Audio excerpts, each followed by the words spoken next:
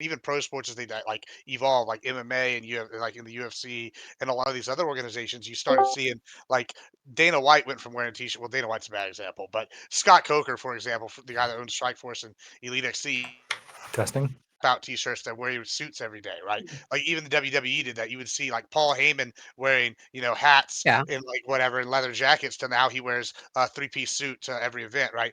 And I think part of it is it adds seriousness at like to a conversation and it adds like legitimacy to an organization that like say if I like say I was on the fence about PV, right? And I watched that PV event and I'm not obviously because I'm staunch conservative, but say I had been on the fence, right? And I saw that nobody seemed to be like taking this seriously as political commentators.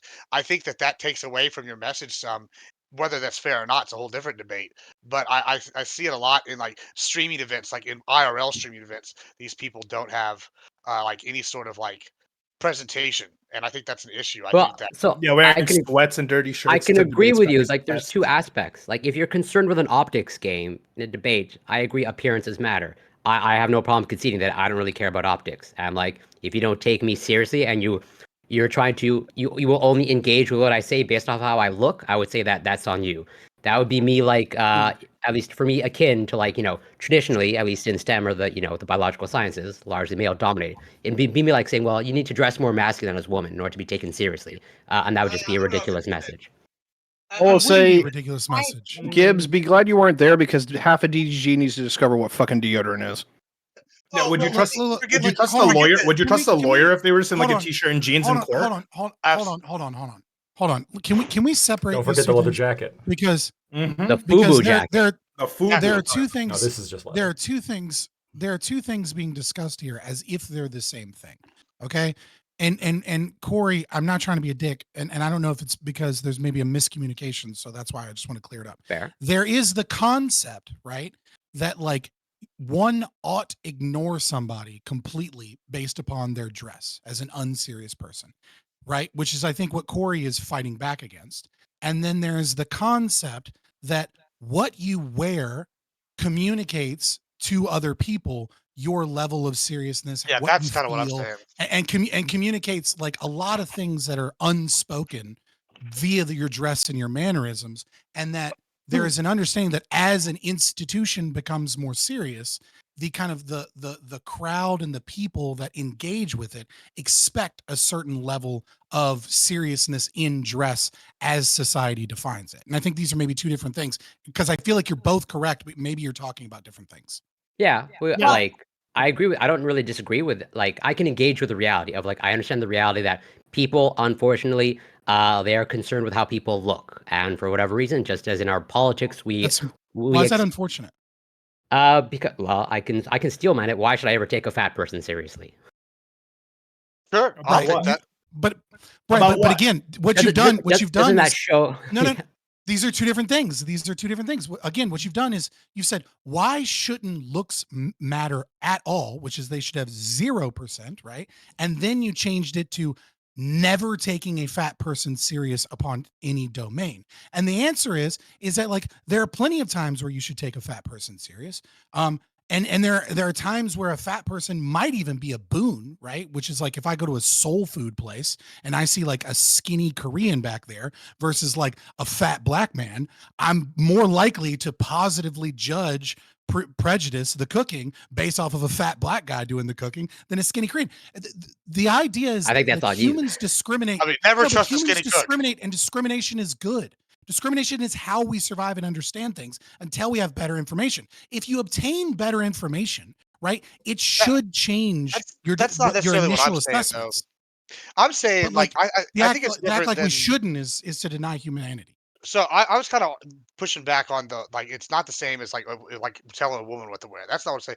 In fact, I would say that this is actually one of the cases where I think women have it easier than men in this It's only regard. different because women bitch more. No, actually, and I'm going to say because I think women have more options on what to wear, like like a business professional outfit, as opposed to men. What do we have? We have button ups, we have like suit and ties, We have pockets though. key That's important point. that's about it. Yeah, I mean, I guess. I mean, you can have pockets on dresses and stuff now. I mean, it's even cocktail dresses. They're wonderful. The pockets are great. I'm not gonna bash that. I'll I mean, take your word but for it.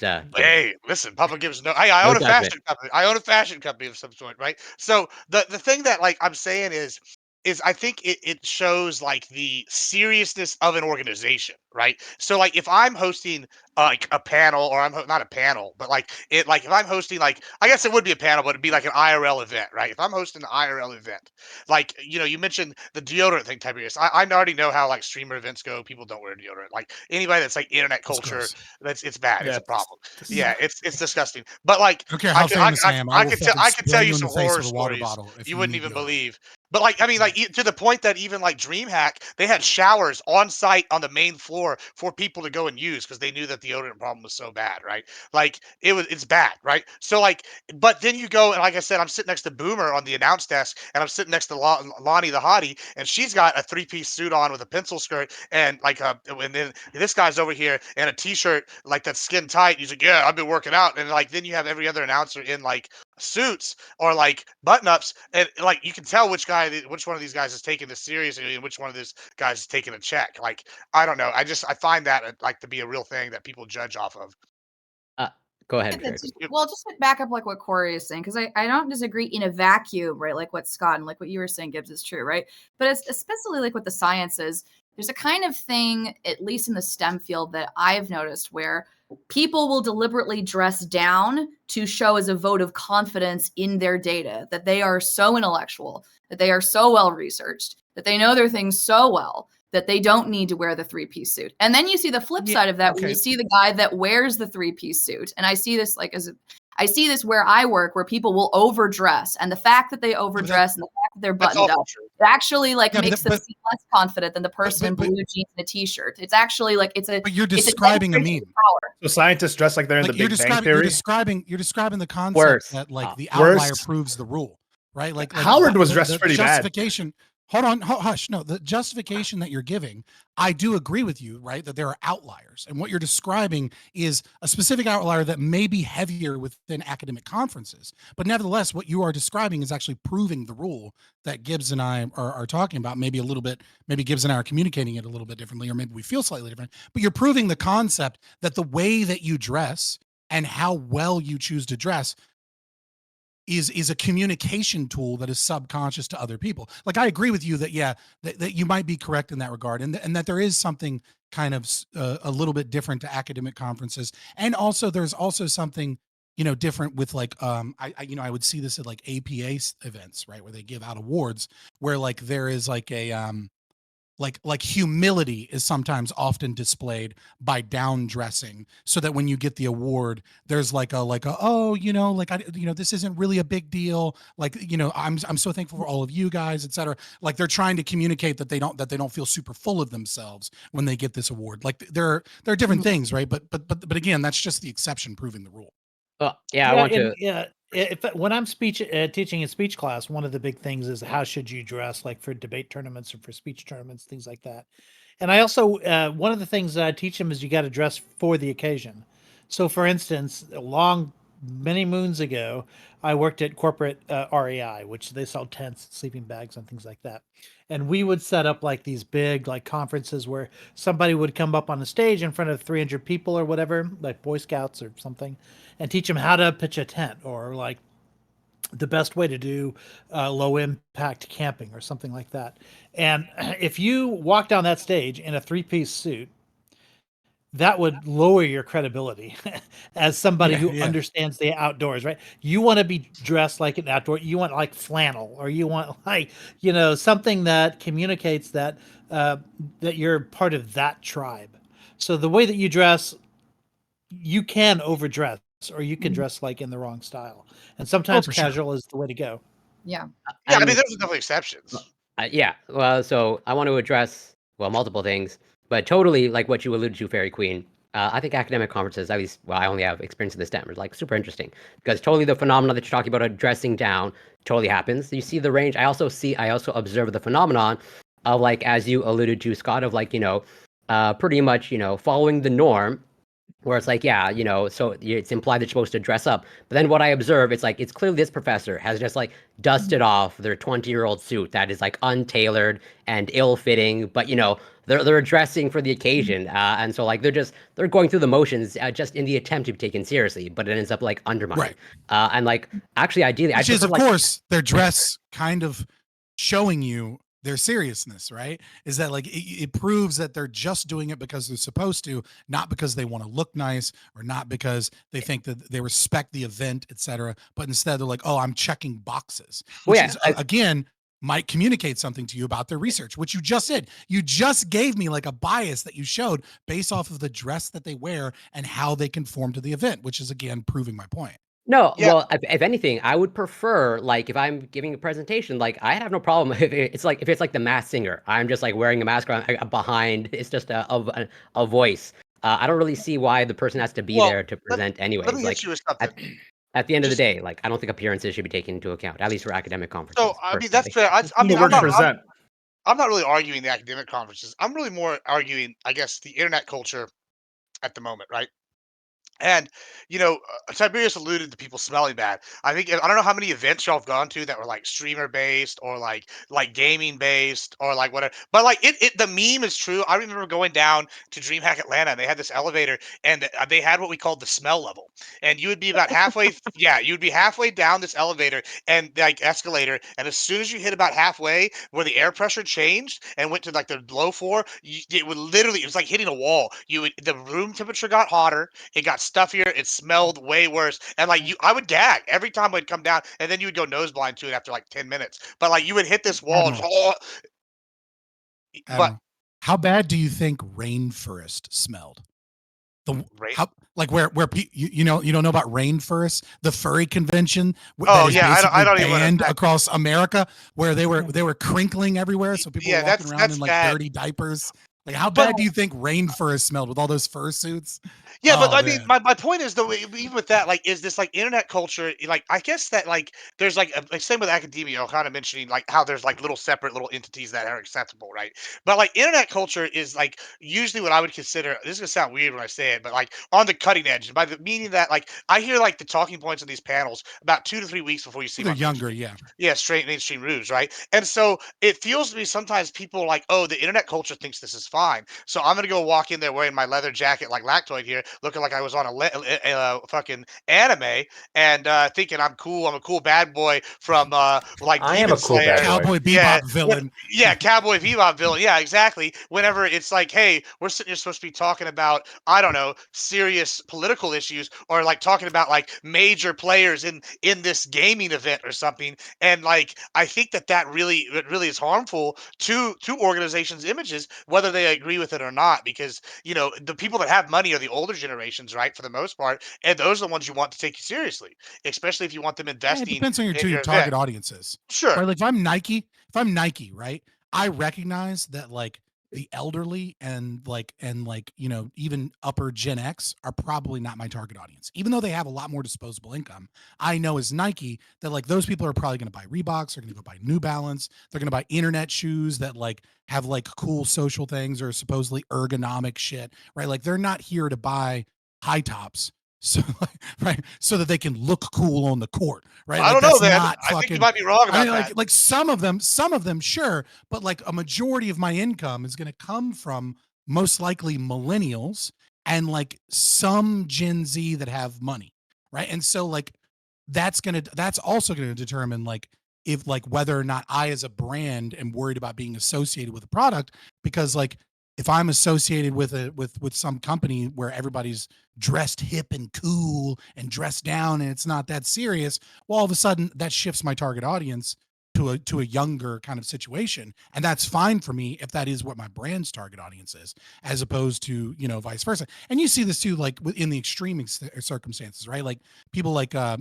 My Patriot Supply, right? Like they will sponsor the most based and or the most racist right winger ever. They don't care because they know that like lefties politically just aren't fucking preppers. Like they're not prepping for fucking food in case the fucking like they're very, very small percentage of their market where they know that like your average right winger is way right. And so it's like you're gonna see that too, where it's like, yes, if I'm Colgate, right, and my target audience is literally fucking everyone, I don't want to be associated with that brand. But if I'm someone with a target audience that's more specific, it changes. So, Prime, sorry for hijacking your panel. No, it's fine. No, he literally bitches every time he comes in here as he's setting up audio and stuff to be like, talk about something interesting. I can give you guys a quick tip. So if you're a lawyer and you go into court, you don't have a suit on, you're going to get yelled at, right? It's a must to do the job. And that's silly.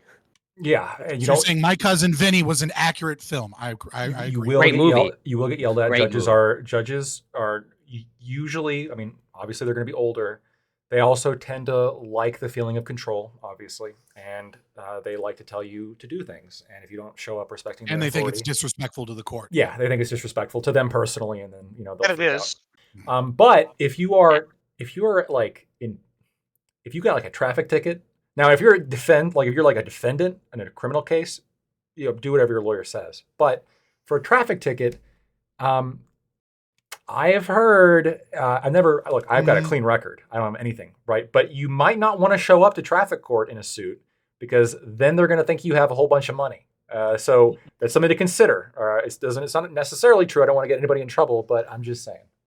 You don't want to go in a suit. That's where you wear like a polo. Dress. Yeah, you still want to dress nicely so you can respect the judge and show respect to the court. So you don't want to go in like a t-shirt and shorts either, right? You wear Walmart. You wear Walmart polo. You wear Not Dickies from Walmart. Dickies from Walmart and like a button-up from shirt. Walmart. Cheap. Yeah, a cheap button-up, yes. Yeah. Well, when I say polo, I don't mean Ralph Lauren. I mean you can get a polo from Walmart. Well, you don't want to look like you're going to go on your dad's yacht, right? You want to look like you are dirt poor and you just scrape the bottom of your piggy bank to get together enough money to buy the cheapest dress shirt you can get. And please don't give me a ticket. Please don't give me a ticket because I'm just going to destroy me. Okay, that's what you want to look like. I think this is going to be a wonderful thing for everybody to think about. As we move into the first topic, and especially think about. You think this bolsters the justice system, Lactoid? Like it's good that this is baked into it. That if you wear, there are some criticisms. This is a concept. Lactoid has brought up a concept that maybe we should think about as we move into the second topic, right? About the concept of bias and the concept of how you're viewed by the court and judges. Maybe just let that seep in as Prime Guys can get his show started. But judges are objective and they never make mistakes. I don't know what you're talking about. But what I will say, I posted this study before, is going back to STEM and scientists. If you're I did everything I could. Well, I'm gonna wrap it up. Sorry. Just want you to know that. You could have just let me speak. I get Scott, one not free. you could have just let me finish my point. You gotta win him over a little bit. You need to interrupt to say, now. by the way, I tried Prime, as I was just trying to say one sentence. But if you're a social scientist, it pays apparently to be basically pretty or whatever, aesthetically pleasing, as opposed to if you're a scientist, it pays to be unattractive. That's why. But no, because I'm sexy as hell. It always listen. Anyone who's ever tried to get into grad school and had to get on to research to get into grad school, and it's like, will know 100% that every single solitary fucking research place has a token pretty girl that doesn't do shit. That is almost certainly picked because they're fucking pretty and they fucking make everything better by being there. Be mad, Fairy Queen. I'm not saying that's necessarily you. Wow. You seem mad because that might have been your ass. If you're accused of a crime, the best thing you can be is a white woman, just statistically, by far. Thanks. So bleach your skin before going into court. Like they're coming for you, Fairy Queen. They're coming. The layers is like white woman is like you're best off if you're ever accused of a crime. And then it's like black women or like Hispanic women, then black women, and then white men. Asians are in there somewhere too. But basically, you go through all the races of women, and then you start like the worst thing to be is a black man. Like you're just fucked. Sorry. I mean, but like, what if you're accused of beating your child? I feel like being an Asian woman might not be helpful there. Oh my lord! Run! The judge would be like, "Nah, she did that shit." Have you ever seen a judge snipe at a female attorney for wearing a pencil skirt in court? Has that ever happened? I've never seen that. I know that this is true with fashion generally. Women can get away with a lot more formally than men can. With men, it's like you show up in a suit or you're getting yelled at. I've seen women show up with like cardigans, with like skirts, with pants, with kind of whatever they want. As long as like it looks like they put a lot of effort into it, the judge is going to let them Yeah. like get away with it. But I mean, but that's not if you're a but guy. isn't that kind of communicating the same thing though, right? Like I feel like there is a societal expectation that like as a guy, if you put in a lot of effort for court, that means you wore a fucking suit. Whereas for a female, looking professional, those lines are a little bit more gray. So yeah, if you wear something and Sure. it looks nice and it looks respectful and formal, I feel like it's probably communicating I the mean, same thing. I'm sure there's a difference. Like, And I mean, they like, probably put more time into it than the dude. I mean, They I worked. probably I just know- fucking like Definitely. cleaned himself up and threw his suit on. You know what I mean? Like women probably spend Takes so me much 10 more time minutes. getting ready to court. What if a Just to man look shows like up they in a It didn't. makes me so fucking- frustrated. What if a man shows up in a pencil skirt? Then That's a what? good question. Then the judge better not say something, otherwise then he's going to get a lawsuit. I saw a guy show up to a And court they case at might my be law firm very that I worked at in a kilt. He went to for a case with a So- kilt. They do What- allow that. what- They do allow that for Yeah, I cultural saw reasons. Yeah. What makes you frustrated, FQ? Oh, I was just saying, like, I know, like, exactly like what Corey was mentioning earlier. When I first started my job, I remember I would show up to my job dressed, like, way overdressed. I would wear good shoes. I had tons of dresses. I would make sure that my hair was sprayed back and like tight bun in the back of and I overdressed specifically because I wanted to make sure that like I put the fear of God into my students when I went to class. Okay. Because I had students that were 18 and 19 years old and I wanted to make sure over time I've relaxed that. And I've relaxed that because what I found is that I tend to like make better relationships and they seem to respond to me better like when I wear and I dress a little bit more casually, which is interesting to me. So, But I'm always it's more jealous relatable. of the other male I was graduates. You're right. presenting. show You're up in a presenting as more t-shirt and a pair relatable. of mustard smeared jeans to go in to teach their course for the afternoon. That always like frustrated me. It was like, So really I was indeed That would you're correct frustrate when I heels and a said dress and that you're Fairy here. Queen might be the only T-shirt and Twitch streamer that jeans. doesn't smell. I mean, Okay. that would drive me crazy if I saw something. I just took a shower. There we go. I did All too, right, actually. we got it. A shower in what, Lactoid? In money, no, water and body wash. And I use this. I think I told you this charcoal face scrub. It really helps And- prevent oh, acne. God. Oh god. And essential oils, I'm sure. Charcoal I imagine. face scrub, but one-ply toilet paper. Well, Really? yeah, and then I aligned my Yeah, but- amethyst crystals for my well-being before the show, as I do before every Okay. show. Did you collect your orgone? You gotta get Can we your start a orgone. vote out Yeah. process, Prime? Like Survivor. Okay, so let's get started. Thanks all for being here. This is the Very Roundtable, which we have Mondays at 8 p.m. Eastern. It's incredible. So like usually the point of like the early bits of the show is that people aren't here. So we're just like stalling for time. But you guys were all here, which was fantastic. Thank you all so much. Because you're You not start black. your stream at 8, right? Do I start my stream at 8? Yeah, start my Yeah, what time? yeah. Yeah. So I mean, like even if everybody's not here, it's also the audience isn't quite here too. Yeah, I mean, yeah, fair enough. But thanks all of you for making it. Okay, so we are and if you like the channel like what you were heard before, right? Whatever that was, hit the follow button if you haven't done so yet, or if you're on YouTube, hit the subscribe button. We'd love to have you. So I'm gonna give an introduction to all these great people, and then we'll get started. So our friend Lactoid, the bad boy of the U.S. justice system, is here. Lactoid, thank you for being around. Could you also tell us like how a court under the crown of the UK, how do they operate? Right? Like, do you like when you're going for the for those employers? Like, do you You ever wear the seen wig? black dudes wearing those wigs? And Yeah, so fucking it's funny. awful. Oh my god, it's like, are we doing this? Do I have to look this ridiculous? Lactoid, tell us all about it. Listen, I'm no fucking barrister, okay, Prime? I don't know this shit. I don't want to know this shit. I only know the law in the best country on the face of the planet, and really the only country that matters, the United States of America. I'm Lactoid, the nicest anime villain on the internet, apparently. You could find me on Lactoid TV on Twitch, Twitter, and YouTube. Thank you, honestly, for being here, friend. Next, we have Scott, Hello, Scott. I'm glad to have you Howdy. around. You got a nice red shirt on. I feel like I've never seen you in that shirt before. But yeah, thanks for being here.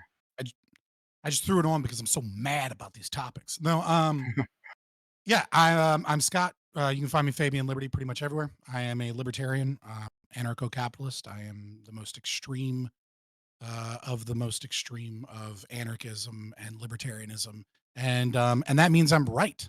That's what it means to be extreme. It means to actually hold to your principles as opposed to giving them up the moment that you think things get rough, so that you can play nice with your friends. I actually believe in what I say, unlike most of these other people. So you should follow me just for that reason alone. Lactoid. I was before I came in here and heard you guys talking what you were discussing, right? Like I had my own idea. I had something prepared rather than relying on Corey to provide the entertainment. I had something prepared. It was a hypothetical question that did involve Scott's death. A legal question, but we didn't have time for it. Maybe we can do so after Maybe in the panel. after show. One. This sounds illegal. I'm not sure I want to be involved in this. Just curious, but yeah, we'll hold on to that one. Next, Corey Campbell, right? Everyone's favorite Canadian. How are you, friend? I'm doing well, and I have to publicly apologize sorry for delaying in responding to your message. It shouldn't happen again. And I also have a small related story. I'll be short, both in speech and in height. When your All Black Everything panel, you were talking about child support. Fun fact, my mother was still collecting child support when I was fully moved out and independent as a person. And that's just one of the reasons why I no longer talk to my mother. But yeah, you can find me on Twitch, twitch.tv Corey Campbell 84. On Twitter, X, Instagram, YouTube, it's Corey Campbell. And yeah, as always, looking forward to getting into it. Thank you so much. Sorry, you were moved out independent, but you were like sub 18, right? So you were. No, I was over 18. I was an Then adult. how were the checks coming? Like, So because it was It's automatically different in Canada. Yeah, it was So the automatically. thing, Well, wait, can I explain it, please, Scott, for my own personal story? Yeah, go ahead. he gives you permission. Got Go excited. I understand Sorry, that you Corey. probably have some experience and you probably also have some feelings and thoughts on, child support. Not to dismiss it. But so yeah, when my parents divorced, okay, it wasn't an amicable divorce. They were not speaking, okay. And the arrangement was, okay, since they weren't speaking, it was all through courts and lawyers of like pretty much money was withdrawn from my dad's account, just automatically twice a month or every 2 weeks. And the stipulations that my mom got were that the child support payments would stop, or the automatic withdrawals would stop when I am moved out and finished my education and pretty much like, a fully independent adult. But that would only stop when my mother would notify the courts saying, hey, this stipulation has been met. As in, because I wasn't in contact with my dad. And so like, it only came to light when I reconnected with my dad and he was saying, hey, though you getting those child support payments? I'm like, what are you talking about? And then legal proceedings happened from there. Okay. Well, thank you. Wow. All right. Interesting. Oh, that's a story. Yeah. Oh, thank you so much. And I appreciate that, Corey. Let's go to a person we haven't seen in a little bit. Our friend, Sociologic. I need Corey on the red pill panel now. Yeah. Ali, thank you for coming through. Right, I really like your beard and mustache. It looks really good on you. I gotta say, Thank like, you. I look really appreciate nice, it, man. actually. Comes with the culture, you got to keep it. That's how I let people know. I was actually wondering, Scott. So, like, if extremism means you're right, then the Muslims are right, the terrorists are right. I'm with it. No, they're just extremely wrong. Oh, okay. So extreme can't. Okay. I thought being extreme just meant They're that you were right in your principled. I mean, belief. they're principled. The more extreme you are, the more principled, right? Like jihadis are more principled than, let's say, cafeteria Muslims in the West that kind of just pick and choose what parts of their religion they want to believe in, and then the parts that we they like to don't be called believe in, cultural so that they Muslims. so they can pretend that like they don't believe in like a barbaric religion, but like jihadists would be more principled, right? But like I guess Salafists and Wahhabists would be even more principled. They'd just be more wrong. I'm just glad to know that you're aligned. That's all I want to know. I'm Ali. I go by Sociologic on X, Twitter, whatever it is. And yeah, looking forward to the panel. Thanks for having me, Prem. Absolutely. And next, one of our brand new regulars, I think we can call her that now, is our friend FQ, back with us. FQ, how are you? I'm doing great tonight. How are you tonight, Prime? It's a day. It's a day. It's a day. Mm, mm. It's been one of those days. I understand. It was a long weekend for me too. A fun weekend, but a long weekend nonetheless. It was very fun. But hey, everybody, nice to see you all. You can find me at Fairy Queen's Cottage. It's right there on the screen on YouTube, and you can find me at Fairy capital F __ Queen on Twitter. Thank you so much for having me. Okay, thank you so much. Next, our friend Admiral Gibbs back with us. And a snazzy blue shirt here, right? But like, Oh, blue. I'm not okay. I'm gonna make a bad joke. Blue. All right. I'm a bad observation. I'm not sure about this this suit with the horizontal lines, right? You want to go with pinstripes? Vertical line. Yeah, vertical line. Yeah. I'm gonna be honest. It's laundry day, and I was not gonna wear a t-shirt for a panel, so this is what we had. Because Hey, look, I've that's- got a tablecloth pattern going on. So See, yeah, you just said. I mean, I always like to go for that good old like Miami Vice Coke dealer look. It's really a good look, I think. But that's neither here nor there. But yeah, Admiral Gibbs, that's me. I can assure you that despite what Fabian Liberty said earlier, I am definitely the most principled when it comes to their principles. Because guess what? I'm always going to be looking out for numero uno, no matter what, and that is really the only principle that matters. And by looking out for numero uno, I'm looking out for you. So, yep, find me at Admiral Gibbs and everything. Except if you're an undocumented immigrant, and then he is in favor of mowing you down at the border. Right? Hey, that's rough. Lasers. Drones, whatever it takes. Drone strikes was what I remember. Yeah. Look forward to and hearing of the base transition to objectivism there, Admiral Gibbs. I'm so glad you're finally leaving the conservatives, becoming more libertarian, and being an objectivist. And I've always been rational sympathetic. self-interest. Hold on, I've always been sympathetic to libertarian arguments. I just differ on a few key things. Like, listen, I don't think that us libertarians can get together and fight China, but I think that all the money that we've made, being successful people here of our own individual persuasions, together Tiberius is asleep. can go and give China the whooping. Thanks to our Okay, wonderful tax budget on that. that is I was just amazing. trying to make an objectivist joke. I'm sorry. Let's go to our friend Tiberius D. Here with us again. How are you, Tiberius? I'm doing pretty good. I had a good day until I came home to find out the dogs had destroyed pretty much all of my trash and put it all over the floor. So that was always nice. But yeah, I'm Tiberius D. I haven't been here for a while, and Prime has finally decided to pull me out of retirement. Thank you very much, by the way. I appreciate that.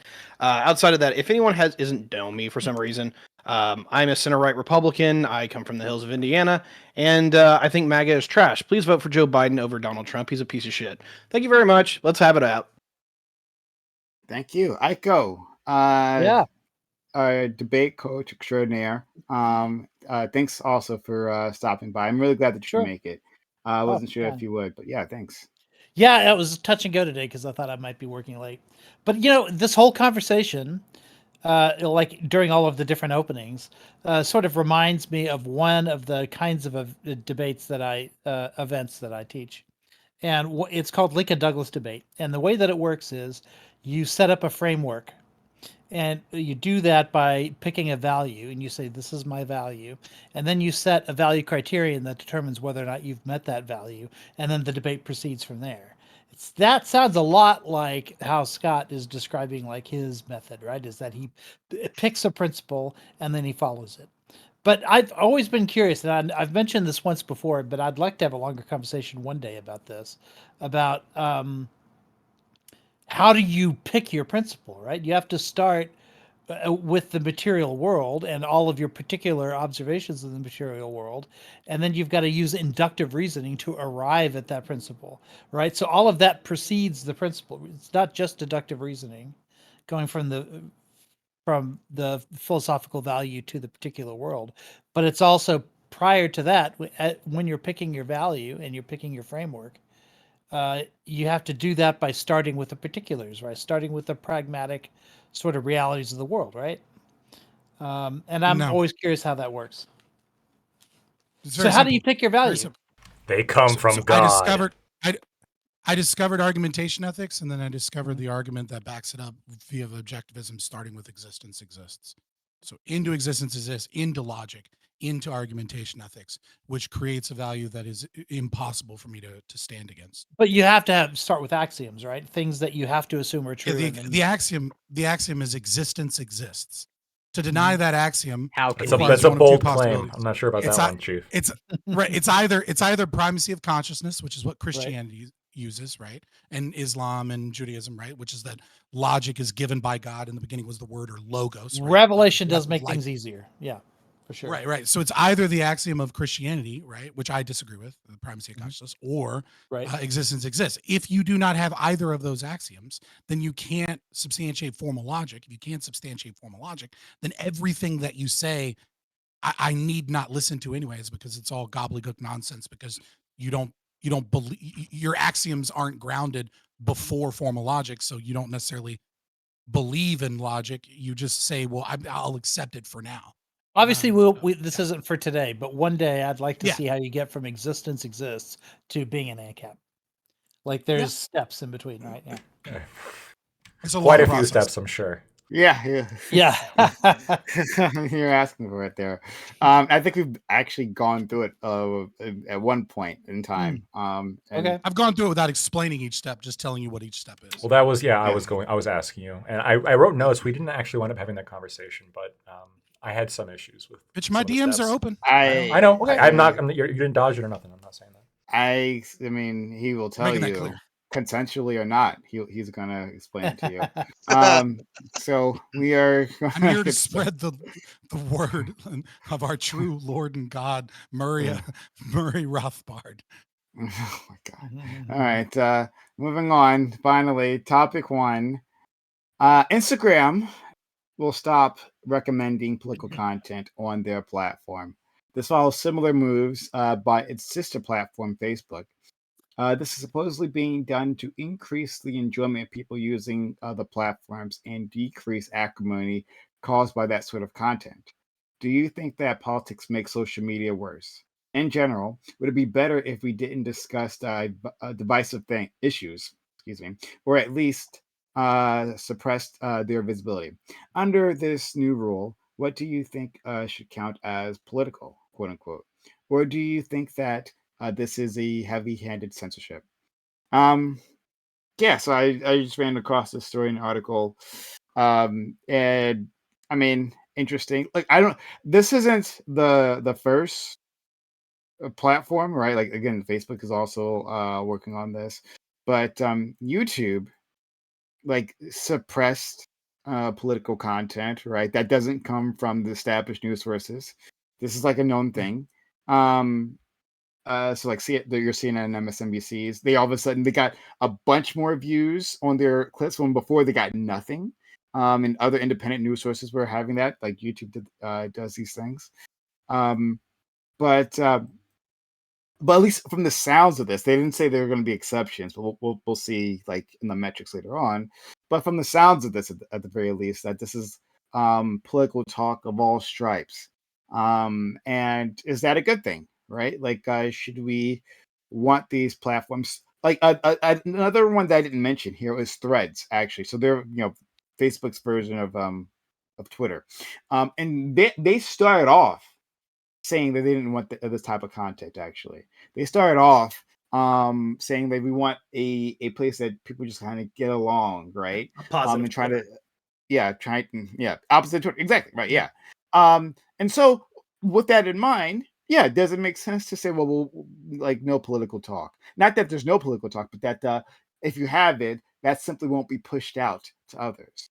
I think it's an interesting question, and especially where these lines get drawn, because I think there's some interesting problems that appear there. So we'll start with our friend Lactoid, work our way around. Yeah, so when I first read through this, I think I had the reaction that most people have, which is, fuck yeah. I personally, one of the reasons I got involved in online debating under the pseudonym of Lactoid, surprise, not my real name, is because when before this, I was debating like I do on social media with my friends and my family and my grandmother. and causing a lot of issues. It was causing a lot of issues. I'm not going to lie. I'm sure I alienated a His lot of real people. name is Sven, by the way. He is a Swedish model. Sven's a good name, but I alienated a lot of people, and I made the conscious decision to basically just stop, right, to move off, because I wanted to still be invited to Christmas, and it's helped tremendously, and I would recommend that everyone do it. But I'm really concerned about this because what is political is also going to be a subjective determination, oftentimes through the bias, right? Kind of hinting at the second topic, like the bias of the people who are in charge. So you're going to have people saying, well, this is not political, right? Or this is. I don't know all the specifics of how exactly they're going to apply this, but like we could do some thought experiments, right? Where it's like, they're talking about Palestine, obviously political. Well, human rights aren't a political subject, right? This is not like political. This is just about human rights. So you're allowed to post this. Well, is it really just about human rights, or is it really like political? I can see a lot of stuff about the culture war, right? Are you allowed to post certain books that were banned in Florida to your Facebook without getting any pushback? Well, because that pushback might be political. I don't like the way this might be applied. So do I like the idea of social media being less political? Yes. Do I think politics should kind of be in the realm of not people who don't want to hear about it all the time. But I'm also skeptical that these social media companies who have already kind of expressed a bias, I don't think they're going to be able to do it correctly. So I think it's going to be biased. I think it's going to be bad. And I think it's going to lead to negative outcomes.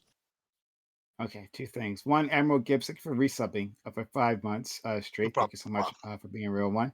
Thank you, X Here Shot, for using your Prime Gaming earlier. I see you. I hope you're still around to hear that. But thank you for the kindness. And please consider supporting the channel if you can, right? And now, to no one to put in particular, into the ether, right? Just, we didn't start this immediately, like the topics. We would like to get to the general discussion. So if you could keep your intros short. No one in particular. To the ether, right? And your general direction, participants. That'd be useful. Thank you. Scott? Yeah, so I have a very similar opinion to Lactoid here. I kind of have three thoughts here. Primary thought is it is laughable to think that Facebook, a company that is far more famous than any other company for political censorship, or Meta, I should say, is going to handle this appropriately and even-handedly, right? Like, this is a company that still to this day, has a policy that death threats against certain conservatives are allowed, but not against other people, such as Alex Jones, Paul Joseph Watson, and most specifically, now I can't think of his name, the activist from Luton, UK, that Tommy Robinson. Oh, okay, never mind. Tommy Robinson, right? Like that these people, it's okay to make death threats against because like they couldn't handle the amount of Muslims that were making death threats against that guy. So they just were like, all right, well, this is allowed, right? So the idea that they're going to do it. The other thing too, and again, and this is on the same vein as Lactoid kind of pointed out, since, the famous paper from, feminist Hanish, I think is how you say her name, 1969, The Personal is Political. There has been, especially in the left, but also on the right, an understanding that certain things, certain individual experiences, certain discussions are political without being political. And that's going to be a real big problem because the interpretation is obviously going to be biased one way or the other, right? When the CDC or a doctor gives out vaccine information, well, magically that's not going to be political. That's important information. But when an anti-vax mom says, hey, look at these court documents about what's going on with Tylenol, vaccines cause autism, whatever, that's going to be misinformation and political. And while I might agree with the CDC on that specific instance, right, that's going to be a problem.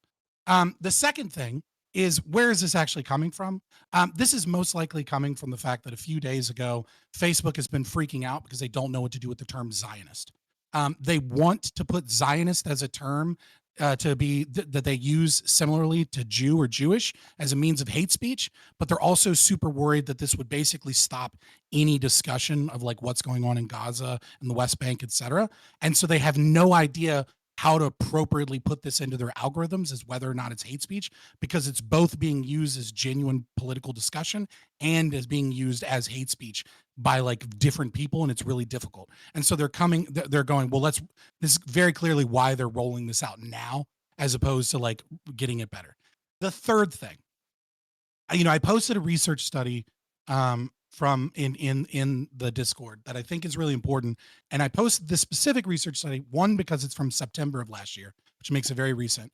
And two, because it's private research that is done by social media companies and tech companies to understand markets, et cetera. And what I think is happening is in social media, they're beginning to discover something that is very true, which is that all of these algorithms are based off of engagement.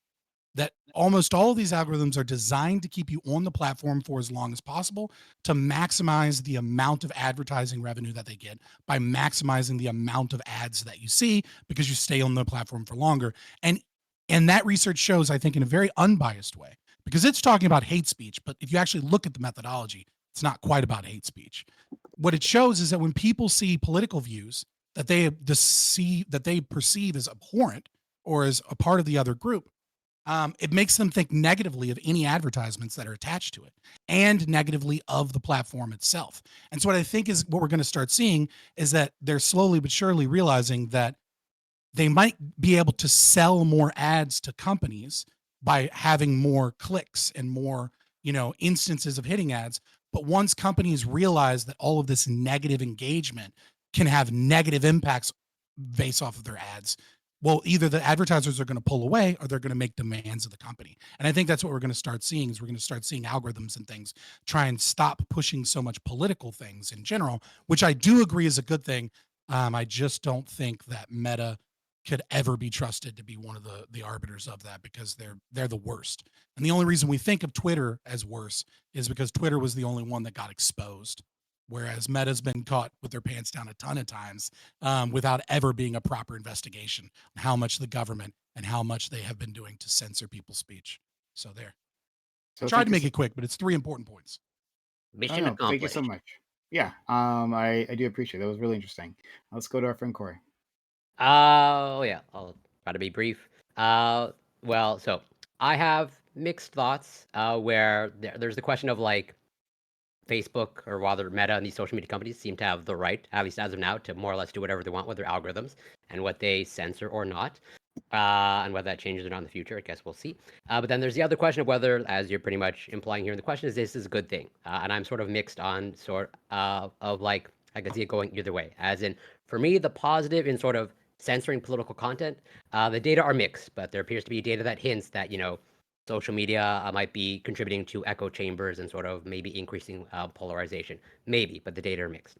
And I can see that, or I'm in favor of running the experiment of like if now political content is censored on some social media platforms, if it results in less political polarization and less echo chambers, then I see that as an ultimately good thing.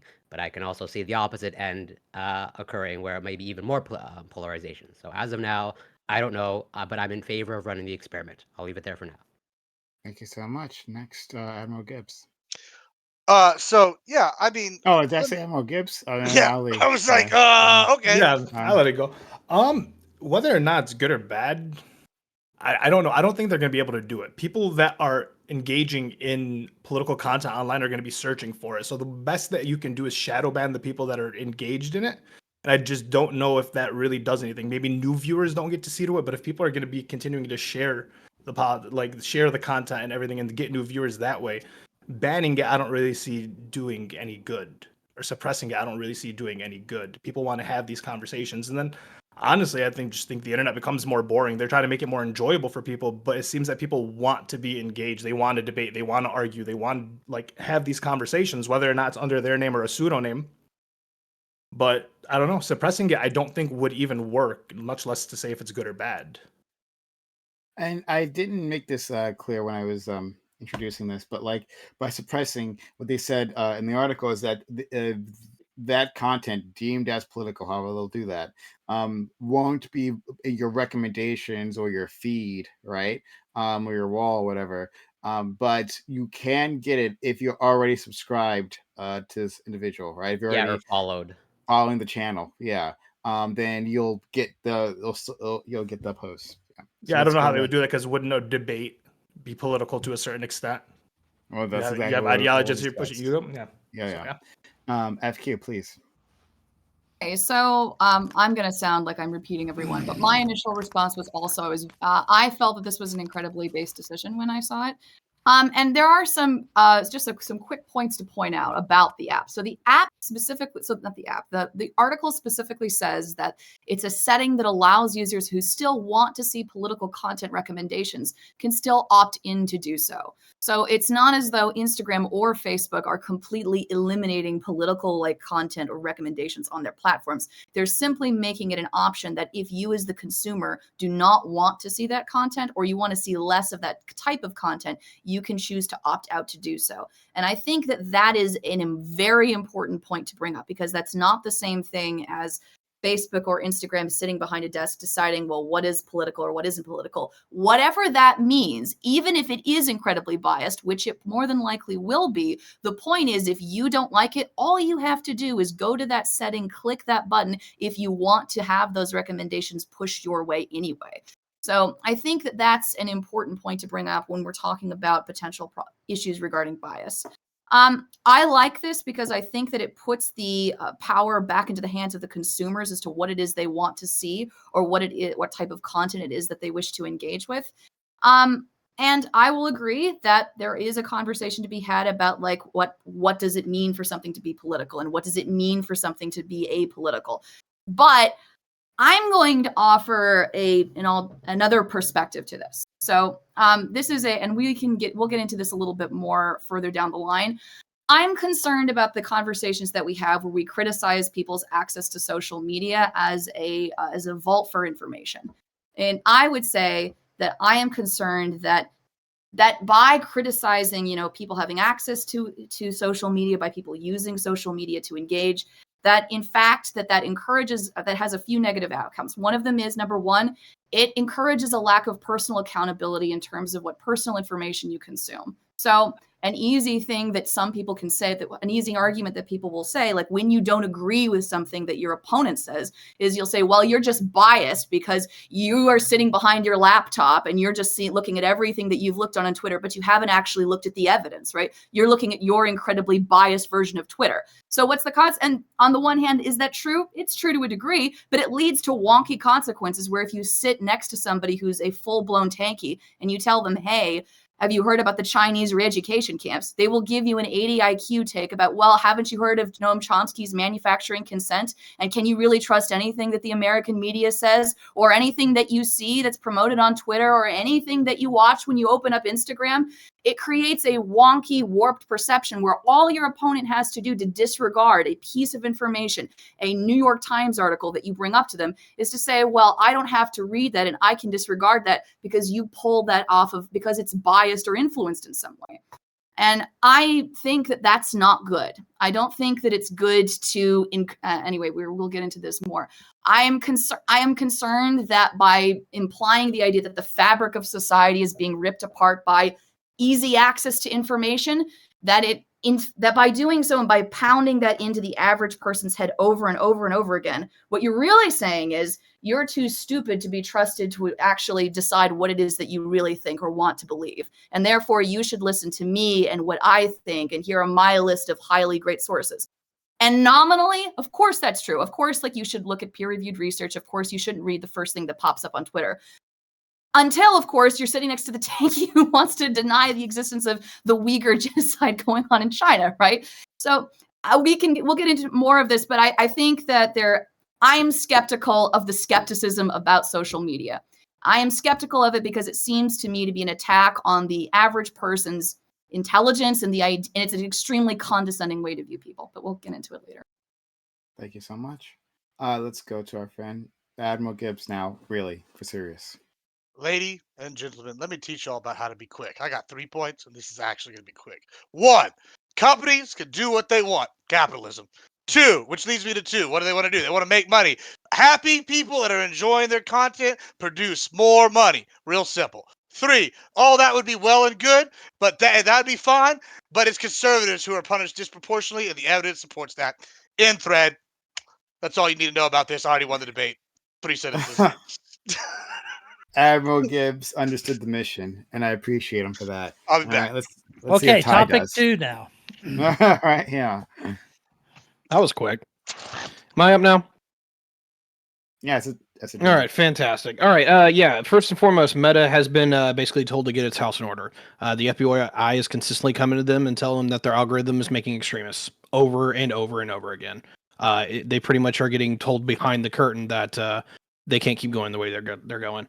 Number 2, I actually believe in the policy that everything is political. I don't know where this idea comes from that we're just gonna like lock shit off and it's just like, oh, we're not gonna cover this thing. It's politics. Fuck that. I've seen this road 10 times already in my lifetime. It's gonna get fucked up. Third and foremost, when it comes to politics, it's difficult to talk about because it's fucking important. This is why we all come here and actually engage with this. Some of you do not take it to the credit that you deserve to, but it leads to some degree, no matter where you are, no matter what you believe in, I can actually get here and have a conversation with you. And if we push the jackasses away for like 10 seconds, we actually might be able to find some meaning in each other. But, that's just me being a big hippie, I guess. Thank you. Thanks so much. And finally, Aiko.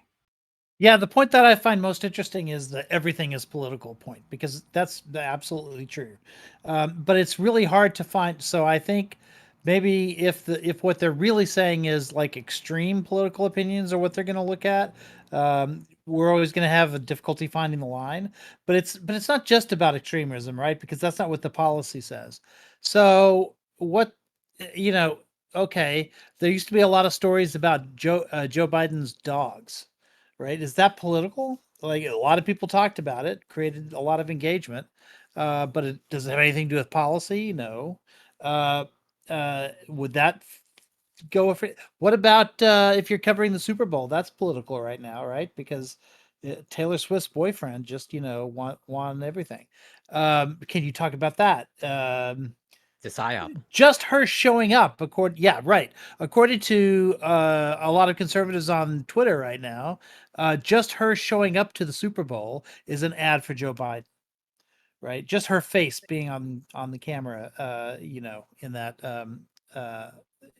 Can you talk about that?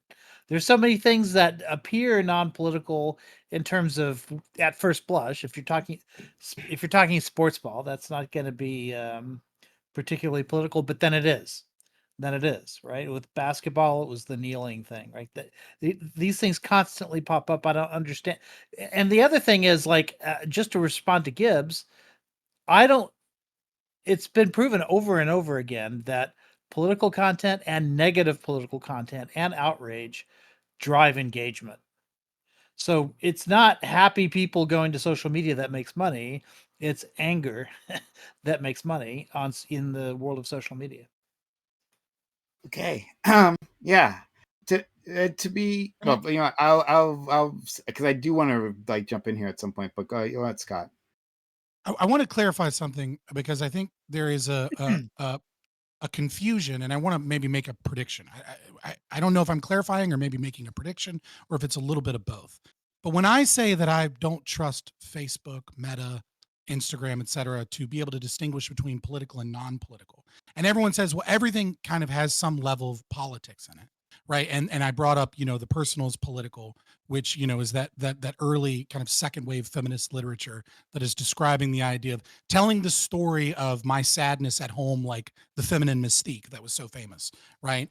Is politics, even though really it's just describing the plight of the average white woman in suburbia and like what it is that she's feeling strangled under a new nuclear family. That's not really an overtly political. So the thing here becomes the real distinction, as far as I can see it, is there's a gradient between what is overtly political and what is subvertly political. And the problem with this is that what this will do is this will almost certainly, as far as I can tell from the incentives, is it will bias towards censoring overtly political opinions whilst not censoring subvertly political opinions. Obviously, there will be things that are in a gray area by happenstance or accident, but there will be intentional politics that are overt and subversive. And when I say subversive, I don't necessarily mean it in a Marxian kind of like way of like, though that is going to be part of it, right? And so, like, to give an example, I'll give you two things that are obviously exactly the same level of politics, right? And this is from a conservative perspective, but I think this will also disproportionately harm radical leftists as well. Though I think it will harm the right more. But here's an example of two things that are exactly the same in their politics, and I could totally see. And as soon as you hear this, you'll go, "Yeah, I can totally see Facebook censoring one and not censoring the other." So one would be Geeks and Gamers putting out a new video on their Facebook for the 1,000th time, talking about the wokeness that exists in some Netflix or Disney adaptation of something. And they'll be talking about how Hollywood forced in, and like changes, or maybe it'll be like, why is Alexander the Greek fucking gay in the first 8 minutes of their new show? Like maybe he was bisexual. We don't really know, but we think he was, right? And then this policy almost certainly would say this is political. This needs to be censored in some regard. But at the same time, what if I was a standard left-wing political inspired movie or show reviewer, and I said, kudos to Netflix for stepping up for diversity. I think this is a great show, blah, blah, blah.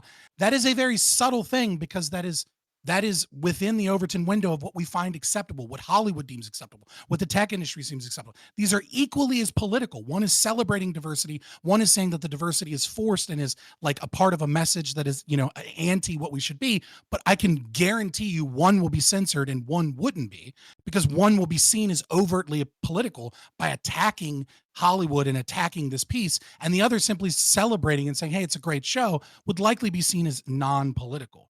And that's kind of like just one clarification that I think is an issue. And again, I don't think it's just going to be the right wing. I do think, as Fairy Queen was talking about, the tankies and manufactured consent. They're like when you look at Haz and InfraHaz, people that got banned off of Twitch the moment the Ukraine war popped off, because Twitch loved everything that they were doing as Marxists, but the moment they were supporting Russia, all of a sudden they had to get fucking rid of them on Twitch, right? There will be instances where the far left are going to be hit by this as much as the right wing, I think. So I have to go ahead. Response You to can respond, and then we'll go to Ali. Yeah. So I guess it's more of a question. So fair enough. It will almost certainly be biased. The gradient will be messy. It will not be fair. But then if you're concerned about that, why not just hit the button and opt out? Like, why not put the responsibility back on the consumer? So it's the same problem that you have with like organ donor lists, where we absolutely recognize that if you have to actively tell someone that you don't want to be an organ donor, as opposed to actively having to opt into being an organ donor, we know that this drastically changes how many organ donors there are. The same thing is going to occur on Facebook, where yes, people that are super interested in politics are usually already have a political, they already have a political camp, right? Like if I'm super into politics, I kind of know where I sit politically and I'm into it. But there's a lot of normies that simply won't click that button. And when Facebook alone has 3.049 billion people on it, 1 or 2% shifts in the way that politics is censored or seen or shown to other people can be massive, especially once we understand that growth of channels and growth of influence and growth of brands is often exponential, right? Like, like that 10% increase builds upon itself, and that's how people get blown up to the top. So a lot of people are going to never make it because of that censorship.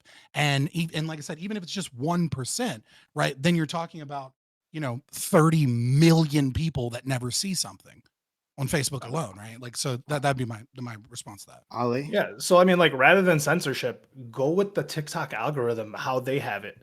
TikTok algorithm, you go on, you click one thing, it literally Which one? shows... The Chinese one or the American one? The Chinese American one. Pushing STEM and science on Chinese children and wait, away from degeneracy. The American one there's a For You, a friends section, and there is a STEM section that you can go to and scroll. But what I was saying is that, like, on TikTok, if you click like on something, it's going to show you that type of... What you engage with is what it's going to show you. What you don't engage with, it will not show you. So for people that's what they already have everywhere. Well, I think that's the problem that they're recognizing. That's what exists, and that's what's calling polarization problems, because it's all based off of engagement. And when people get angry, they engage more, and so they dislike and they like and they watch and they comment and they get pissed off, and so they get more ads. They see more ads, and the assumption is that we make more money because we see more ads. But what we really have is an intensifying political landscape of people that are online that are pissed off at each other.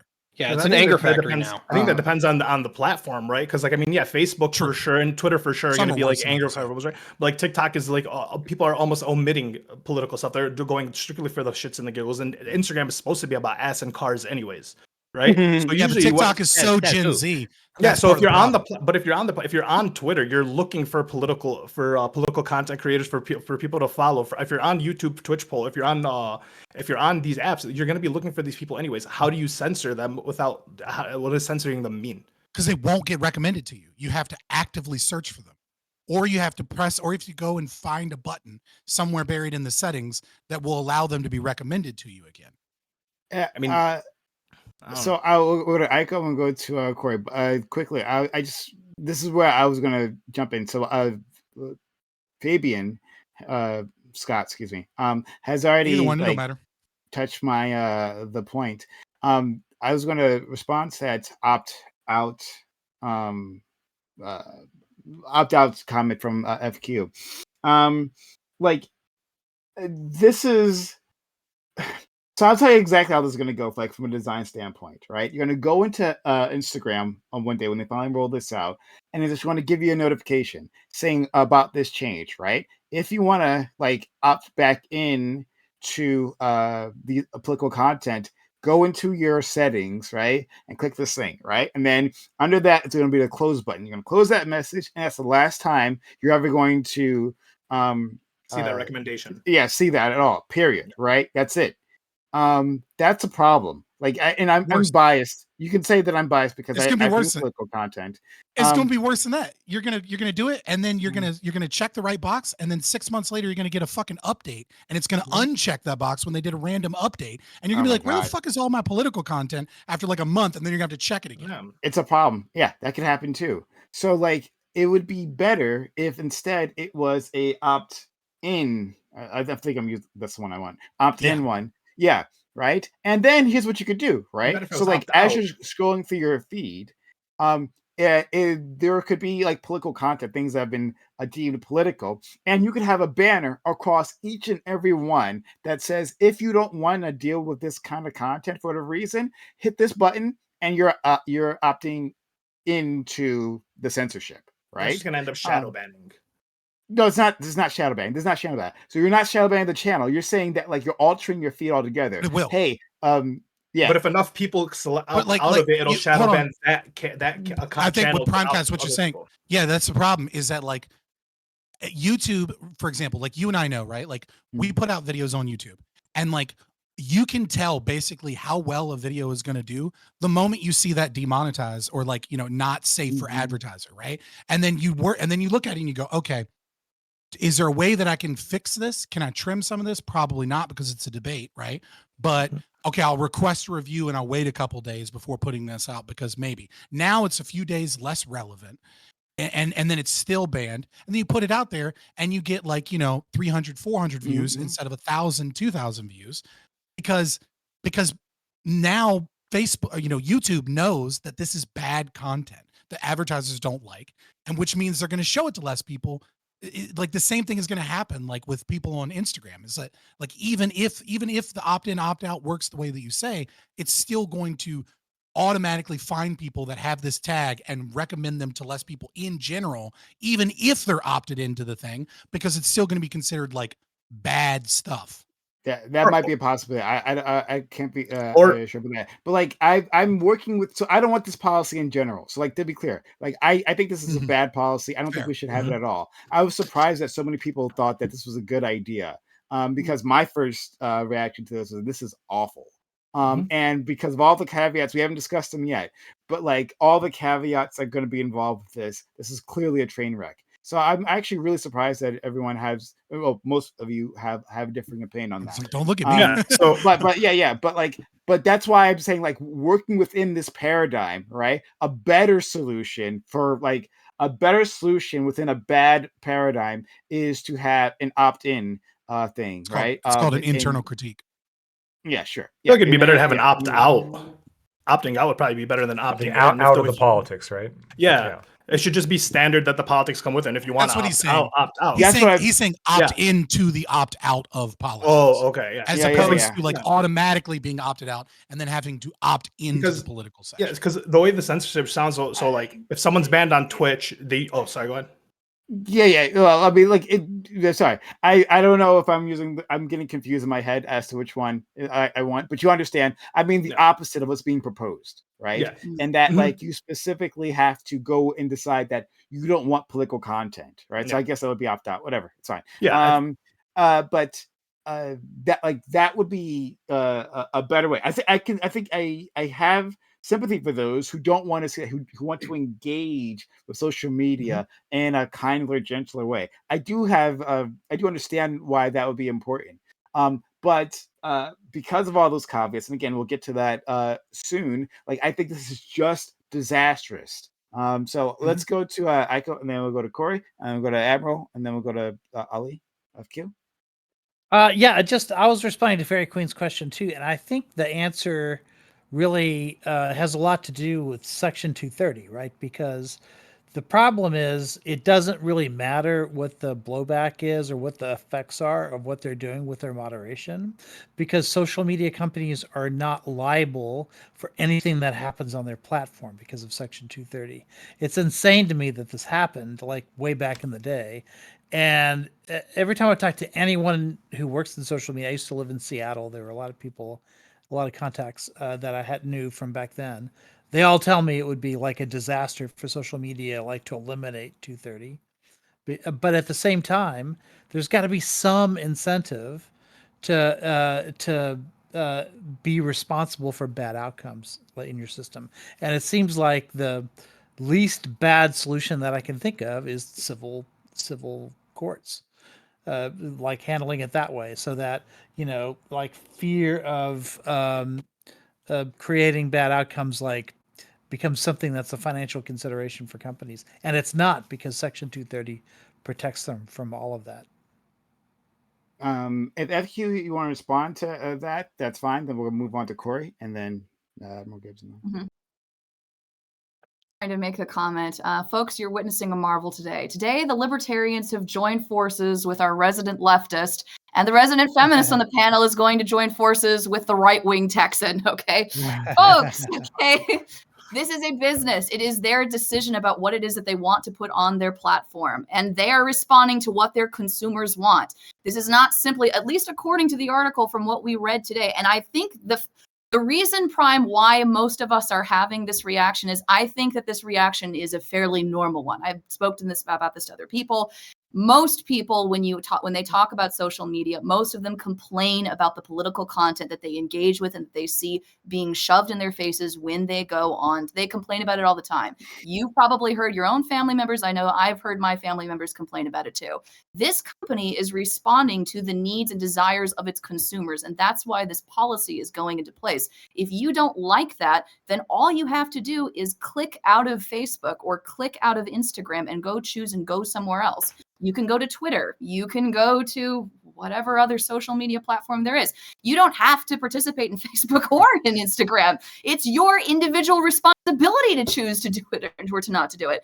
As to whether or not it's responsible, Scott, it kind of sounds to me like you're agreeing with iCal, which is that these social media platforms are responsible for the impact and for it. Do you agree with Section 230 or do you not agree with it? I'm not. I think that I'm in favor of it as of right now. I mean, does anybody here think that if you say something on this Twitch stream tonight and somebody goes off and chooses to do something horrible, that's your fault, that you're responsible? Should you mediate language in case somebody hears you and then goes off and does something stupid? Are you responsible? Can I be the one that responds to that? No, you go ahead. You can respond. So, first of all, we're not protected by Section 230. We're responsible for what we say, just like anybody else. It's just that Twitch is not responsible for what we say because Section 230 protects them. That's the difference. If we go off the handle and say something extreme, I don't know, like if you bully somebody through social media to kill themselves and they kill themselves, you're responsible. And we have examples of that, of people who have been convicted of that of crimes through that. So we're not protected by Section 230. It's the platform that's protected. And I agree with your statement and with Gibbs about they're a company that can have moderation policies of any kind that they want. I mean, I've been saying that for years. People have been saying that for years, specifically to conservatives who complain about that fact. But what the point that conservatives make that I think we have to consider is that this is not like a normal business. This is a business. It's sort of like when you're talking about, universities can do what they want if they're private, but really that's not true because they have so much federal funding. And here, it's not really true that this is just a business because this is a business that's been released from any liability. So it makes it our business. I was called out when we do that. specifically. Okay. No. But That's hold it, I'm on done. to it. Because we got to go through a lot of people, right? So it's going to be Tyrians are becoming leftists, folks. Well, Fairy Queen just called me out like 7 times by name. Can I just respond yeah, quickly? and I Well, it hasn't promise had a you. chance to be fair, you know. Yeah. Fair. Let's go Fair. to Well, I will answer your question when I can, Fairy Queen. yeah. I think you're deeply right. We'll go to Corey, Gibbs, Ali, FQ, Ty, and Lactoid, and We're then gonna go back Scott. to Fairy Queen after she called me out by name. She's again? gonna shit on you Before I'm allowed to twice. speak? What the fuck? Twice. Like, what the fuck is this? Fine. What is She this? Right. She is Censorship, royalty, Ryan? okay? We're gonna go to Yes. the whole panel, including the person that female. called you out by name first before you're allowed. And then to after speak. me, The Fairy first Queen time again, they and called you out by then name. you, Scott. Okay. Yeah. You go after. Right I'll go woman make power. dinner, I and did then say maybe that. I'll be I did allowed say back that, on the yeah. panel. And that so female privilege at its finest here on the prime time. So let's go to Corey. Well, clearly, Prime has It's new. affirmative action because they're losing so badly. I get it. But yeah, clearly Prime has a new policy. He's censoring ANCAP content. The audience maybe has spoken. But yeah, I want to address a few things. Well, first of all, I want to tack on to what iCal brought up earlier in terms of like social media is largely driven by outrage and sort of like negative content. It also appears to be not driven, but rather also my concern is like misinformation, false information is also seems to spread more rapidly on social media. And I think that's an issue. And to sort of I want to address a couple things that Fairy Queen mentioned. One, what you just said in terms of like, yeah, sort of ultimately social responsibility and like if you don't like what you have on Facebook, Instagram, just like click away. I think that's a little bit oversimplification, analogous to like just telling someone who's overweight to just like put whatever the food down. I think based off what we know of how these platforms are designed and engineered, it's almost for some people almost impossible to click away. Or as iCal brought up, it's designed to drive your engagement. It's not quite as simple as just like whatever putting the phone down, at least for some people. And I would also even to tack onto that what you brought up earlier with your overall argument of like this is maybe condescending to consumers. I'm not necessarily, let's say, in favor of this, but I would ask the question, sort of, why is that a bad thing to be condescending to consumers? And I would rope in Lactoid. How were you trained to treat jurors in the general public? Well, we're given evidence that the average juror has an attention span of about 7 minutes, and they read at a 4th grade level. Okay, so why is condescension inherently a bad thing? Convince me. I'm on the fence currently. I think that it's inherent. I think that unless somebody has proven to you otherwise, you should assume competence when you are engaging with another adult human being. You should assume a So competence. the practice of law is actually incorrect, right? In terms of what Lactoid like. Is it a just matter of outlined. legal principle to assume that all of your jurors only read at a 4th grade level? Is that something that you're instructed as a matter of principle to believe? Really? It's how we're taught to handle cases, right? Because the average American reads like I think what 60% of Americans read at a 4th grade level. Your average juror does. They have an attention span of about 7 minutes. That's kind of how. So would it be fair to say you're taught to be condescending towards anybody on a juror? We are taught to use words that a 4th grader could understand quite literally. Yes, keep everything very simple. Ask experts to explain everything in a way that a 4th grader can understand. So Corey, do you think that it should be Facebook and Instagram's new policy to make sure that all of the things that are promoted are deliberately written at a 4th grade level so that anyone that goes on can click on it and understand and read that's it? why I said, like I said, Well, I'm asking you, do you Yeah. think so? And should the I'm- content be short enough so that they can read it in 7 minutes before they finish it? Do you think that should be the policy yeah, I'm too? on the In fence. That's accordance, why I said- of course, that's with what why I happens said on a if jury? if I may Yeah, respond, you think if so? I may Get him. respond, I would If you appreciate wanna it. stop- Wild. I would Wow. appreciate it. scalping, Okay. I said I'm on the fence. So Are like, you yeah, if smarter than a you're fourth open grader to, in IRL, yeah, folks? there's If we there's can a get a reason layman- why a there's layman a reason why that translator. show was Ugh. so popular. So bring in what I brought up in terms of like outrage and misinformation. If there's again, I can be swayed either way, but if content is, let's say, curated on Facebook such that, if it's a fourth grade level, people can actually now discern the truth, I could actually sort of maybe get on board with that. Or if they're more able to discern false information versus, true information, based off of the fact that we actually dumb it down and we make it in like bite-sized chunks to, acquiesce to their 7-minute attention span. I can see that maybe as potentially good. Again, I'm not fully on board with that, but that's why I brought it. Like, Lactoid is trained to pretty much treat the general public in a courtroom like, hey, you're not up to par. So like, if you want to argue against the justice system, then go for it. Thankfully, I'm Canadian. It's not a matter of legal. Okay, is it a matter of law that everything has to be written in a fourth grade at the fourth grade level? That policies have to be written at a fourth grade level? That sounds like what Lactoid is referring to is how he treats a juror when he's on the stand. He's advised to do that, but I don't think he's required to do that. Might be. Well, Unless I think that. Wait. I want to Why respond. is I arguably am required, actually. I want to respond. How popular? How? So, I'd be very curious. How popular? do you No, think that Corey. We legislation- got to go to everybody on the panel, and then Fairy Queen again before you're allowed to respond. and then 5 times, and then you never get to talk, Scott. That's the best part of all. Like, I'm curious, like, how popular do you think that legislation would be? Of like, if people actually learned of like, we're gonna pass the law that now lawyers treat you like a fourth grade reading level. In reality, that's probably how it should be, at least based off what Lactoid is outlining. But that basically, it seems like that legislation should be there, but obviously it's not going to get passed. And so it's built into the Why? training as an unspoken rule. Why would it not be passed? Why would it not be passed? Just because of you- practicality? Like, No, do you think? I don't. Assuming you someone's, just let's said that say, it wouldn't be passed. Why wouldn't it be passed? in terms of popularity, as in like, Why wouldn't it be passed? Democracy's retarded, and people have to vote, and So- people are But retarded. see, that's Here- exactly here's where- it. That's here's exactly where the I problem would- with what you and what Lactoid and I'm sorry, Scott. What Scott just said, that's the third time, okay? It's because it's a threat to democracy, okay? Because it's a threat to the idea that people can represent themselves and their own ideas and have the right to participate in public discourse. It's a way of going to a person and saying, well, I know you really think that, and I know that you've read all of this, but really, dear, why don't you just listen to me and take a seat down for a second, okay? I think that's incredibly fucked up. I think that's an incredibly fucked up thing to do. You just okay? saying effed up is not an argument though. Like, so convince me why. That's why I asked the question. Why is condescension inherently like wrong or bad? Like, I want to be swayed to because your it side. undermines your ability, because it undermines the idea that you as an individual can equally participate with everyone else in a democracy. That's why. You can't. People aren't equal. Some people are retarded. It's really that simple. Retarded people can't participate at the same level. It's that simple. Let's go to our. You're friend, agreeing with Scott right now, Corey. I want you to know. not necessarily. Like, well, You so are I- in league with the well, libertarians. even tonight. even you you are. are. all switching colors. Wait. It's I'm very curious. fun I'll for me. respond. I'll Gibbs, respond we to are this. I'll in respond to this together, slander. okay? Bring Even out you the recognize. drone strikes, Wait. okay? Should we remove all voting restrictions, Fairy Queen? All voting restrictions? Or I don't know. should we Corey, let do you children think there vote? should be a voting IQ test? I'm just one. I'm Hell curious. yeah.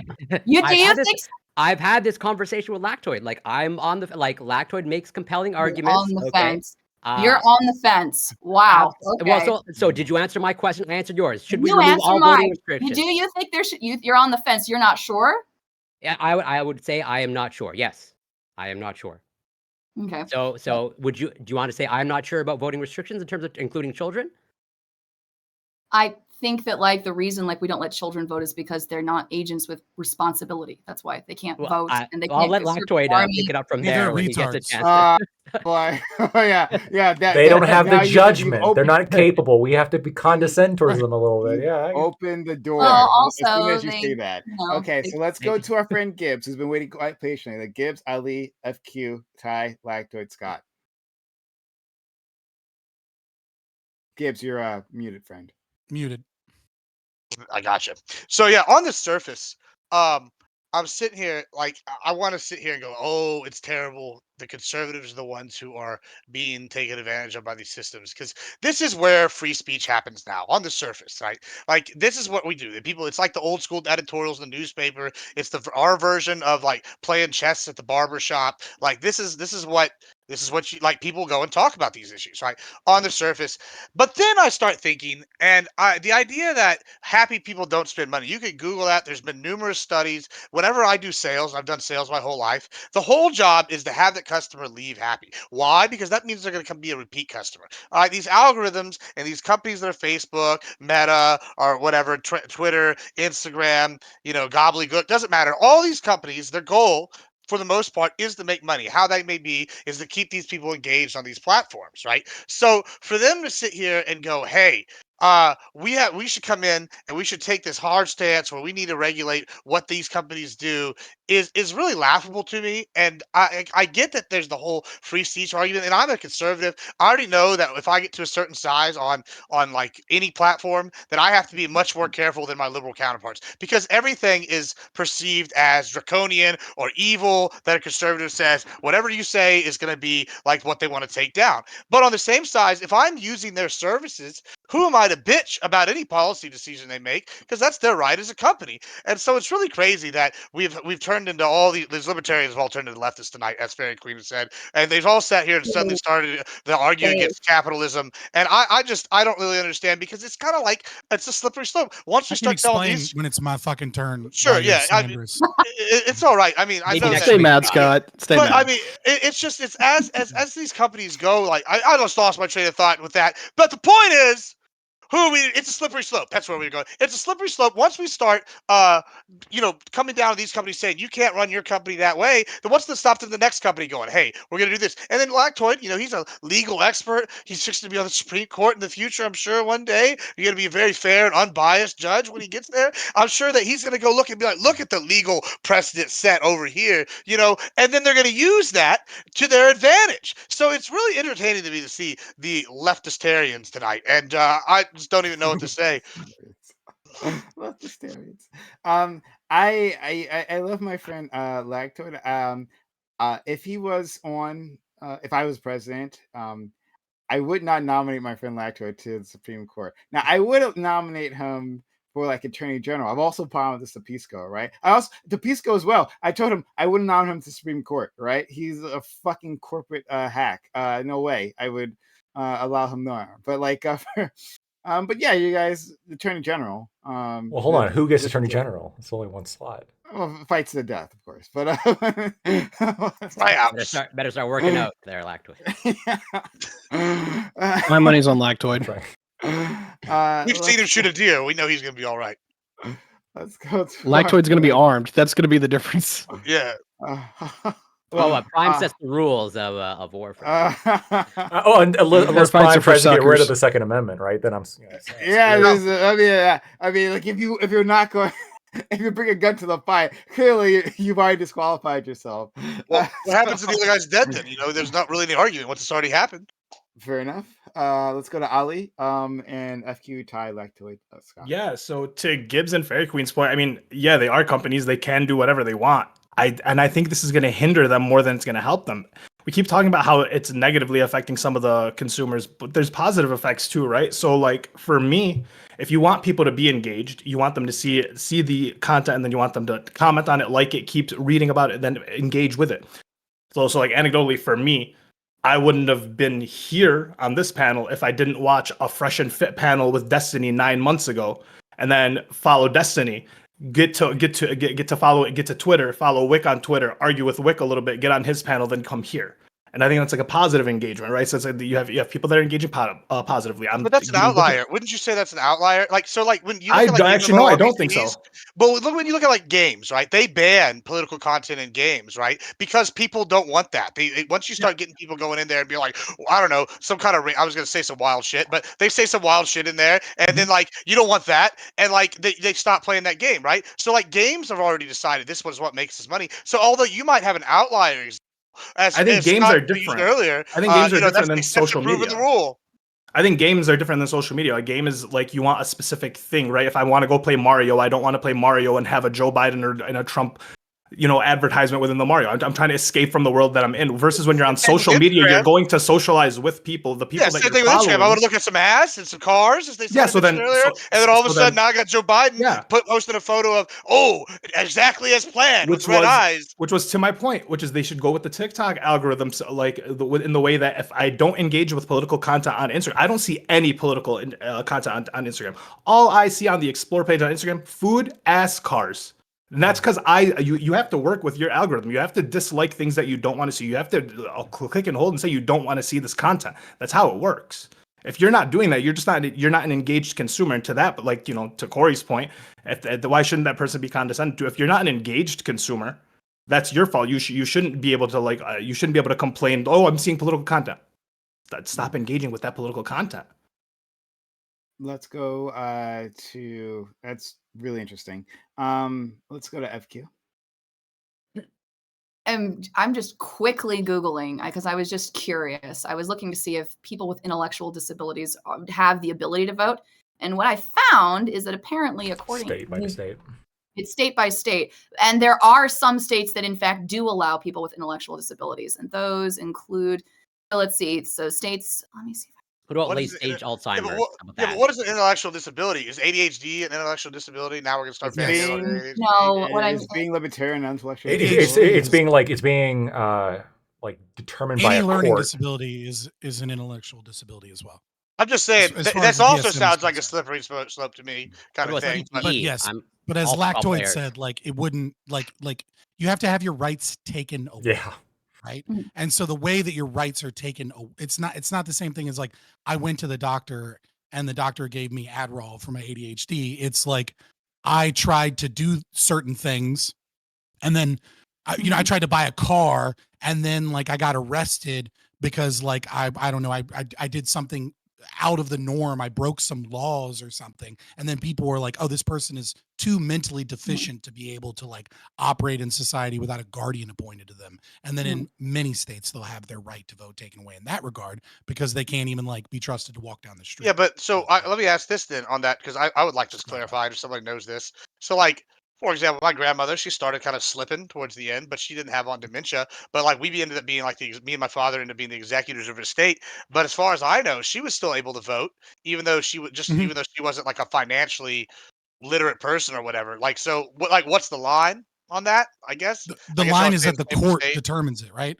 So the court isn't going to step in on every potential Alzheimer's case to take away their rights or their right to vote. An issue has to come before the court, right? So And then once an issue comes before the court where she's incapable of driving, incapable of doing all these other things, they'll strip away her rights and give her a guardian and have someone be the executor of her will. I wonder et how many cetera. people with Alzheimer's vote for Eisenhower every time it comes around.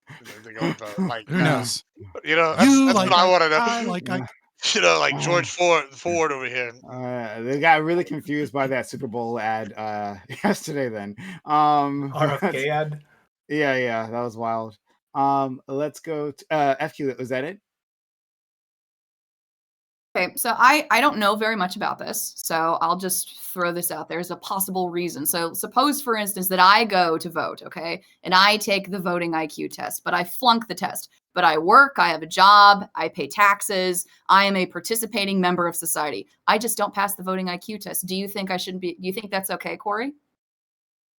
I pay my taxes, I work, I have a job, I'm contributing member of society. I own property. He's saying yes, I'm saying no. Even though he's my fellow Canadian friend, I'm on the fence. As in, I can be swayed. Even you. No, even you. Answer the question, the hypothetical, okay? Participating member of society, okay? They vote, they pay their taxes, they are a participating member, they own property, they follow the law, they do everything. They just don't pass the test. That person shouldn't be allowed to vote, you think? In that world that you outlined, yeah, they probably should. I sometimes should? lean towards being more paternalistic. Yeah, absolutely. Just as you also as well, in some circumstances, you will be paternalistic. Absolutely. Do you think anybody should go to the doctor to request any medication that they want? Okay, so I'm going to get to couch this. So of Yes. course the answer is no. That's but- some paternalism, right? Why can't I request my chemo and my oxycodone? Don't I well, know if best? you really want me to be extreme, I think that you should be. I think that you should be able to legally. I How think that, like, there's no condescending. justification for you not to be able to take whatever drugs or do whatever it is you want to yourself. So that's just that on the principle of that. Because if it is really your body, you can really do whatever it is you want to, however insane and crazy. Facts. But to answer your question, Corey, okay, so I work as a teacher, okay? I work as a teacher. I teach students, okay? And you could, and you probably are nodding because you think, oh, we have to be condescending. You have to condescend. That never works, okay? And even in the doctor's office, if there are many cases of doctors when they have clients that come, they have patients that come in. Here, I'll give you an example of a story, okay? And when these doctors, when they're condescending to their patients, they have worse health outcomes. They are less likely to go back to that doctor. They're more likely to accept procedures that they wouldn't otherwise have accepted because the doctor was condescending to them. It's a huge barrier in healthcare, and it's a huge barrier in education too. You're redefining problems. Yeah, You're yeah, well, redefining. first- Condescension is that's not not- the same thing as explaining information in a 4th grade level. Yeah, well, right? and Like, first of all, there's a then difference between being an I would asshole say- paternalizing and then like Right. not citing medical research. You have to And be a also, doctor to I even would say understand. then, based on what you've outlined in terms of like, I can understand a doctor and a face-to-face interaction and tone. There's potential for actual condescension there. But then I would say how you've sort of outlined in terms of what we're talking about social media companies, then this is not condescension. This is just different treatment. That's all. So- Because so I with can that- see, No, I'd sorry. agree with you as an educator, as also a teacher, but I don't teach children. I teach university students and whatnot. So like I agree, condescending in actual tone and how you treat them, in your actual mannerisms, not effective, not good. But then I would say then, in that case, a company is not capable. But I don't even. then a just- company I is not teach- okay. capable of condescension. Then I teach university students too. I also teach people who are at about that grade. I teach adults. I teach adults who have flunked out of high school and who need to get their GED. I do that. That's my job. Okay. And I will just be very frank with you. It's not just about the tone and it's not just about the treatment. It's also assuming that they don't know anything, and it's assuming that they are less capable, assuming incompetence when they walk in. So I don't assume that. I don't overwhelm them with information that they don't need, but Sure. but part of what it means to be an educator, what it means is to treat them with respect by respecting the intelligence of the people that are walking into your classroom. Because if you don't do that, if you walk in and you act like Miss Honey and you baby everyone that walks into I your don't door, act like Miss Honey. I can guarantee you that. okay, well, if you're babying your students when they walk into your classroom and that's not being respectful to them. And So sure. we got, and you don't, and you're not an effective teacher I'll if be you quick. are. I'll be quick. gotta move on. I'll just That is say the then, mother- quick. based on what you outlined, the companies are not condescending. That's all. Okay, all right, I gotta move on. So we got Ty, Lactoid, Scott, Gibbs, and Aiko.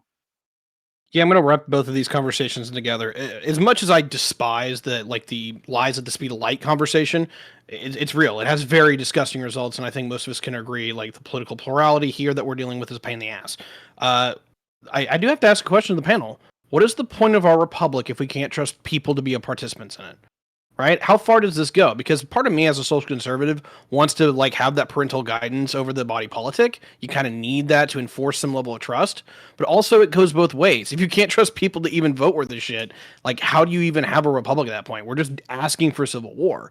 So yeah, I think there's a level where we get into this gray nebulous weeds area.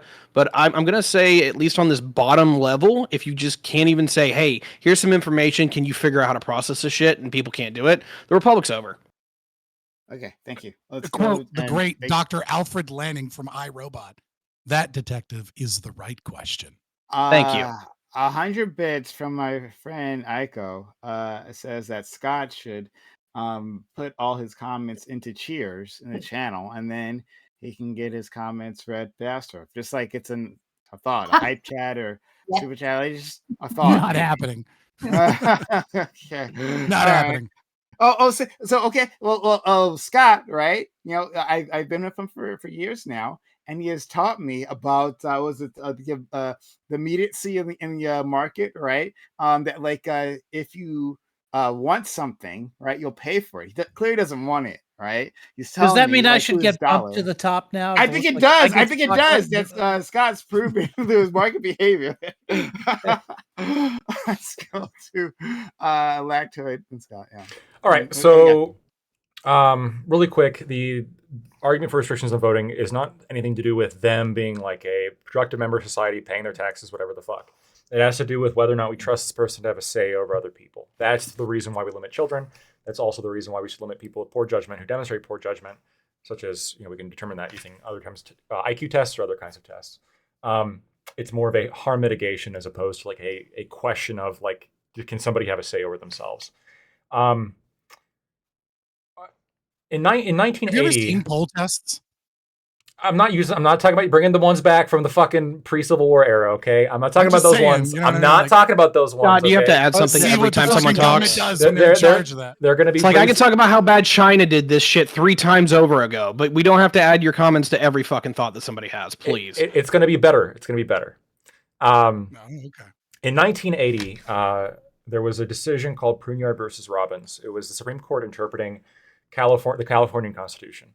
And Thurgood Marshall wrote in his concurrence that the case was about a shopping mall that basically kicked out students for protesting the Vietnam War. And the court ruled unanimously that the California Constitution was broader than the First Amendment and allowed and mandated actually that the mall, even though it was private property, because it was open to the public, it had to allow the students there to protest the Vietnam War.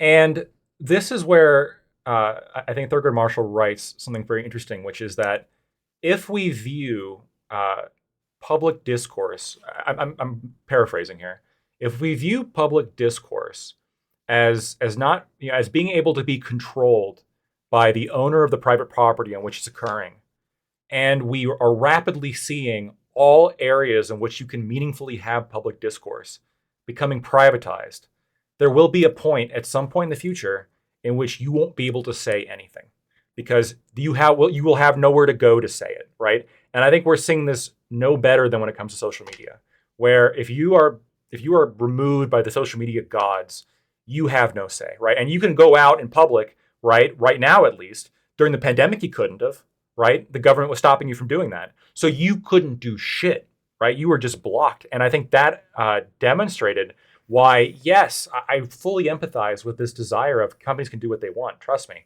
But I'm a little bit concerned about the sort of duality here of, okay, so you have private corporations that are controlling what speech can happen on their platform.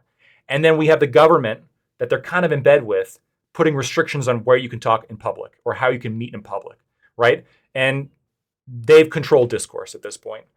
And so when we're looking at that and we're looking at this now where they're trying to remove political content, right? Can you imagine a scenario in which, let's say like COVID 2.0 happens and no one's allowed to leave their house due to some government order. They're not allowed to congregate. And then this political ban comes into place. And right now they're allowing you to see it, right? But I mean, are we concerned at all about the fact that you're going to have political sides that very well just may not have a say anymore, realistically speaking, right? Could somebody go into the settings and click on 18 different boxes to find this particular side's point of view, potentially? Are they going to do it? No one's going to do it. And so they're just going to fade into obscurity and the population will remain controlled. I don't know. That concerns me. Thank you so much. Let's go to our friend Scott Gibbs, then Iko. So there's been this misunderstanding about libertarianism in the sense that very often people that aren't libertarians, they associate morality and ethics and law all under the same category, which is not something that libertarians do because we make a distinction between natural law and ethics versus personal, moral, subjective opinions, right? Very often when the socialists, which I would label all of you, including Lactoid, all of you, you're all socialists, right? When the socialist says, something is wrong, right? This is morally wrong. This is morally abhorrent. You can almost guarantee that they also mean we should have a law to stop said thing. And for the libertarian, this is never guaranteed. When we say this is bad or I don't like this, that almost, unless it is explicitly a violation of the non-aggression principle, it is never that we should also have a law to stop this, right? I think OnlyFans and e-girls and Twitch streamers on Twitch, for example, that are at the top of the categories that make the most money because they're botting and because their tits are half out, so they get a ton of attention from young boys that then get funneled to their OnlyFans. I find that degeneracy and that entire structure of Twitch as a social media to be morally abhorrent and disgusting. But that doesn't mean that I think that there should be a law to stop it or that that's a natural rights violation.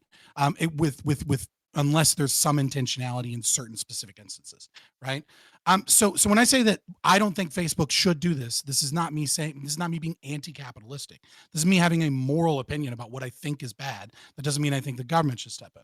So that's the first point.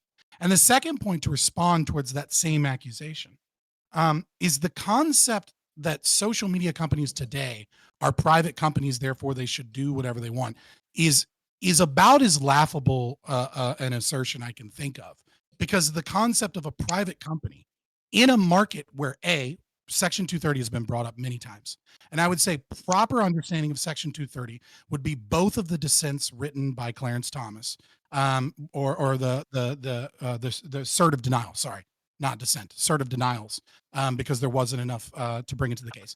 Where he explains that, like, if you have a contract and then you make that contract intentionally vague, and then you disproportionately choose how you're going to determine whether or not that contract was broken. You don't inform people of how they broke the contract, and then you constantly change the rules on said contract, then they don't deserve Section 230 protections. Like, if you're Twitch and you say, don't do X, but you let all the lefties and all the e-girls do X, but you don't let the conservatives or the people that don't bring in as much money do X, right? Then you're very clearly taking this contract and you're just, it's not a contract at that point. It's a piece of paper that you just slap together that you call a contract that you then don't adhere to in any way, shape, or form. And so you don't deserve those protections unless it's very explicit. The other thing is, and we saw this with Twitter files, especially, right? But many of these social media companies have all of these other companies that are attached to them. So one example for Google would be Jigsaw, right? Jigsaw is a company under Alphabet that gets millions of dollars of taxpayer-funded research so that they can intentionally learn how to spread government disinformation. They did that. You can go on YouTube right now and you can see them directly claiming insane lies about the death count of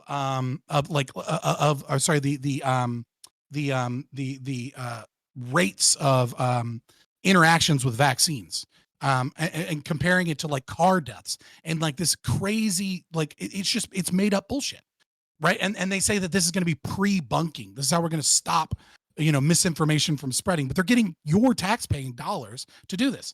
And these companies are incestuous relationships with the cathedral. You have Department of Defense, Homeland Security, all of these people that have their hands in this, that are able, CISA, for example, that have the ability to control what levers get pushed, tell them what they can and can't do. And they use these as threatening means to maintain their monopoly in the social media space. And those two things combined, the uneven way that Section 230 is applied, so that they're basically immune to lawsuits from all of the contracts that they violate, combined with the massive amounts of tax money and special privileges and secret kind of protections that they get from our government, create a situation where this is not a free market. And these companies are not in a fair, competitive market. And there's been, like, Rumble is the only company that has been able to actually start from the ground up, based in Canada. Corey, right? Based in Canada, is the only fucking company with any actual percentage of the space that is able to compete with them. And even for them, it has been an extremely difficult uphill battle against all of the incentives, the money, and unfree market principles that protect these companies from a competitive market. So no, they're not free. And even if they were free, that doesn't mean that it's morally right for them to censor speech against one political perspective versus another. I really want to reply to this. Go to Gibbs, Aiko, and Ty. Okay, no, it's fine. Gibbs, go ahead. Yeah, so let me pull up my notes here. I usually don't type notes, but I did type up 2 sentences here. I want to just argue what the leftistarians should have argued before they joined the Democratic Party and became plants within the conservative movement tonight. I mean, there are alternatives to these companies and we should let the free market decide. It's really that simple. He mentioned Rumble. Rumble is an alternative, right? But there's a lot of other alternatives. There's Reddit, the front page of the internet, way bigger than Twitch, way bigger than Facebook, or maybe not way bigger, but yes.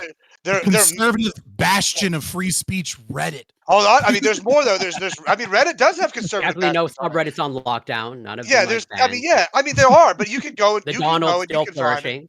Yeah, the Reddit is a Right. good one. 4chan, like I mean, I hate to bring up 4chan, but like they are another place you can go to. I mean, there's a lot of them. There's a lot of them. We're not gonna have to go down the list. There are plenty of alternatives, just like when Tumblr went down and then Pinterest became the new Tumblr. That Right? doesn't address Hold my on. market. It does. It does address your argument 100%. No, it doesn't. It does. I'm about to tell you why. If you just let me finish, Mhm. is that it's the free market, and we sit here and we talk and and there's no free market. Well, when there are alternatives, either those free market groups they succeed or they don't. And the reason if they succeed is because conservatives are actually looking for these groups and they go and start going and purchasing from them or start being enjoying part of them or whatever. As a conservative, I already know that these other groups, the Facebook, Instagram, even X still, even under Elon Musk, is still a little bit left leaning in my opinion and more likely to get taken down, saying some conservative like comments than I would be saying some leftists. Even then, I'm choosing as a consumer to engage in those platforms. If I really wanted to talk about this, and as like what I thought the libertarians would have been saying, and what they should have been saying before they betrayed their values, is letting the free market decide. AKA, take your ball and go home and go support the organizations that are pushing your Can you values. define that free are really market? big. I mean, the free market. What is I a mean, free market? it's the free Keep market. using that word, but you don't know what it means. Define Yeah, it. you're right. You're right. Just like you're just the only person here with any kind of political No, don't education stall. that only knows that. I don't need Don't need to stall. explain the Define free your term. market. The free market, bro. It's the free market. It's the free Define it. market. I'm the bro. I'll I'm not know gonna it when say I it. see it. Yeah, you'll know when you see it. I mean, like I've It's the sat here Supreme talking Court about free market. pornography. You don't standards. have an argument. His argument You don't is have an that argument. You just have insults. I and an do have. inability to I define got have it. one, argument. I will have please. an argument. that will tell you that we don't have a free market, right? Yeah. It'll tell you that like YouTube, like gets like through Google, gets like incentives and subsidies from like the government, that's picking winners and losers, right? Section And then like you 230. don't see that This is within no, but 4chan or Rumble or anything like this is that. the And well. Hold on. so yeah. Well, so this is the age-old Fabian Liberty debate tactic here. Is whenever he's starting to get schooled and push back on any of his ideas, he tries to derail it by saying, "Name a definition of cattywampus," or like some other stupid shit that everybody knows the definition for. No, This is an I age-old haven't thing. seen He's it. He just dodging the every- whooping, Gibbs. he- You yeah, gotta he's lay down trying the to dodge whooping. it. You can't He's define try- your I know terms. he's trying to dodge it. You and he's can't mad define because- your terms. I don't and you need to can't define make the an term argument. because it's a clear You're term. just making No, it. It's a listen, circular you argument. just- You you're- said the it's not free a market circular argument. is the free market because it's the free market. It absolutely because like no. You conservatives have a sound like choice. Bill Clinton going, "Hey, I let me really wanna define the address definition this. of the word is, bro." Like that's what you're trying to do. You're talking about me No, stalling. I'm not. You're literally I'm not stalling my whole subverting thing. a definition. Bill Clinton. You're You're the- refusing to give one. and Because I'm using not it going. Yeah, improperly. I am. You know what? You're right. I am going to refuse. Rich, to can give I a chew on this definition for a minute? just on It's a principle. mixed But market. Okay. I'm going to Cool, give it over. man. I'm Look, going to give it let over. me go to Explain Scott how for a it minute, wasn't a free please. market. Just let Like- me just finish. I've like got one little thing here, and then you can take over, Papa. I Okay. promise. Make a fucking argument, please. I've been making an argument the whole time. Anyway, sorry. So here's the point. The point is, it is absolutely a free market because there's alternatives. Now, if people had the purchasing power that these libertarians proposed that they had, and they Mhm. would go and use it, then these places would succeed. Unfortunately, they don't succeed because there's like 10 people on them and no one wants to use them because they actually just want to sit here and make a lot of noise and not have anything of real substance. Is China what's free happening market? Is China Uh, free market capitalism? Absolutely not. But go ahead, Tiberius. Well, hold on. Your definition of a free market was a free market exists because there are choices. If you Yeah. go to Beijing right Yeah, now, that's you what can I said. choose different things and market. You nailed my word choice. You got it. Look, I'm not going to get I into the whole absolutely thing did. about like. Go Look, I'm ahead, not. Ty, and then we'll go to Yeah. Echo. I'm not going to go into the whole deal of like an absolute free market because it pretty much doesn't exist, right? There's always some kind of level of like coercion and all this shit. But I'll build a bridge with you here, Scott. Like what the right brings to the table that is absolutely on deck that I will not like get off of is that regulatory capture is a fucking bitch, right? Like no matter what laws are out there, like they can be leveraged and used to make it to where some of these corporations don't get weaker, they get more powerful and they get more corruptive. They get all these kind of things that we don't want to see. So I think we can agree with that. The part where we're not going to The agree left upon agrees probably. with you on is the that biggest too, one, though. yeah. Yeah, right. Like the part I don't think we're going to agree on is like the degree of Pertain freeness to. within a market, right? It's just like for me and you, like you do not accept any kind of like intervention within the market or very, very, very, very little. I just That- don't give a shit as That's much. fine. Okay, look, Right. look, listen, pause. We disagree on the level of freeness in the market as it should be. That's perfectly fine, right? But that's not necessary for my argument as to why these things are bad or Mhm. why there's an why it is extremely difficult, too difficult, right? For competition to exist. So when we talk about Facebook specifically, right? Most of Facebook's money is not coming from ad revenue. Most of Facebook's money is actually coming from the sale of your data. And when people think that, they go, oh, well, they're just selling it to advertisers into China. Yes, but a massive portion of it is selling data to research firms that are getting grant. That how are they paying for that data? Well, they're using that they're using tax money from grants that they're getting so that they can get funded for these research, and then that tax money is then being used after the grant has been given to this firm to purchase data or to purchase subscriptions to data so that they can have access to Facebook's data. So the Cambridge idea, like, Analytica. this company is propped up, right? This company, especially Facebook, is massively propped up by the state. And so the concept of, well, they can just kind of do what they want because they're a free company, I think really falls apart no matter where you draw the line. Because even if you don't draw the line all the way to where I want, which is absolutely no government regulation in the market, if you draw one that you believe is within the current Overton window of quote unquote sensible, then you'll recognize that these social media companies are far more incestuous with the government and with state tax money than, let's say, most companies, maybe barring agriculture and energy sector. I actually probably will agree with that. It's kind of weird because we don't actually know how bad the problem is, right? Like I think you alluded to this in everything's hidden. Yeah, so I think you alluded to that in your opening, and I probably at least will agree with that because I've seen some of the transcripts that have been fired out by Congress, and it's like the FBI is constantly pissed off at Facebook. Like literally, you know, some of these like mass shooters that we consistently see, they get radicalized on fucking Facebook, and then they transition to something like 4chan. So like 100% on that. However, like there is that point, at least to the original like thesis that we were still arguing there, where like I'll build the bridge that Section 230 is incredibly cooperative or co-opting. However, like still at some point, where do we say, you know what, this is the people's fault? They consistently go on these platforms, they consistently go to find this particular content, and you know, like at sooner or later, they need to face the consequences of their own actions. Can you be more specific as to what you mean by that? Well, at certain points, like okay, I'm just gonna be as jaded as I fucking can here because I really feel this way. Like how do we get past the point of, okay, everyone's pissed off, no one's really happy about the political sense, no one's really happy about the social sense, but we keep going to the places that piss us off. Like at some point, like we have to literally like level the fuck up and learn we can't be on Facebook anymore because it pisses us off. It's like playing that one video game that makes you mad all the time. Have you ever heard of Prime? Have you ever heard of Prime when it comes to algorithms? Yeah.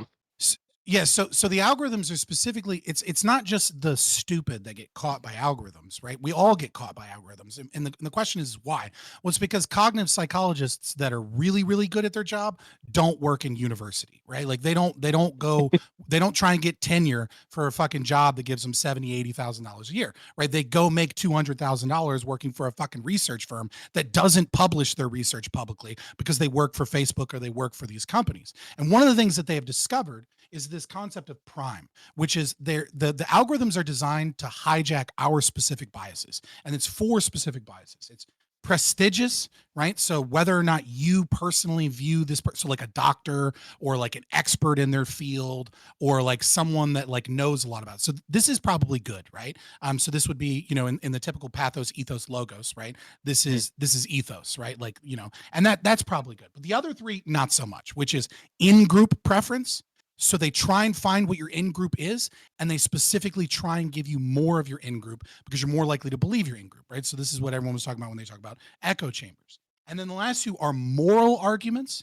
So they recognize that people are more likely to respond to something that says this is evil, this is wrong, than as opposed to let's take a look at the data and see like which is more, functional, et cetera, right? Like, and then the last one is emotional arguments, right? So and that's that would be that pathos in that situation. And so they specifically design algorithms to trap people in such a way that, you know, as Jonathan Haidt described it, like that rider and the Like, elephant. you can just right? put Like things moral down at a psychologists. moment's notice, just like the smartphone. at any Yeah, time. and it's like you can. That does exist. It absolutely is, but it's designed to use your own kind of lizard brain pathways to keep you engaged in such a way that like normal don't- people are not this good. Humans aren't this good in interactions, but algorithms are way more advanced in being able to very quickly figure out how to keep you tagged in. I don't disagree with any of this. The problem is, like, at what point do we say, all right, cool, we're all NPCs and just install fascism? We might as well just fuck it. Like, there's a point here where I'm just lost in like the argument here where we can. No, sorry. The market has to respond to gotta- the opposite. I know. I gotta go to Ico. Yeah. Sorry. Sure. Well, back when I raised my hand, we were talking about something entirely different, and it was but it was, I guess, an analogy to this, which was the intelligence tests for voting and stuff like that. But I do think it's relevant still to the social media thing to just say, you have to have standards if you're going to come in, if you're going to use Section 230 as a leverage, for instance, to make changes for social media. It gets super complicated unless your qualifications are clear, right? So the fact that you have to be 18 to vote is clear cut. It's hard to argue. People can't interpret like that into a blurry line, right? But an intelligence test, obviously, I mean, it's been used before, and it gets manipulated in all sorts of ways so that you can exclude the people you want to exclude and not the ones you don't want to exclude. Any time you have, like, you add something to the system to like filter qualifications, you're going to create a whole bunch of ambiguity and an opportunity to introduce corruption into that system. And so whether that's through social media or through voting qualifications or anything else, whatever we do is going to have to be a clear, bright line and not something that can be manipulated. So I mean, something we see like this even with IQ tests today, right? Like we see so many people when you try and do an IQ test, right? Even like the ASVAB is an example of like an attempted IQ test that you standardize. And so this is what you use when you attempt to get into the military, right? You need like above a 50 on the ASVAB. And then there's going to be your GT score, which is a separate score that like is going to be used to determine whether or not you can get certain positions within like intelligence or, mechanical. It shows different types of intelligence. The problem with that is like, we've seen so many things where people are like, oh, the IQ test is biased towards certain cultures, et cetera. And like, so like, yeah, Benet's like kind of like initial IQ test certainly was. And we've made a lot of work. Well, I would say we, like I'm a psychologist, but people, the researchers have made a lot of work in getting rid of that. But like a proper IQ test is like 2 or 3 days, making sure that you're well fed, giving you tons and tons of different types of intelligence tests, right? Some of it's going to be vocab, some of it's going to be pattern recognition, some of it's going to be like, here's 9 numbers, now can you remember them backwards, skipping every other number? Some of them is going to be, how long does it take you to build a block, etc. And like IQ tests are actually incredibly difficult to do accurately, and like and that's why like purchasing the rights to do IQ testing, even if you're in a state where you're licensed to do one, is still like you have to spend like $1,000, and then you have to go to their seminars and have professionals teach you how to properly administer their IQ test before you're even allowed to utilize their specific test to try and do those things. So I'm in the business. Doing that with like voting is literally like just like a non-thing. I'm in the Like, at business best, you can do of like civics. helping kids game tests like this, right? So high school kids who are taking, it's not really the SAT that's important, it's the PSAT. And it's if you take the PSAT as a high school sophomore, if you've been prepping for it since middle school, which is what prep schools do, that's why they call them prep schools, you're going to get like at the elite often Catholic private schools here, 95% of them get commended or higher on the PSAT, and therefore they get tons of scholarships, which they don't need because they're rich. And if you go to a public school, that number is less than 2%. So you're going from, now technically it's supposed to be 15% that get that, but people at prep schools are gobbling up all of them. And people at public schools so these things are being gamed, and it has to do with what resources you have. Like the parents I was of the agreeing kids with that you, I just teach kind of Yeah, no. Yeah, I'm not arguing with you. I mean, yeah, I think we're on the same side on this. Like, Mhm. but I'm just saying, I see every day. I'm part of the problem because these kids' parents, like, they've got their kids in after school programs every single day. I'm a debate coach, so I get like all of those kids at least once a week. And I'm watching them graduate and get like. And they understand the importance of the PSAT. A kid in a Mhm. public school is told about the PSAT probably the week before he's going to take it. Yeah. So there's really But there's a no corollary there. prep for that. There's a corollary there, right? Which is that is being measured. Which is that, like, if you prep enough, you can game the PSAT. But the thing is like, who does the prepping? Some of that, a big part of that, as you said, is going to be opportunities that are given in certain schools and money, et cetera. But the problem with saying just the money is that, like, as you go up the income bracket, what are you going to see? Personality trait, conscientiousness, and IQ go up, right? Like, you're going to see, like, there's a Well, strong I don't mean to say correlation. just the money, right? And- I said resources. Right, Like, but for I'm saying, instance, like, a stay-at-home parent but- is a resource, right? Sure, Having a but- nanny is a resource. Sure. Yeah. Absolutely, I agree, but there's also a corollary there, right? Which is that, obviously, like, having a stay-at-home parent, having, more money, having a lot of other opportunities makes that stronger. But there is also just the fact that, well, even if you're a single mom and you know that this is really important and you force your kid to go through this, you're going to, you might often break that barrier because you do it a year or two ahead. And this is what we often see occurring, that is so complex, that's so, like, difficult to understand about Asian families, right? Because Asian families will be poor and they'll be like, I don't care that we're poor. You're gonna fucking prep for My this. clientele You're gonna is sit down. exclusively We're Asian gonna, now. right? You're gonna break The this rich barrier Asian, though. despite lacking opportunity. So let's Crazy cult- let's the hey, cultural yeah, standard, sorry yeah. guys, we can't. We Yeah. gotta move on to the next one. I do apologize. We gotta move on. We're already past time actually. Yeah, this was really interesting. This didn't go in the direction I thought it was going to. I had a different conversation planned out, but this was really interesting. And like in so many parts of this was interesting. Like, I really did not want to interrupt what FQ and Corey were talking about. Like, that was like a really fun back and forth. Um, I didn't expect it, but like, I apparently love watching Corey get bullied. This is like, it's like You fantastic. found your fetish, eh, Brian? Yeah. I'll do it for you any day. It's because you took your scruff off, Corey. I mean, I'm gonna be honest. I didn't see FQ being my ally on this topic either. That was not what I saw coming. But hey, Yeah. Yeah. I did, because you're all socialists.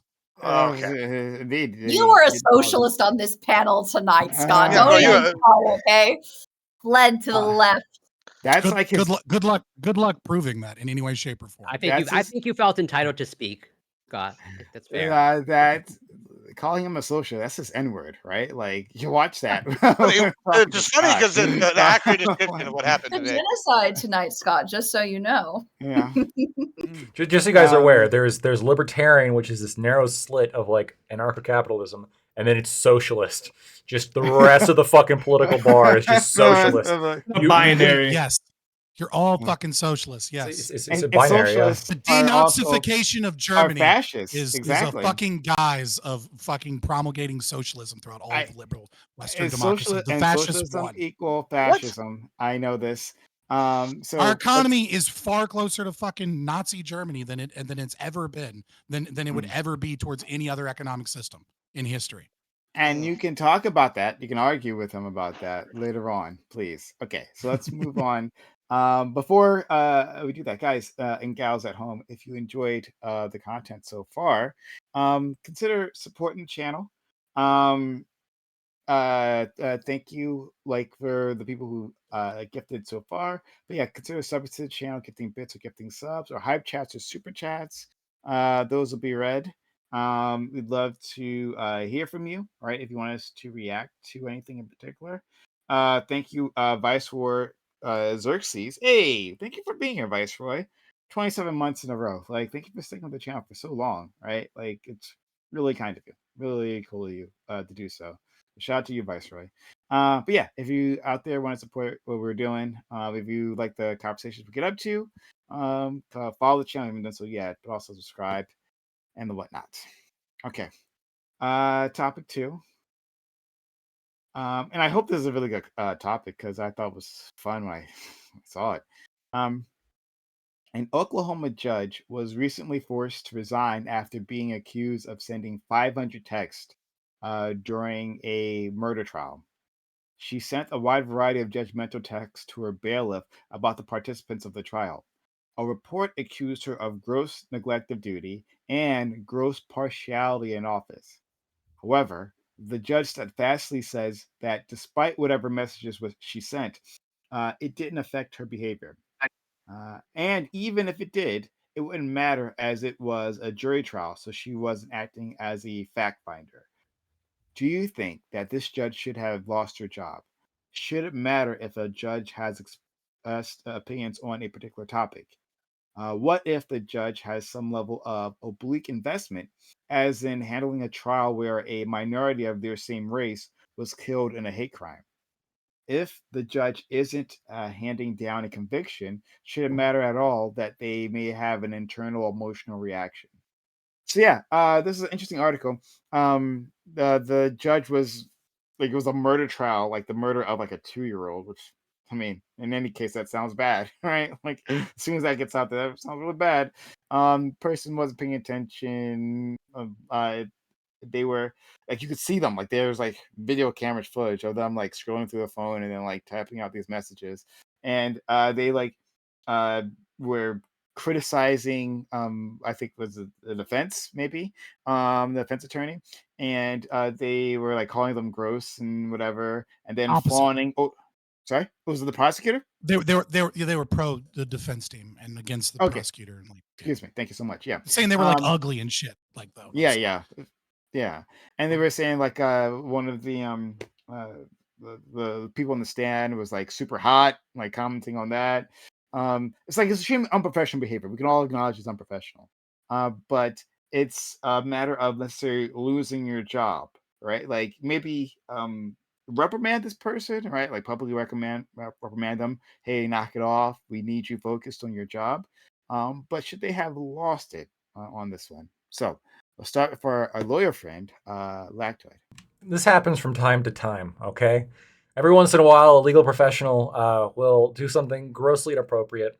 And the reality is that, like every job, this is how people talk when they're supposed to not be working. Okay, I want to make that very clear. So, you get down with a big trial, you go back and you sit with your coworkers and you're like, that fucking guy was so ugly. Like, or he was sweating like a pig when I brought up that exhibit, right? Like you have conversations.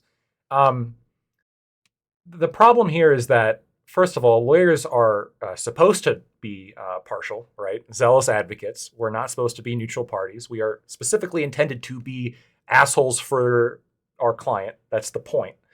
But judges are supposed to be impartial. Now, is it possible for a human being to be fully impartial? No. This judge simply wrote down what every judge ever is thinking about whenever they're sitting in front of a case or your case. That said, I do think there's enough here for at least like a pretty harsh reprimand or potentially termination. I'm kind of like iffy on whether or not this judge should have been removed. I think there's some arguments in favor of this judge being removed. The first, I think, clear argument is you were texting during the trial when you should be focused on the trial. This is a criminal trial. This is like the highest tier of importance constitutionally. You got to be focused on this shit.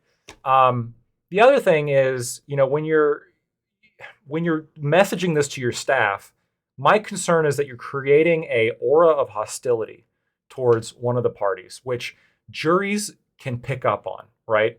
Because again, even though fourth grade reading level or whatever, human beings are capable of picking up on body language and picking up on if the judge likes somebody or doesn't like them.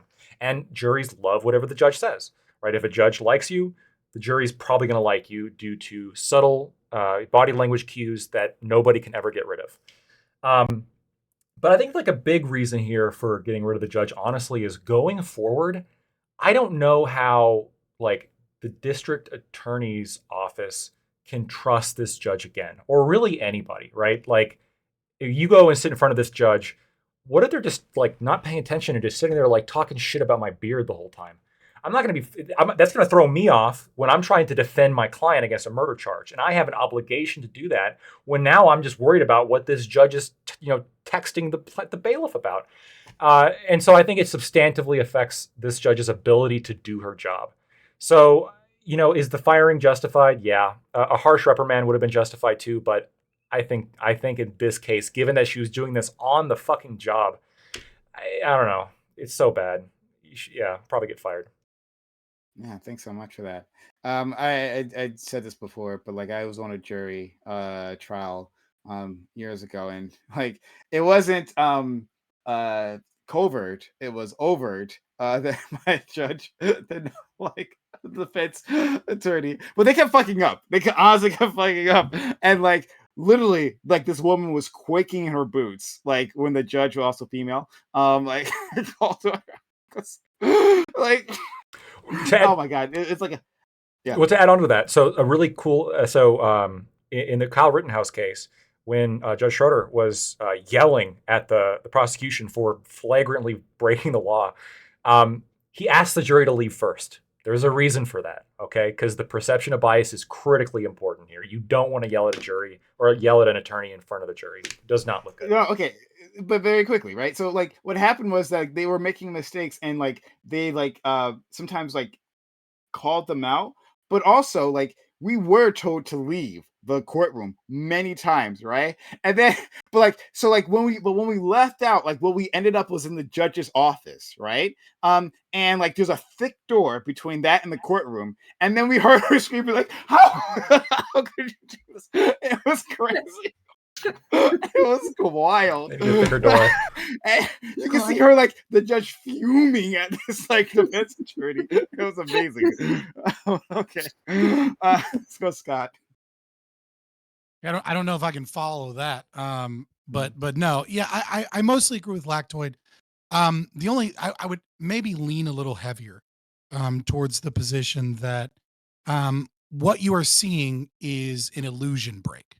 Right. It's absolutely true that all of these judges are completely biased, that the justice system as we have it is a fantasy. It's a mythology that we uphold in American culture and in liberal democracies. This concept of like, the scales of justice being balanced and Lady Liberty being blind, right? So that this imbalance is there. It's like only the truth will on the scales will be what occurs, when what we know is like what you're wearing is affected. When was the last time the judge ate something affects the trial? Like all of these little small biases play a major role, because that's just how humans are. I completely deny this absurd thing that the judge says about like, well, because I'm not fact finding, right? Like I'm not biasing is fucking insane, because as Lactoid showed, like you're showing your bias, but not only are you showing your bias, but like you're also there to determine like to determine whether or not, I mean, like maybe it's not quite as important as it is in courtroom dramas, but it is still important to determine whether or not a piece of evidence, or whether or not you substantiate whether or not you substantiate a motion that's brought forward by one or the other. Like we see this all the time where evidence develops, or where there was an agreement that something wouldn't be brought up, and then it was kind of slyly brought up in a sly way, and they're like, hey, jury, fucking leave. Hey, we agreed not to bring this up. Or like a judge that's not fucking paying attention, that's scrolling through a fucking Instagram feed, might not even notice that something that's not supposed to be brought up is biasing the jury by bringing it up. So there's all kinds of problems here, but like I kind of wanted to end on just like a quote from a book that is not scientific, for the love of God. Don't ever read this book as a scientific piece, but it's full of cool quotes. And I do agree with this one. So from The Power of Now, from Eckhart Tolle, is a great quote that I think is important here, though. The quote, take the quote in isolation. If you can recognize illusion as illusion, it dissolves. The recognition of illusion is also its ending. Its survival depends on your mistaking it for reality. And I think really that is a major problem with our justice system, is that we believe the justice system to be mostly fair or mostly unbiased, when in reality it is mostly biased, it is mostly unfair, and it is the state's best guess at what they think will be as close to fair as possible. But obviously, I'm an anarchist, so fuck them in their regard on that. And I think it's good that more stories like this come forward. And then lastly, super quick, I don't think she was fired technically. She just resigned and resigned, said she yeah. wouldn't take. Yeah. But it's like I think she avoided any actual punishment by just dipping out that way, so she can go be a lawyer somewhere. Thank you so much. Let's go to Corey. Well, just like we established with the last topic, with Lactoid of like lawyers are trained to treat jurors like fourth graders. I think it's pretty clear we should treat judges also like fourth graders as well. And I think this bolsters my initial point in our original banter of like, I think you should judge people based off of their actions, their words, and behavior, where I have no doubt that this judge looked the part, and yet they pretty much behave like a child or a fourth grader. And even just like a conservative estimate of like, let's just say, 10, 15 seconds per text. If my mental math or quick math is correct, that's like an hour and a half, 2 hours of like time on the job. And yeah, upon reading this, like, yeah, my intuition was like, yeah, they should either be heavily reprimanded or even I was leaning more towards them being terminated or I guess resigning in the actual reality. And I'm sort of, let's say, somewhat relieved that my instinct sort of like matches with what Lactoid laid out because they actually have way more experience with judges, where I have zero experience with judges. So yeah, pretty much I'll leave it there for now. So much. Let's go to our friend Ali. Yeah. I'm not surprised that she was talking shit about the people. I'm sure, judges go back to their house and talk shit about the people that were in the court. But the problem is, you're a judge. You lost the trust of that court, right? No one's going to be able to think that judge is going to be objective in their trial. And perception is everything in the court. And then to the point that was brought up is just like the judge is supposed to be paying attention to make objections to control the court. And if they're not controlling the court and they're not paying attention, it doesn't matter if they're the deciding factor in that judgment. They're not doing their job. She was being a 16-year-old gossiping and she got caught. And that's really the problem. Don't get caught and then you won't have a problem. Okay. FQ. Also, don't do it. I mean, you can do it, just don't get caught. Just hide it better under your garb. Exactly. Is pretty much like what everyone else has said. I think that it's justified that she was fired. It's obviously unprofessional behavior. It clearly biases the rest of the court if they can see that she is not paying attention and if she is clearly ogling one of the attorneys while sneering at the other's one's beard, right? Clearly, like there's a problem. But I have a question, and the question is so. And this is separate to her specifically, like this specific case, right? But imagine, for instance, instead of her sitting with a cell phone and texting the bailiff all of this, that instead she sat in her seat and she had a notepad and a pen and she was writing this down in a book, right? And then after the trial, she then took the book, waited for everyone else to leave, and then handed the bailiff the book. Would there be a substantive difference between her texting in the middle of the trial or her writing all of this down in the middle of the trial and then handing it to the bailiff afterwards?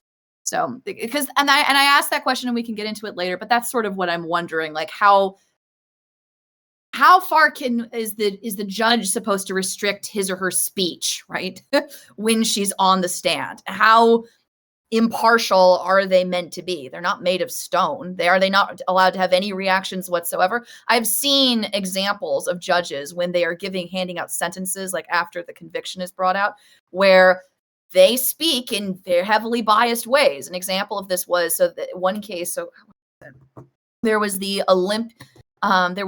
doctor of the Olympic gymnasts, and he had sexually assaulted like dozens of these girls. And when the judge was handing his conviction down to him, she told him, I have signed your death warrant. You are going to be in prison for the rest of your life, right? Are judges not allowed to do that? Are judges not allowed to impart? I think it's a question I have. As far as this specific case, I think so far I'm in agreement with everyone that it's probably appropriate for her to be fired. But I think it's important to ask the question, how far does this go and extend? You really bring up a really interesting question, FQ, right? Like I think there's like a fun gray line that we could explore here. But thanks so much. Let's go to Gibbs. I want to start off with a quote from one of the great modern philosophers of our era, Darth Maul.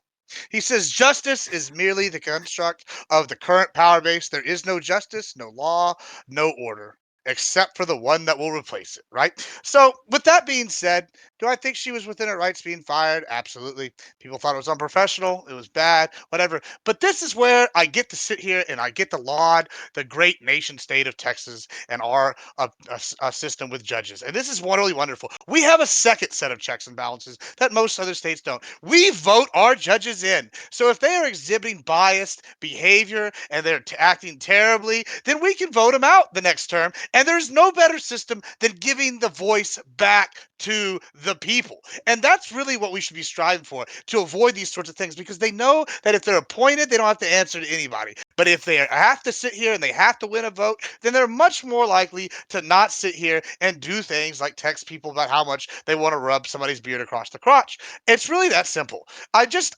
saying, if we applied the system everywhere, the whole rest of the United States would be a much better thing. And that's really the bottom line. Because Stone Cold said so. I And thank Darth you for Maul. that last part. I do appreciate that. I have so many thoughts on low level, low information elections like judges. Oh my god, it's just a whole other tangent. I can't even do it. But like, I really want to talk about that at some point because thoughts. Good. All right, let's go to Tiberius. Yeah, a couple things here real quick. First and foremost, I was going to make a joke about judges apparently having a 7-minute attention span, but Corey ruined it for me. Thanks, buddy.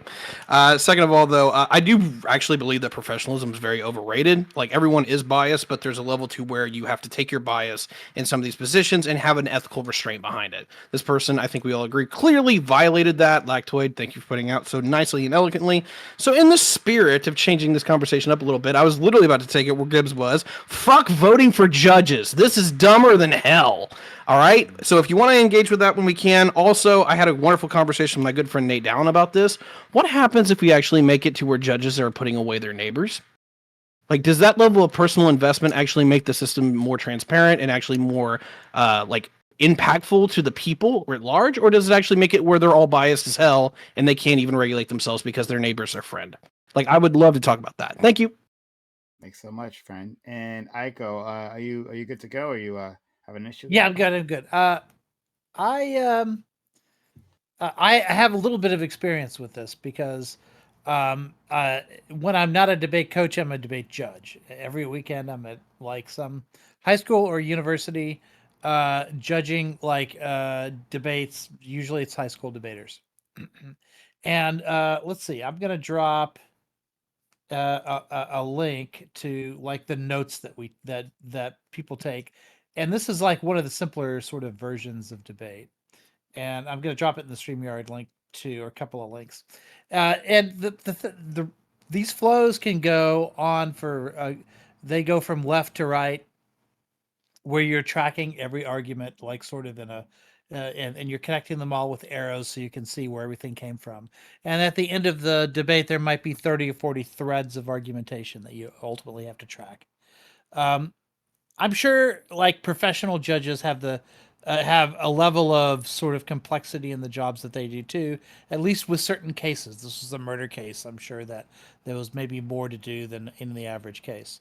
But in like, if I'm texting or being distracted in any way, I might lose the thread of a lot of these arguments and then make the wrong decision. And I think judges are there to make decisions. I understand if there's a jury, she might not be like, as she put it, she's not the fact finder, but she will make a lot of rulings throughout the course of that case, where if she does the wrong one and it biases the jury in one way or another, like a life might depend on the mistakes that she made because she's distracted. So it's not just about the bias that those texts showed, but I think it's also about like the error rate and someone who has a job where someone's life might be on the line. I want to clarify something first, just with Lactoid. I got a list of things to go through. Okay. Is there any sort of special? Because I don't. Basically, is there a special training for judges, or judges are just more experienced lawyers, or like what are judges? Well, normally they're lawyers, but as Gibbs talked about, the method for getting judges into their position differs depending on which jurisdiction you're in. Sometimes they're voted in, and I got some problems with that we're going to go Okay. over. So does Hell every yeah. judge have to be a lawyer? I guess is my more pointed question. Not the I don't Supreme think Court so. justices. I don't think so. Absolutely no. not. No. You No, can be I'll a answer Supreme that. Court justice and not have a law degree. Right. There could be a state that I'm not thinking of that does require it, but like I don't think so. And it just tends to be the case that they're almost always lawyers, obviously. Yeah. So like to Okay. FQ. I put Ty, Scott, and then Ollie. Yeah. Okay. So first of all, the argument that I'm not the fact finder, I'm just the judge. Biggest cope on the fucking planet. Thank you guys for Yeah. really calling that out, because I think that demonstrates just how like fucking like in deep in shit she was, where she was like, oh god, no, minimize this. Right. Complete bullshit. Judges putting away neighbors. Ty, I think judges should recuse themselves if they're going to be presiding over a case in which they know somebody. That's just not good for them to be there. Fairy Queen, when you brought up what if they wrote it down in a notebook, there was actually, I forget the name of it, and I can't even tell you where it is, but there was a judge who was writing down, in order to help his memory, he was writing down like nicknames of like celebrities that he thought the different people looked like. And they were pretty offensive because like for like there was like a black defendant or whatever, like, you know, he would write like some black celebrity that he thought he looked like Will Smith. Yeah, like Will Smith over here said XYZ, and people saw that, they're like, well, what do you mean Will Smith said, like, who are you referring to as Will Smith, the black guy? Yeah, that guy. It's like, no, you can't do that. He actually, I don't know if he resigned. He did get in like hot water, but like his story made more sense. He was like, I literally have like a bad memory, which maybe he shouldn't be a judge if his memory is so bad he has to do that anyway. Maybe. And then Gibbs, I think here's the final. There have been studies on jurisdictions, because I'm also in a place that has voting for judges and justices. And the thing that sucks is around election season, elected judges are way harsher in their sentencing. Off election season, they're much more lenient. Why is that? I think we know. And I think that it's problematic when we have decisions being made, like legal decisions being made, because of the optics of an election. The justice should be blind, and the idea of this is that it shouldn't be, or at least as blind as we can make it. It's holding them accountable for applying the law on a principled basis, because it's not what the raving hordes of bloodthirsty Americans want, right? I guess. I don't know. It sounds accountable to me. That sounds like a good thing to me. Like, if a judge is just sitting here making decisions willy-nilly, knowing that they don't have to worry about any kind of like, this is the argument. It's really interesting y'all are making this argument, because just recently I heard several people here make the argument for Supreme Court justices having term limits, and they argued against everything they just said just now. Well, good, because otherwise, but it's interesting to me, because I sit here and I would argue that at the lower levels, this is an opportune time to test out things. We can see these judges act on the whims of the people, the populace, the people they're supposed to be representing in these cases. If they have a bloodthirsty contingent that got them elected, then by all means, they should be a bloodthirsty judge. If they have a very lenient contingency that's voted for them to be in office, then they should be more lenient. I mean, there's a reason why, Kamala Harris was very popular, in her state, right? There's a reason why, the people are popular here in Texas, so you're being true to your voter base, which is what's more American. Kamala Harris ever popular? The only reason she was like somewhat is because no one knew her and she was kind of a psyop. But Gibbs, like you got to be absolutely like, I don't mind this concept of like voting having something to do with it, in the sense of like you vote for somebody who then appoints the judge, right? But what you don't want is the judge to be directly accountable. So like you're advocating for cronyism? You want cronyism? Well, no, because here's the problem, right? If you agree with me, a judge should apply the law as written. The judge should apply the law as it was intended, the original intended meaning, right? Isn't this what we want judges to do?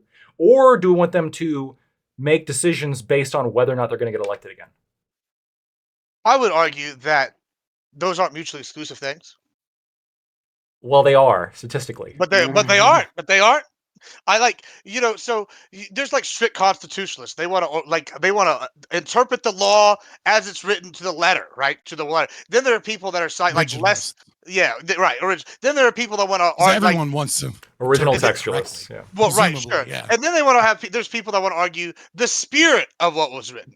And then there's people that want to make legal changes, right? Mhm. So like there's all these varying things. And that's why you don't necessarily want people appointed at lower offices, right? You want these to be as close to the population as possible, in my opinion. And that way they can best represent what their voters Wow. are trying to say. And then once it's taken past that level, then it can go to a higher level where it's challenged. And we can see what the Let's go. appointee. Let's move on. I know other people have thoughts on this. I have so many thoughts. But so it's FQ, Ty, Scott, and Ali. But like, very quick story time. Very very quick.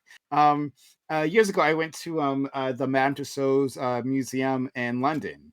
And at the end of like the long tour, there's like a movie they show you about like the whole thing, right? The museum. But before then, there is this area where you gather, right? Like they're waiting for enough people to walk in there to like then start the movie, right? And the way they had set up, they had like a comic, like a stand-up comic or whatever, right? Like basically warm up the crowd, wait as we wait for people to gather. So this is happening. I'm there by myself. And the guy is like doing crowd work, right? He's pointing people out. I'm the only black guy there, right? And I know he's gonna pick me. I know he's gonna he's gonna hit me, right? He was like doing like making observations, and he points at me and he's like, "Oh yeah, Will Smith." It was fun, but anyway, that's it. That was out. Let's go back to you. Hey. All right. So, Lactoid, here's my question about that case. Do you think that should have happened to the judge? Not the one with the phone, but the one who was writing down and who was like saying, "Oh, Will Smith over here is et cetera, et cetera." Do you think that should have happened? I think that's more of a faux pas. Like his response made more sense to the actual function of the job. I think the real question there is if your memory is so bad that you have to associate celebrities with the people involved. Like now I'm concerned about your competence for other reasons, not necessarily that like what you did is like really fucked up, but it's like, well, kind of like the Joe Biden thing where it's like, you keep misremembering presidents. Like that's kind of a problem, right? As being the head of state. Well, but the question then is, okay, so let's forget this example then. So let's go back to the original example. So now it's not in the phone. She's writing it in the journal, right? But it's the exact same thing. She's complaining about the people's appearances. She's insulting people, but it's in a journal. It's not in the phone. It's not being immediately communicated to the bailiff. But then everyone leaves. No one can tell that she is reacting in this way. She appears visually impartial. She closes the book. And then she walks to the bailiff. She hands him the book. And then they complain in the back, like when everybody else is gone. Do you think there's a problem with that? I think there's less of a problem than what happened. There is still a problem, though, because even though, if truly there wasn't like this creation of a hostile environment during the trial, there's still the question is like, the only reason people would know about it is if it got leaked. And if it got leaked, there's still that ongoing question of, oh, I'm in front of that judge.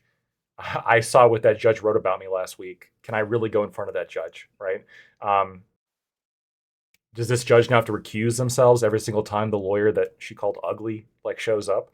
Probably, right? And what about judges that develop a bias because of bad behavior in their court from an attorney, and they every time this attorney shows up, they're like, "Fuck this guy," but they still preside over their trials. They keep it private. I know several, all the law firms I've worked at, I've known attorneys that were like, "No, I don't want so and so as a judge because they're going to be biased against me because they don't like how I act." So they would try to get a different judge. That was a different thing. That was the thing they tried all the time. And if it's you try to get different judges all the time for sure, right? And you can usually read over time a judge's predisposition towards you.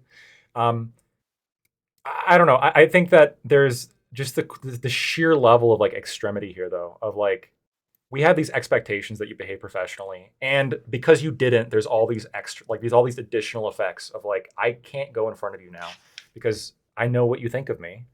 You were insulting my beard the whole time. Instead of focusing on my fucking case, now my client's found guilty, and it's because you were too busy oogling at the police officer that was up on. It's come on, Jesus. So on a lower level, so and I genuinely don't know. Do judges post their opinions on social media? Are they public figures in the sense like, so if a judge has a Facebook page, let's say, and let's say they're highly inflammatory, right? They put a lot of, interesting views, for instance, let's say about like IQ tests and voting, for instance. Okay. And they have all these opinions. I know. But suppose they have all these opinions that are then stated on their page, right? Is that professional? Is that something that they could potentially get in trouble for? Is that something that like they could be fired for potentially, theoretically? I mean, I suppose, I guess, like, so I think the ruling on this was like, for the longest time, there was way more restrictions on lawyers generally, but also really anybody who was involved in the court system. And then over time, this is relaxed substantially. The Supreme Court's ruled, I forget, it's been a couple times, I forget the exact name of the rulings, but they essentially ruled that lawyers do get freedom of speech. Like, First Amendment applies to lawyers. You can say what you feel, but that doesn't mean that you can violate like your like ethics. You can't violate specific rules that are set. And a lot of these rules have to do with decorum in the courtroom, which is relevant here. Certain conflicts of interest, et cetera, et cetera. And there is a little bit of a line there where if you are doing something that makes it impossible for you to do your job, like, I don't like to punish people for doing things outside their job, but if what they're doing outside their job makes it impossible for them to do their current job, then I can make an exception. Do I think this rose to that level? I don't think so. I think this judge probably could have still potentially done their job if they weren't doing it in the courtroom. But now, if I was to have a case with this judge, like, I'm going to be thinking what they're doing at any given time is talking smack, right? During the trial. Like, if a judge talks smack afterwards, because people do this, right? People talk smack about, but I mean, also another thing here, these fucking insults were like so infantile. Like, if you're saying like, oh, I hate his arguments, I thought those were stupid. No, like, his beard is gross. Well, what the fuck? Like, you're a fucking judge, and this is the extent of your insults. This is like the most you could conjure. I think that alone shows like You're saying do low better, intelligence. Lactoid? Yeah, do better, right? At least make your insults creative enough that you can stand by them instead of just being like some petty fucking middle school shit. News for you, Corey. According to Lactoid, it sounds like you could potentially be voted into being a judge. We will excuse your views about like voting IQ tests. Okay, a little paternalistic there. Wait, I think I should only be voted into being a judge if my IQ is high enough. Oh no. We're gonna go to Ty, Scott, Ali, Aiko, and Corey. Oh, also a very quick thing, but this adds to this. We talked about this like type of topic like years ago. And at that time, I don't think you were here, Lactoid, but like we had a participant who he was the son of a judge, and he talked about like how like at least I'm not sure if he knew if it was a rule, but his father went out of his way to appear impartial, and so like he had like a flag. He was like you, he like putting flags in his room, but it was the flag of Israel, right? And he was like, I have this in my room, but it's like positioned in the ways that you can't see it from the outside, right? Because we don't want anyone to look into our home to see something like that and then assume some sort of level of right. Because even if you're not going to be forced to resign, what could happen is, and why I think judges have to be particularly careful about this stuff is, unlike with attorneys, like if I'm in a case with a judge where I have reason to believe this person may have bias towards any position I hold, I'm going to try to motion to get a new judge, right? And judges don't like that. They don't like being overturned. They don't like being removed. They like people to respect them. So I can see that way more. Meanwhile, attorneys, because we're all zealous assholes anyway, we don't have to pretend to be impartial because we're not. We're very partial. That's the job. I'll use this against you in your Senate hearing. All right, let's go to Ty. Yeah, so in the case of Lactoid and Tiberius versus Gibbs, I'm largely going to say that the transparency regarding most judges, even for the body politic, is terrible. I don't think most of the people even have a basic understanding of the nomenclature to actually be good stewards of if these people are deserving of office. We do it here in my state in particular like jurisdictions, and I think it's a disaster. No one knows who they're voting for or what they're voting on.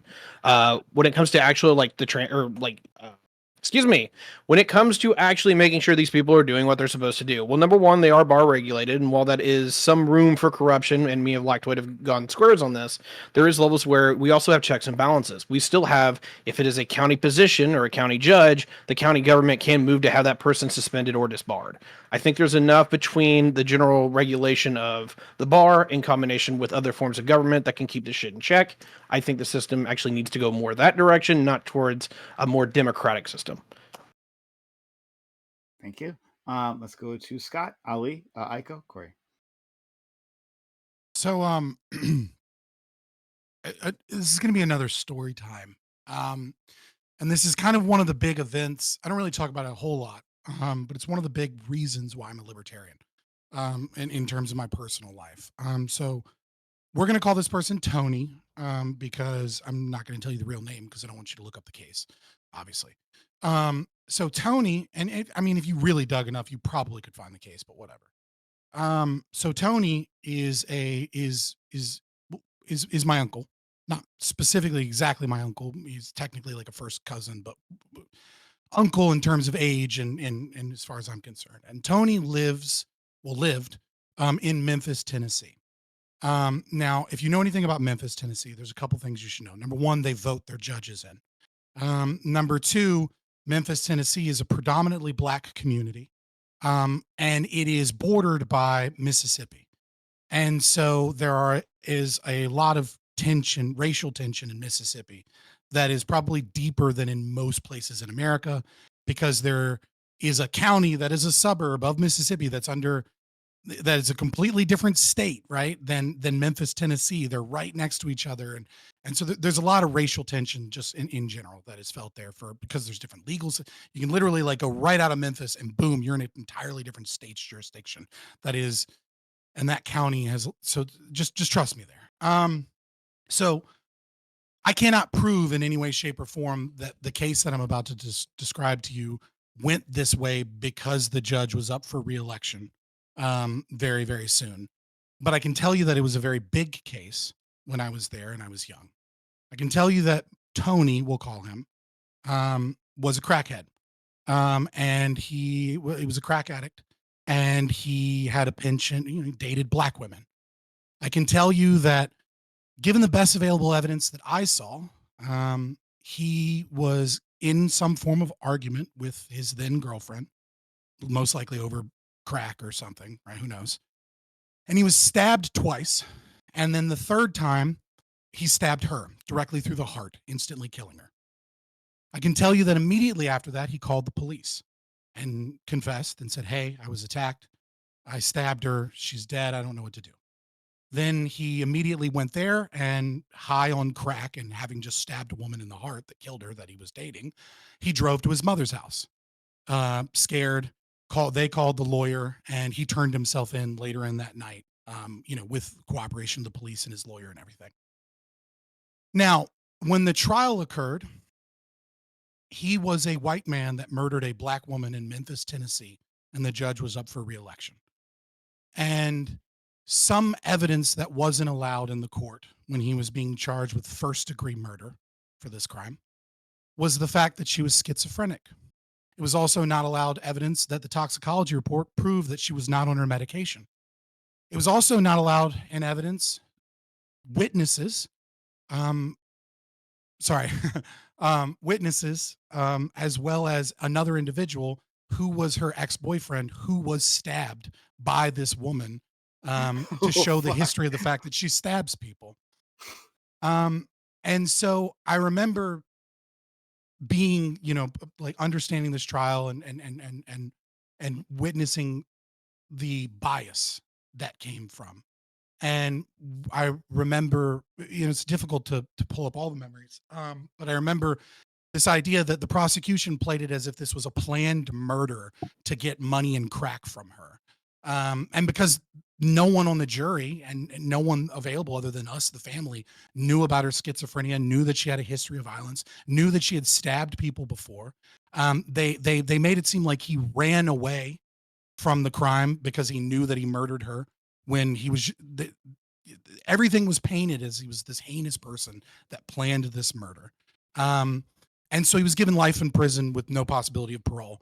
And I do remember the sentencing. There was this where the judge did everything they could to lay into him as this heinous predator that was prowling the streets to murder black women, this vile racist that wanted to kill as many blacks as possible. And I just remember all of this race-based politics being in the courtroom that completely denied his rights to present evidence. Of course, he could never get a parole now. And the reason he could never get a parole is he went to jail. He was immediately attacked as soon as he got to jail. He was stabbed multiple times, multiple interactions, survived a few of them. Because that's what happens when you're a white man and you kill a black girl in Memphis, Tennessee, and you go to prison and everybody finds out about it, and they find out about the case, and the case is presented as this white supremacist. And so he got the protection of white supremacist people in prison. He joined them. He got tatted. And so now he's dying of AIDS in prison with no possibility of parole because he was high on crack and a woman stabbed him twice and he stabbed her back. I know this is, not necessarily the greatest argument from data, but that's my experience with judges that are up for re-election, and how politics can play a role in the courtroom and how that can ruin people's lives. And it's the first of a few things in my life that made me realize that the entire system and this concept of governance and democracy is fucking broken. So there's my story on that, and take that. Thanks so much for sharing that. And I'm sorry to hear that from your family member. I mean, he deserved prison, to be fair. He wasn't a good dude. He did, but maybe not life in prison. No, but it matters why you end up there. It matters your reputation. Even a person who does crack cares about that. And if it's character assassination, as you've laid it out, then it's horrible. So I'm really sorry to hear that. Let's go to Ali, Aiko, and Corey. No, first of all, Scott, sorry to hear that, but yeah. So I mean, my first point was I was just gonna do the thing with Fairy Queen. I do think it would be okay if she wrote it down. No one caught her, and then afterwards, just like at work, she got drinks with the bailiff, the other lawyers, whatever it was, and they were sharing notes and talking shit about the case. I think that's completely fine because is anyone under the assumption that lawyers and judges don't have buddy relationships, and I know they're supposed to be impartial, but judges aren't really that impartial, right? You have friends that are lawyers. I have cousins that are lawyers, and they try to buddy up certain judges. They don't like certain judges don't like them, and they know that. So it's that's a pretty obvious thing. In terms of the voting in thing, who's appointing judges to become a judge? State legislator usually. And those are people that we voted in? There's always some connection with democracy. So then, yeah. So then, as much as I agree that the community might not be able to make the best decision, aren't they ultimately already making that decision by voting in their state legislator who's appointing? So I mean, they are senators. How it used to be with senators, right? We didn't used to elect senators. Instead, what we used to do is elect state representatives, and then they would appoint senators to make sure that they represented the state's interest and not the federal government's interest, and not the interest of the mob, but instead the interest of the state government. Isn't that just us voting with a lot of steps? So so we can talk about that example, but I think with judges specifically, not having judges directly elected, I think is better, because I think it does provide, even though yes, there's still rid of the mob. Yes, there's going to be indirectly a say, right, where judges are generally going to reflect the will and the predisposition of the people there, because the people who the people voted in are the ones going to be selecting them. I like that more because you don't have the same level of, I guess, reaction, right? Where you want judges to be applying the law, and you don't want situations where, again, during an election season, they fucking flip. They change because, oh shit, I got to get elected. You don't have to worry about that if the judges aren't directly elected. And when it comes, kind of related to this, when it comes to judges freaking the fuck out on people, there's videos you can find all over the internet about this, right?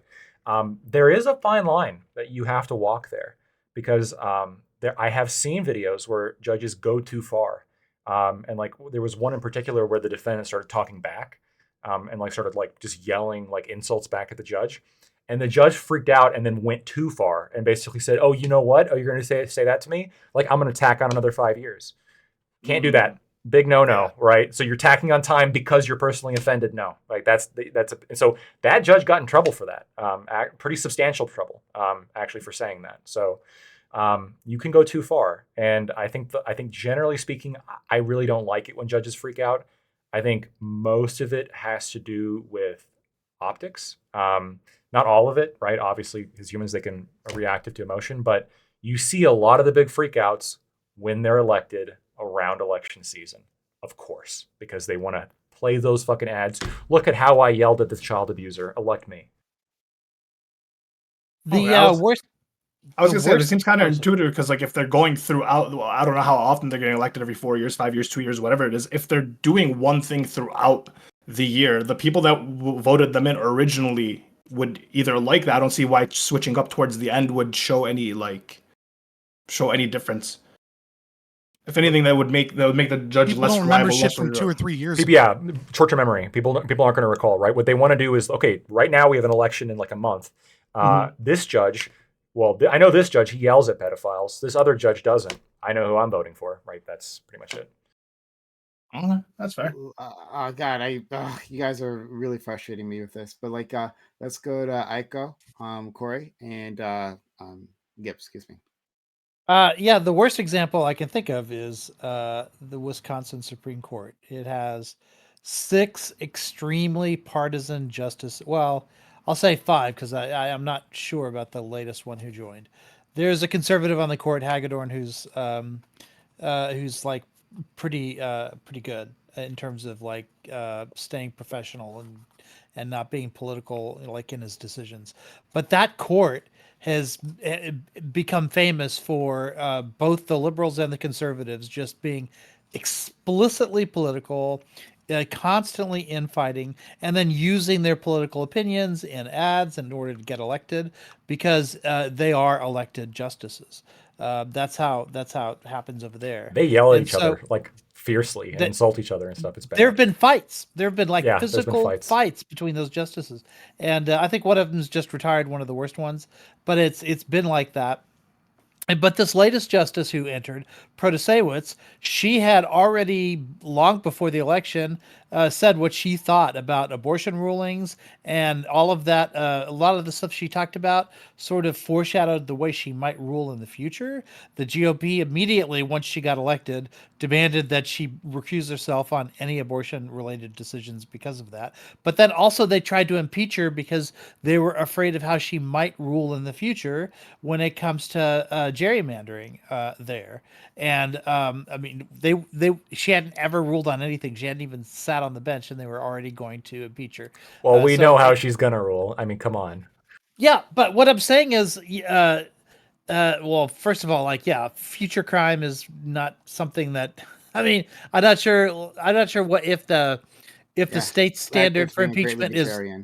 Yeah. No, I think you're right. They're all partisan hacks. This is a problem. Kelly was better. He was less of a partisan hack. But you're right. There's a major problem here that I think proves the point. Yeah. It's my point is that she got herself in trouble by stating what her political opinions were. That's why everyone's targeting her. If she just shut the fuck up and then ran, I'm not sure she would have won though. So that's the problem with elected justices. I want to be clear. When I said political hacks, that's something that somebody told me. I actually don't have any opinion as to the topic. Thank you. Let's go to our friend Corey, then Gibbs. I still want to say something about this. Gibbs, you've taken over the panel. Bro, I'm so ready when it comes to me. You're not even ready for this next part. I'll say my opinion after Corey goes. And then we'll throw to you, Gibbs, on this thing. Corey. First Lactoid. Lots of courage you have there, Lactoid. But I also courage in restating what somebody told me. I don't know what you're talking about. But I also want to clarify your position, I guess, as well as Fairy Queen's position, where it seems like just to understand your position better, where it seems like your position sort of part of it stems from like what they were saying and the content of what they were saying. And I'm curious, does your position change, or would your position be shifted if you found out they were just like doodling for 2 hours? Yeah, they're just on film. They're just like doodling. Does that have any effect at all on your position? Or you'd have the same or different position? No, I I think that it does have to do with the content of what was said, right? I think like the content is important. Like if it's like I don't think that's inappropriate for a judge to be sitting like taking notes in the middle of a trial. I'm sure that like that's actually I don't know. I would assume that it's probably fairly common. So It's got to be about the trial though. They can't just like be playing League of Legends behind the fucking lectern. So Like, what if they're on their smartphone, like playing Candy Accidentally Crush? leave their volume up, and you just hear like Yeah. fucking Clash Like, of Clans load I'll up. say like Yeah. for me, it doesn't make much of a difference. Like whether they're like sending 500 texts and like is occupying some amount of time. I think at least probably like an hour of their time. Whereas like that's pretty much akin to me of like just watching them doodle for like an hour, 2 hours. Is that your view of it also? What if they're Lactoid? What if they were What if they're doodling? better? yeah, he's about to say what I'm about to say, right? Like what if What if he's they're just doodling better? a What if they're a highly graphic Harvard grad? picture of somebody in the front row, right? Do you Yeah, yeah. think that's worse than him like just taking? I think that would be substantially Wait, worse. maybe I'm not understanding what you're. What do you mean by better? Sorry. Helps them focus more when they're drawing their. He's talking about Scott. Oh, Well, yeah. I just mean this, like my here's another problem to this, right? Which is it's not recognizing the illusion. Instead, what we're doing is we're now reinforcing the illusion that partiality is both important and true. Impartiality is important to maintain the myth that the system is impartial. But the fact of the matter is that equality also is another myth. And the fact, and so what we're going to have is you're going to have some judges that are not as smart as other judges, some judges that are better educated. And so if the question then becomes, some judges are going to be better while doodling and texting than other judges that have their full focus, because that judge is not as smart, not as quick-witted. And then what if the judge some judges are going to be able to multitask and still be better at their job than judges that have their entire focus on the case. And even more so, there are going to be some judges that are on their phone in the near future that are referencing ChatGPT real quick to look up a law again to immediately get some legal information that they may or may not have forgotten. And being on their phone and fucking around on their phone is actually going to be them being more competent than other That's people. different than texting. And this right, but the problem is that we have a myth that they're impartial, and there's like this myth that there's this equality as well. Some judges are stupid, and some judges are really fucking smart. Okay. And the degree of competence between them is going to be enough to where at a certain point, Okay. some people are Stupid actually ones going to be get able to caught. not pay I- attention IQ test and still be better. My argument isn't partiality. It's just the stupid ones get caught. She got I'm caught not- doing what she was doing, and that's it. Yeah. I mean, she's probably stupid and doing it. That's I'm what sorry, it in this is. specific case. But yeah. I am not disagreeing with you in terms of like the myth of impartiality or like you're never gonna have perfect partiality or equality. Right. But let's just say I'm not gonna have any firm position, but based off from one of the research that I've seen, like no matter what, your attention is always like if you're not paying full attention to something, it's hard for me to imagine, but I'm not open to the possibility of like anybody's attention being better if you're doodling, at least where your attention is supposed to be. I've never seen any sort of research. Okay, but what does I've research on attention say? Is there any research that backs up the concept that you can have full attention for 6 to 8, sometimes 10 hours in a trial setting? Because you and I both know that like the attention is going to be split or gone, Sure. whether they're 7 minutes, spacing baby. out or 7 minutes. doodling. Well, Like even a high IQ judge, like yeah. after a couple hours, they're going to space out. They're gonna doodle. They get a they're few gonna more do minutes. Something. Yeah. Well, I can respond to that. So I agree with you in terms of like based off. I'm not an expert on attention, but like I agree with you that based off of how we design even classrooms and education, it's not designed for optimal attention and optimal learning. And I think the same thing holds true for courtroom and all that stuff, and just paying attention to just about any job. I wouldn't be opposed to like redesigning where it's like, yeah, there's built-in breaks, or I don't know how it works exactly. Playtime, But, like, right? Doodle time. There's breaks all the time. There's break, like the judge can call a break whenever the fuck breaks they all want. the time for sure. Recess. Yeah, but I'm Right. curious. Like, is it structured or like is there like because I would not be in favor of like basically is it in the realm of possibility that you just go on continuously for 6 to 8 hours? It never happens. I mean, Like it's possible. yeah, so a judge, Right. but judge is going to call recess whenever they want to walk around or get a drink or Right. go So get food. I would. And be then in- whenever an attorney asks for a recess, they're probably going to get it as long as like they're being reasonable about it, and it's not like you Yeah. know we just got back from lunch and you want one immediately, right? The judge might yell at And you I for would that. I would be in favor of like some built-in minimum of, or rather some built-in maximum, as in you can't be there. Like a just as- scheduled breaks. Just like I'm in favor of like based off what I I've get 3 seen, timeouts. based off what I've seen in the research, like later start times for school tend to lead to better academic performance, and yet we seem to be resistant to that change. And so I'm in Right, but favor of a we're built-in. getting I nitpicky. don't disagree. I don't You're not disagree. addressing. You're not addressing the argument. The argument is this, right? The argument is this: is that the average human attention span is going to be 10 minutes before you space out for a second. How condescending, Scott. That is just awful. Right. Like, and so if we assume that judges in a professional setting are much, much better than that, right? Even if we're being really conservative, after 45 minutes, there's going to be some level of your attention span getting caught by something else, right? Like you're going to get distracted by something. And what occurs in that instance is texting the bailiff insulting things, or doodling in a notebook, or potentially something that is not unprofessional in any way, shape, or form, which is just spacing the fuck out and not paying attention at all. But in some regard, their attention is going to be gone. And so if that is true, right, then and we recognize that that's true, and that's just an inevitability in every situation. And we recognize that some people are better and some people are worse at this. There is a potential where someone that is constantly texting is smart enough, maybe not this specific one, is smart enough and has an attention span well enough that they would still be better than the Okay. average judge. I'm Every gonna- autistic I'm, judge. wait, can I respond? I'm actually going to invoke Lactoid here because Lactoid uses argument. There's probably some people that drive better under the influence of alcohol, and so should we use that also as should we built in of like basically should we allow some people to drive while drunk, or is the heuristic just as with attention? Generally speaking, you are performing best when you're actually paying attention as opposed to whatever doodling on the side. Just No, as but that's generally not speaking, as the difference is, yeah, I agree that the heuristic is there, right?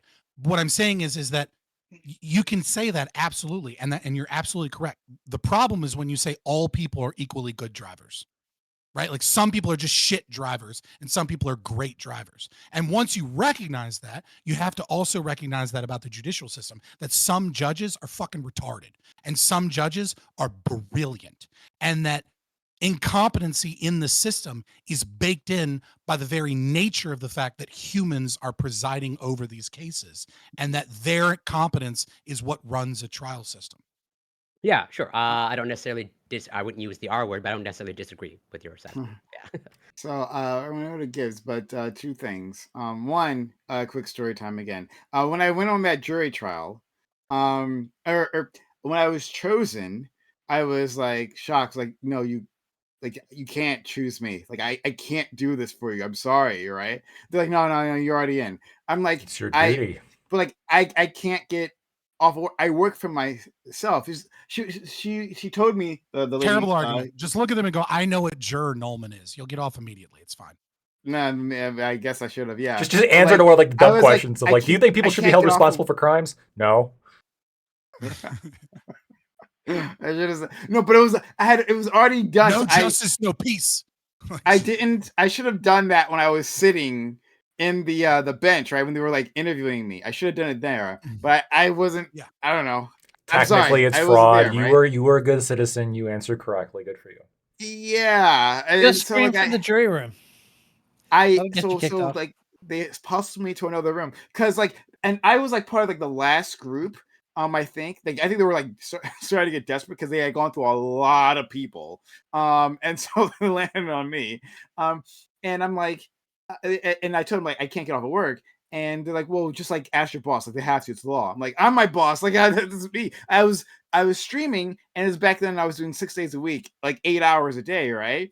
But like they're like, oh yeah, you got to do this. So I would start at night the way I usually do 8 hours. That put me into the morning, but then I couldn't go to sleep because or else I wouldn't be able to wake up. So I had to stay up, and then like travel an hour to the courtroom, then do the trial, right? Just And then spaced go out the home whole and time. get a little bit of sleep before starting streaming again.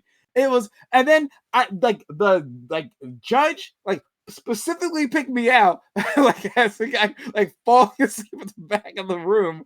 I'm like I told you, right? Like I told you all this. Like apparently they were having conversations specifically about me, right? And me like nodding off. I'm You're like, that I'm fourth grader, sorry. Prime, that Lactoid knows about, the fourth grader. Yeah.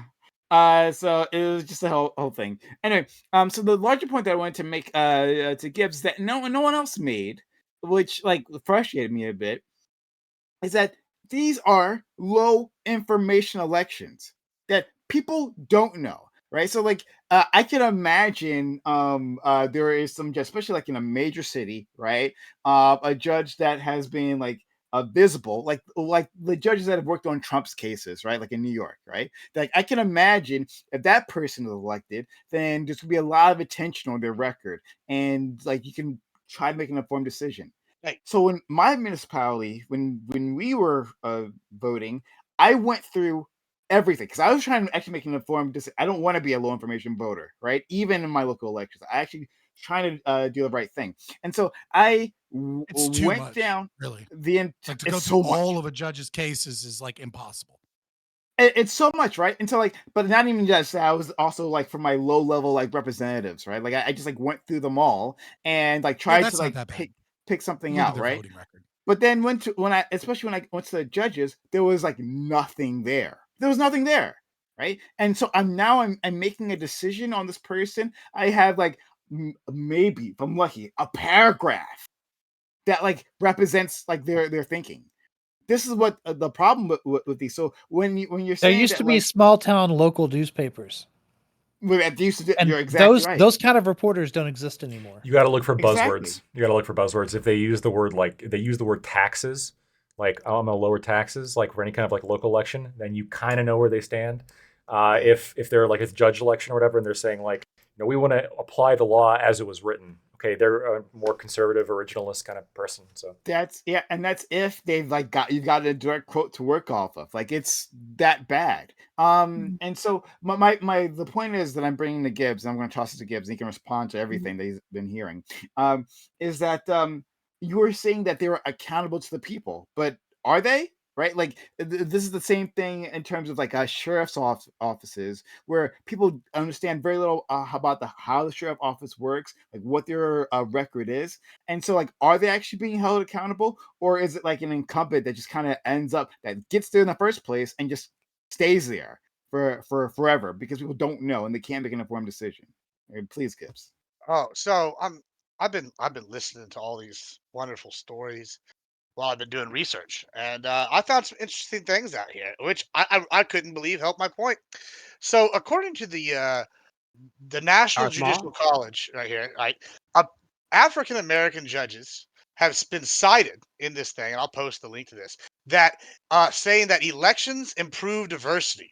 The reason being, the judicial system has traditionally been legislative people appointed in, has traditionally been an old boys club, right? There's a lot of evidence to support that the elections actually improve diversity on the bench, which one is a good thing. I'm surprised that my that you would be against that, Prime. I guess you don't like diversity on the bench. So that's kind of interesting to me. But I've always said white men like Scott should lead the way. yeah, I've been very clear on that one.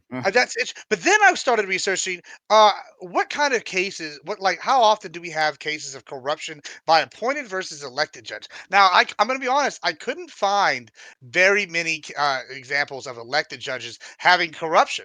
And if they did, most of them were voted out or stepped out, and there was a special election held, and somebody replaced them. But what I did find was a lot of interesting. And once again, I hate to be the guy, the conservative guy. This is a rare case where he's pulling out the race card. But we have examples like Judge Les Hayes, who was a judge in Alabama who put down on a trial for an African American woman a 475-day stay in jail, which was higher than the state's recommendation for negligent homicide. So once again, this just goes to prove that whenever we have appointees in office over elected officials, they can sit here and take advantage and stop diversity and cause race problems. And there's actually over 1,000. In fact, the most corrupt judge in history according to this article that I found, is a judge in New York during Tammany Hall, and I think we can all agree, Tammany Hall was very corrupt, and he had some of he basically was an appointed judge on at the the higher appeals court, one step under the Supreme Court, was appointed and was sitting here literally running the racketeering operations and extortion operations out the side. So once again, if those people had an option in place to elect officials to get rid of these people, this could have stopped a lot of this crime. This list. In fact, I found so many articles. Once again, going here, I can just post all of them if you really want, and I'll do that. But basically, almost every judge I've seen on here where there's been issues with corruption have been appointees. And like I said, whenever we look at elected judges, they're either voted out or uh, or they have special elections after they step down due to this stuff finding out this coming out. So I really have an issue with this idea that that the appointing is automatically good and represents the will of the people from the legislative standpoint. The second issue, like I'm going to bring up what the judicial college said again here, basically, is that basically there's an argument that both the people give on the election side and on the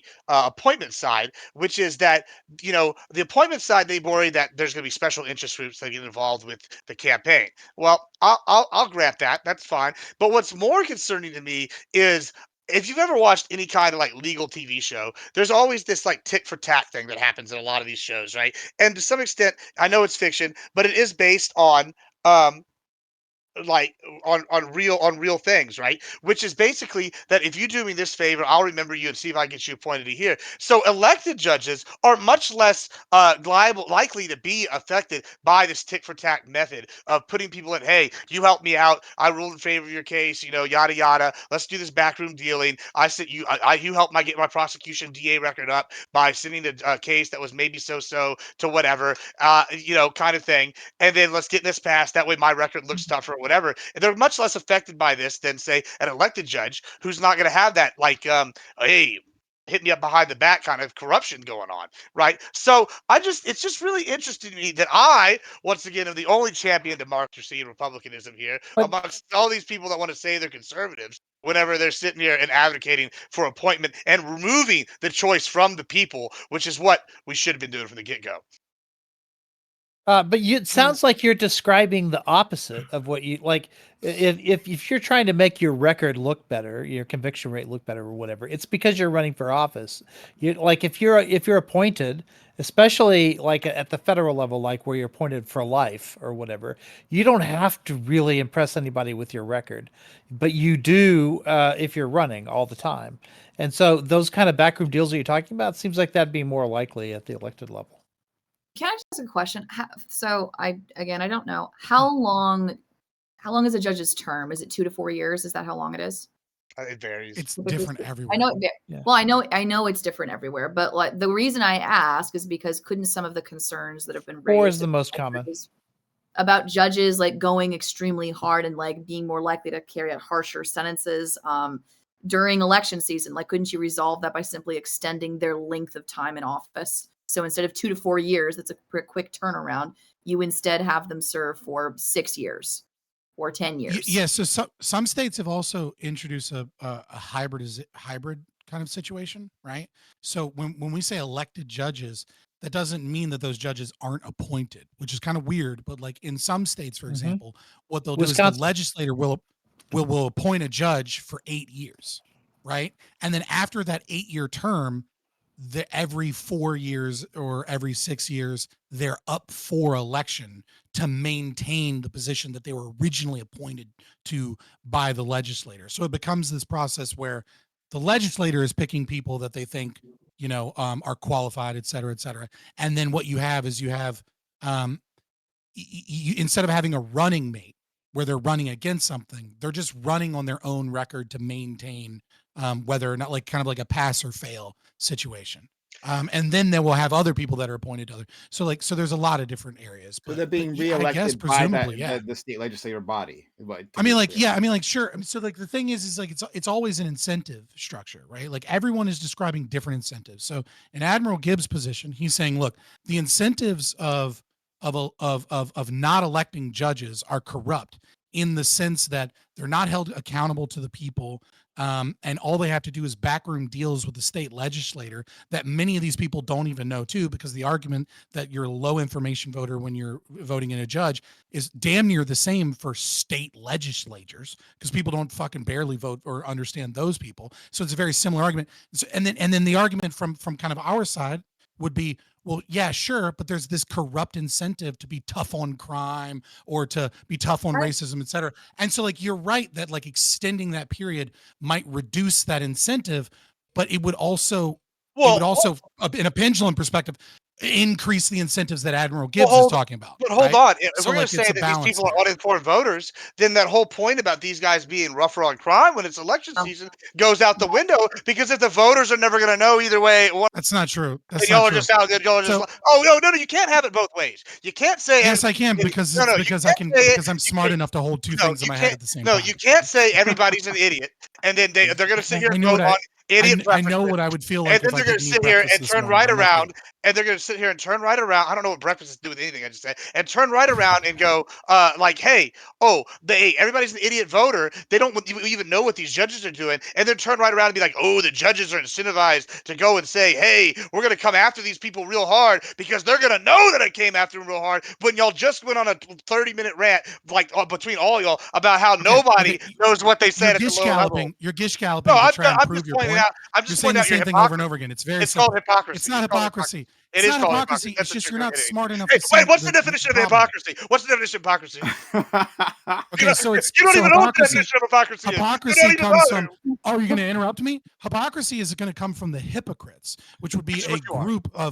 group of Jews, right? And that is why Matthew 15:11 starts with, "And be not like the hypocrites, for they love to pray on the street corners and synagogues. For I tell you, they've reached their full yield." It comes from a group Is this the of Putin religious interview? people. Holy shit! This Yeah, comes. then we It got the comes Putin from a interview religious. happening. It comes from. And in 1648, we need to go back to the borders of Oh, I'm sorry. Judaism. I'm sorry for grounding my fucking definitions, unlike you. So, if you want me to continue, I will. I'll give you a good, Nobody wants you solid to continue. definition. We historical know You did places. ask for the Yeah, I know. definition. So anyway, I was being fault. facetious. you You asked did me to the same explain thing. it, so Yeah, that's where it let starts. him do it. Let him do it. Scott, go ahead. Yeah, so it starts there, and the concept of people that love to let everybody know how virtuous they are, but secretly they're not actually living virtuous lives. They're only doing so for the favor of others. There are some arguments that it might You're actually saying this is the be Jews? Is that an what your argument older is? Greek thing. It's an older Greek situation. Well, He's not basically the describing Jews, like, himself. So I'm exactly right. correct. So a He's hypocrite, using his values to say go in a against his values. colloquial position, right, is But he doesn't someone even that realize it. says one thing, right, and then means another, or that someone displays an action, but that those actions don't match the reality of their beliefs, their Which is what's principles, happening now. or their values. Yeah. So that's not what's happening now. What I stated was that people can be low information voters while the incentivization can still be for a tough on crime situation, because people follow meta-narrative. Right after you just And said that they only get Admiral a paragraph, Gibbs, like you Admiral get a Gibbs, paragraph. please. Yeah, I'm Your just saying. betters are speaking. Please be let him quiet. spot. Yeah, please. It's very simple. People follow simplistic narratives. They have low information. And so when someone is close to an election, they'll put out a lot of public data. They'll grab footage from court systems because they magically let That you just cameras said in all nobody of a sudden. watched. And they'll You put them in can't have black and both. white. You too. just said nobody watched this shit. You're literally lying right now. You literally just No, sat you're here just and too sat here for retarded 30 to minutes. understand what I'm No, talking I'm about. not too retarded. No, you sit here and interrupt I didn't everybody sit all here the for time 30 and minutes. add everything for 30 minutes. You sat here and talked about all these ideas about how nobody watches and there's uninformed voters and they sit here. We all watched you. Everybody here watched you say that. You literally just said that. And now you're sitting here going, oh, but they're Literally? Did incentivized I because literally? these 10 people Quote me. that somehow watch this shit, we're gonna like, oh, they're gonna decide the vote over the thousands of people that are gonna vote uninformed. But you're and then No, go have the gall let to me- sit let here me and go, try I can and hold walk you two through ideas this. simultaneously, like I'm one of these great because you judges, can't, Anubis like, that can you're- wear the feather against the heart. Bro, you're a jackass. You're wrong. You're I'm lying. not You're talking being a about hypocrite. Anubis measuring the fucking weight of a soul to determine their sins. I Okay? think that would Like, make I'm more talking sense than what about you are talking about, which is hypocrisy. No, it's oh my god. No, listen, it's not hypocrisy. It's Next, he's gonna very try to simple. explain what the Okay? Pharisees and the Sadducees were. Like that's next.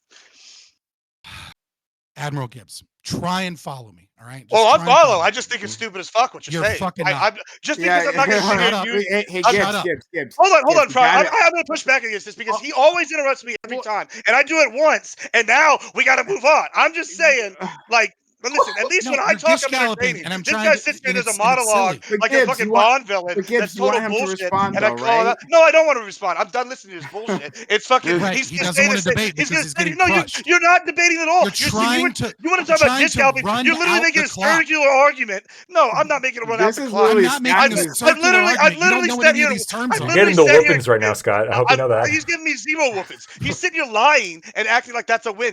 Just because you talk a lot What lie doesn't did mean I a win. tell? I've literally sat here this whole time and What waited lie did I tell? peacefully. And Call then me a liar. you What lie did I literally tell? you literally were just sitting here going, "Oh, I could hold these two eyes separately," and then tried to justify one position. Is that the lie That's that I not- can't hold two ideas at the same time? Bro, that's Is that the lie? hypocrisy. Oh, yeah, Promise you I apparently can. it is a lie. Okay, sorry. Okay, so anyways, we're done now. all right. It's Yeah. very simple. Okay. When judges are elected, they right, they have this very large amount of cases on the docket that are still waiting, and ones that they've already done over years and years and years. And as election is coming up, what the judges do is they allow cameras in the courtroom and they record themselves being real tough on crime or being whatever they think their jurisdiction would like in the way that they speak during sentencing, etc. They grab those clips, those little sound bites, those little fucking 60-second TikTok things, and they throw them up on their website that says, Thomas for district4.com or whatever, fucking morefreeamerica.org or .gov if they're an incumbent, right? And then what they do is people are like, oh, I need to vote for a judge. There's person A and person B. And person B doesn't have the incumbency advantage. So they don't have all of these videos directly available in the last 6 months. And so what ends up happening is that special interest groups get involved, companies get involved, and media companies get involved, and they take these clips that tell a narrative and they package it together so that low information voters that don't know a judge's entire case history, they don't know exactly how they actually feel about things, they don't understand who the judge is as a person, can go on their website, grab this small amount of information, get a feeling for whether or not they like this judge. This judge is based because they saw a couple of videos, and then vote for that judge. So yes, they're low information voters that are not intimately aware of all of this situation, and that changes the way that the judges can behave proceeding to a short period of time before the election cycle so that they can present a narrative. I got a one-word response to that. Cope. That's cope. That's what that is. It's cope and bullshit. So It's the dying breath of someone that can't substantiate their argument. No, it's the facts, Papa. It's the facts.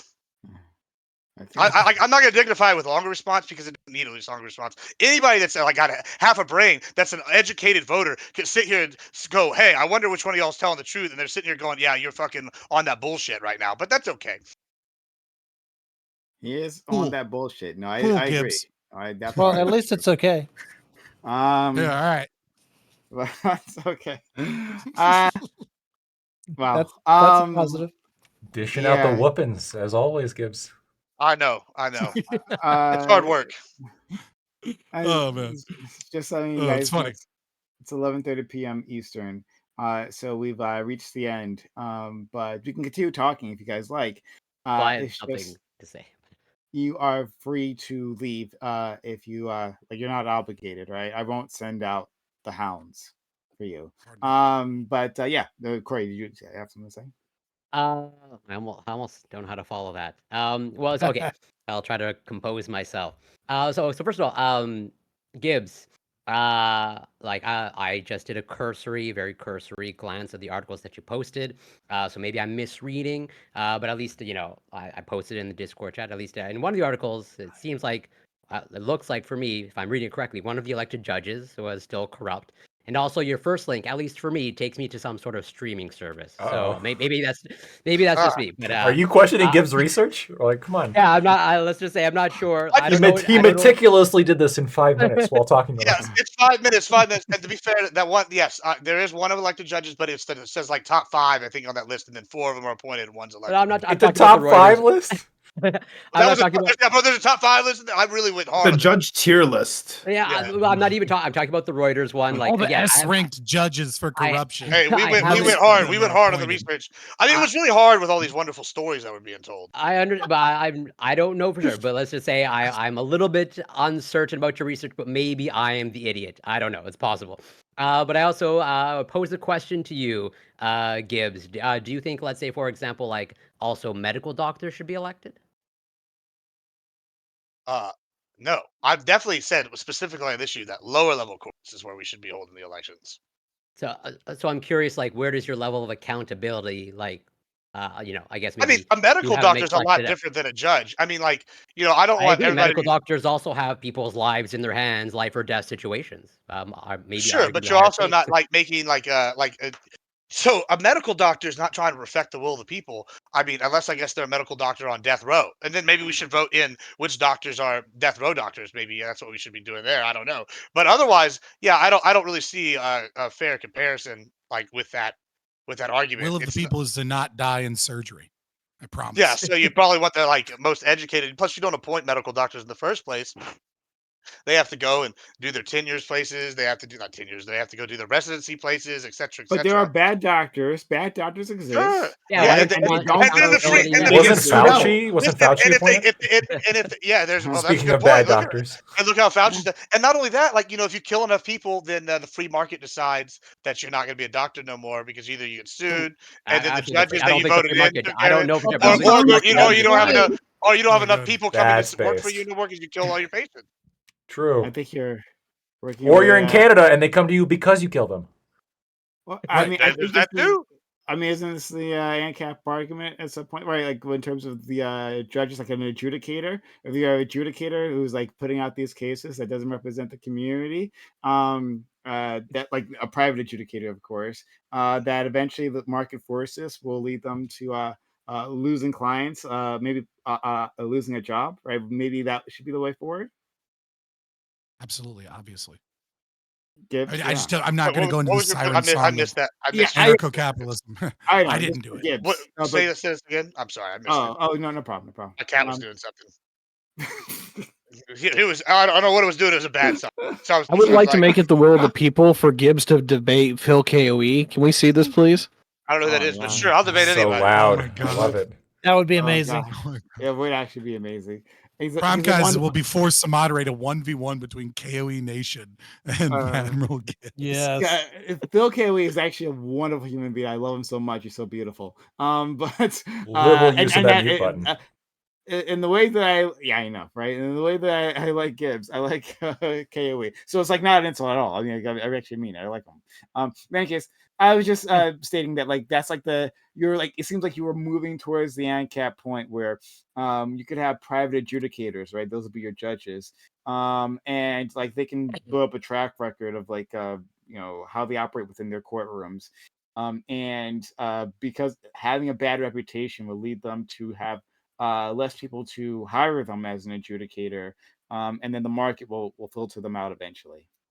Like, I mean, people so- who- Lawyers should have a fantasy draft, and people should be able to Yeah, but, watch but cases. so like and- we already have a merit, right? When it comes to lawyers, right? There's a reason why if you want like family law and you want it done right in Texas, you go to Brian Fagan in Houston. He wrote a lot of the family law, right? Why? Because he's the top. You want an ambulance chaser? Guess who you go to? Nationwide. You go to Thomas J. Henry. This dude literally had a soap opera about him, right? Something Los Henrys, right? And like this guy over here, he's on Forbes top 50 lawyers in the nation, right? So you want to do whatever, or you could go to the Texas Hammer, and like go to that guy. I don't know if you're from Texas. Yeah. Or the Go Texas ahead. Law Hawk. Have you seen that Yeah, guy? know him down That here. guy's or pretty the dope. four. Yeah, but like I mean, the two are the two big ones for like ambulance chasing, the Texas Hammer and Thomas J. Right? There's a few of them, but the point is like there's already a meritocracy for this, right? Like they're already like that's called capitalism. If you're the best, you win the most, and people go to you, right? If you're a scrublet, you're not going to do that. And so if Thomas J. Henry wanted to run, I'm sure that he's got the money, and B, he can hold all the positions in Texas judiciary office, like for voting, right? Because he meets all the qualifications. I know after you Jesus get Christ, past that's a really long answer to not. Triple Well, A. so this is Well, all listen, bro, are you really? Hold on. You know what? Point of order. Are you really of all the people here. You're gonna bitch about a long-winded answer? Listen, you literally have done the Putin Well, fucking long-winded interview answer that every gets time you nowhere is a talk to him. problem. I mean, bro. These are answers. They're answers. They get a lot of stuff. Just because you're not smart enough to understand it, and you're so. Oh, here we go. Like, doesn't mean that it's not a real answer. I'm Just answer the question. Gibbs, I I am want to say something that might actually elucidate something. So we're talking about like low information voters, right? A lot of these large law firms that you're talking about, you hit a certain like critical mass when you're in a law firm where you start getting thousands and thousands of lawyers, where the quality actually starts becoming questionable because you become so big and you begin to dominate areas that you don't actually hire lawyers to like do the job. You hire case managers who are non-lawyers that are tasked to handle yours and however many, hundreds of other cases.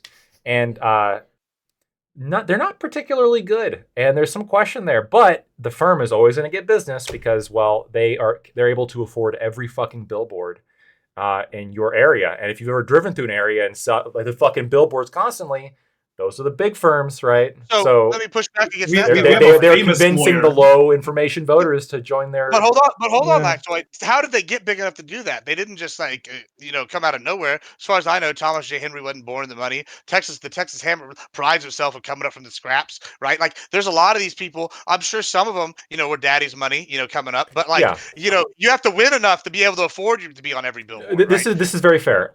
Law is one of the industries I think that really truly is at its heart a meritocracy, right? There is a deep, like, you can't fucking do the job, you're out, right? It's a trade sort of in that sense where it helps to have like connections for sure, but you have to be able to do the job, otherwise you don't necessarily get in trouble with your fucking dad who owns the firm. You could potentially also get in trouble with the government or the state bar, right? That being said, like, a lot of these major firms, how they operate is you do get like a good lawyer who starts it and like gets super rich or whatever. And then they just fuck off. They're just done with it. All right, I'm rich as fuck now. All my underlings doing all my work for me. I'm just going to go golf every single day. And the underlings aren't particularly good because, again, like we talked about, it's a meritocracy where it doesn't necessarily matter who set it up. It matters who's doing it now. So, but let me push back against that once again, right? I mean, I don't know what kind of law firm you work at. I've worked at a lot of law firms now at this point, right? And several of them have had that management style. However, when it came trial day, guess who comes walking up like Mr. McMahon into the ring right here? They come onto the court, they're doing their dance. Oh Lordy, it's Anna Seward, the head of the firm, and she hands out an ass beating because the other person's been dealing with this other person that's a little. It happens all the time. I've seen it happen. No. I don't disagree with you. Like, it happens. Like, they bring in the fucking big guns. Like, the partner walks in and then proceeds to fuck everything up, and then everyone like who's done the case for the past like 5 months has to fix everything. I've never worked at a low-tier law firm where that's happened. Oh, sure. Where they're just gods, right? Where they don't even give a fuck about the case. They've been golfing the whole time, but they walk in and know everything immediately and don't fuck it up. Yeah, that's so I would say that this is the problem. So this is actually the problem of the non-free market principles within the system. The capacity, like even with it being a very meritocratic system, there is a lot of issue in terms of criminal law, but especially civil law, where there's so much government involvement that, I mean, like, to be fair, you're not even arguing your case against or for, one company versus another, unless you're in mediation, right? Like, once you go to trial, the arbiter of that trial is the state. Right. So the state's involvement is always present, with the exception of things that do not go to trial. Right. And even then, the state is looming over it. So while you are correct that there is a meritocratic system, and then what ends up occurring is case managers and mediators. And like, for example, in insurance, you have people that work in, that are high up adjusters that eventually become, litigation specialists, et cetera, right? That work with lawyers on retainer, but like the lawyer only steps in until way later in the case because the client won't fucking just like take the money. And it's like, okay, well, we got to get the lawyers involved, et cetera. Like, I do agree with you that there is some sloppiness to that, but it's not true. It is still meritocratic. It's just meritocratic within the system that we have. The reason those case managers are effective is because they're cheap. It's because you have enough name recognition to be able to take on enough cases, to be able to get paid enough to justify the lower cost of those people. So while the efficiency might not be as good as a lawyer, and the casting the wide net and getting some money from most of these cases is a meritocratic system. It's just that the failures of that system not giving you the proper representation is I would say the justice system, the judicial system itself. I don't think that that's the fault of law offices not giving you more lawyers. There's an unnecessary amount of red tape. No, There's an unnecessary amount of Okay, bullshit to go through that makes it easy to just put case managers on something right. to Leaving get through most of it. No, leaving the siren song aside for 1 second. Like, assuming that we're Okay. operating within American law, I think this is sort of yes, it's law is meritocratic mostly, but this is sort of I think non-meritocratic side effect or a potentiality that happens, right? And it's a pretty big one, so I think it's relevant to point out, which is like Okay. you do have a lot of firms where the reason why they get away with getting case managers and just kind of churning through clients and oftentimes not getting their clients the best deals, honestly, and fucking them over. It's quite literally because they're established, right? They can afford the billboards everywhere. And the kind of people that are litigious people who tend to sue people, by and large, not always, but by and large, tend to be poor, tend to be low information, Yes. tend to just kind of go off of whatever a billboard tells them to do. And so the more it's a game, right? How many billboards and commercials can I put into an area? And then I'm going to get so many calls. And I can take so many calls by having peons do the work for me. And you have unqualified people doing the work that are overseen by qualified people who don't do any of the work. And Let me ask you this, Okay. by the way. it is a major problem, and it's going to continue. So, hold on. So let me ask you this, because I know how a lot of these firms work here, at least here with the ambulance chasers. I have a lot of friends that work for several of these firms, right? So what's interesting, what do you call an unqualified? Because there's kind of like Compared to a lawyer. Well, let's bring that up. Let's talk about that. How often do we hear the trope about nurses knowing more than the doctors a lot of times, right? So this is the same kind of trope that we see in some of these law office where you have the tenured legal assistant that's even the lowest person on the totem pole be correcting someone they're just a high school grad that's worked there for 15 years, correcting the guy that's been, fresh out of law school that's coming and working, even if they're a top ranked person coming out a prestigious college, right? You see this trope a lot. That's not even taking into account paralegals, who are also very qualified, so when you're talking about this, I mean, at what point do you want the lawyers involved in the first case? These lawyers at some of these bigger firms, hopefully, if they're a talented law firm, like we'll use Thomas J. Henry again. I know he hired, say, the second best guy out You of like Auburn. him, don't you? Yeah, well, he's a Corpus Christi native, just like me.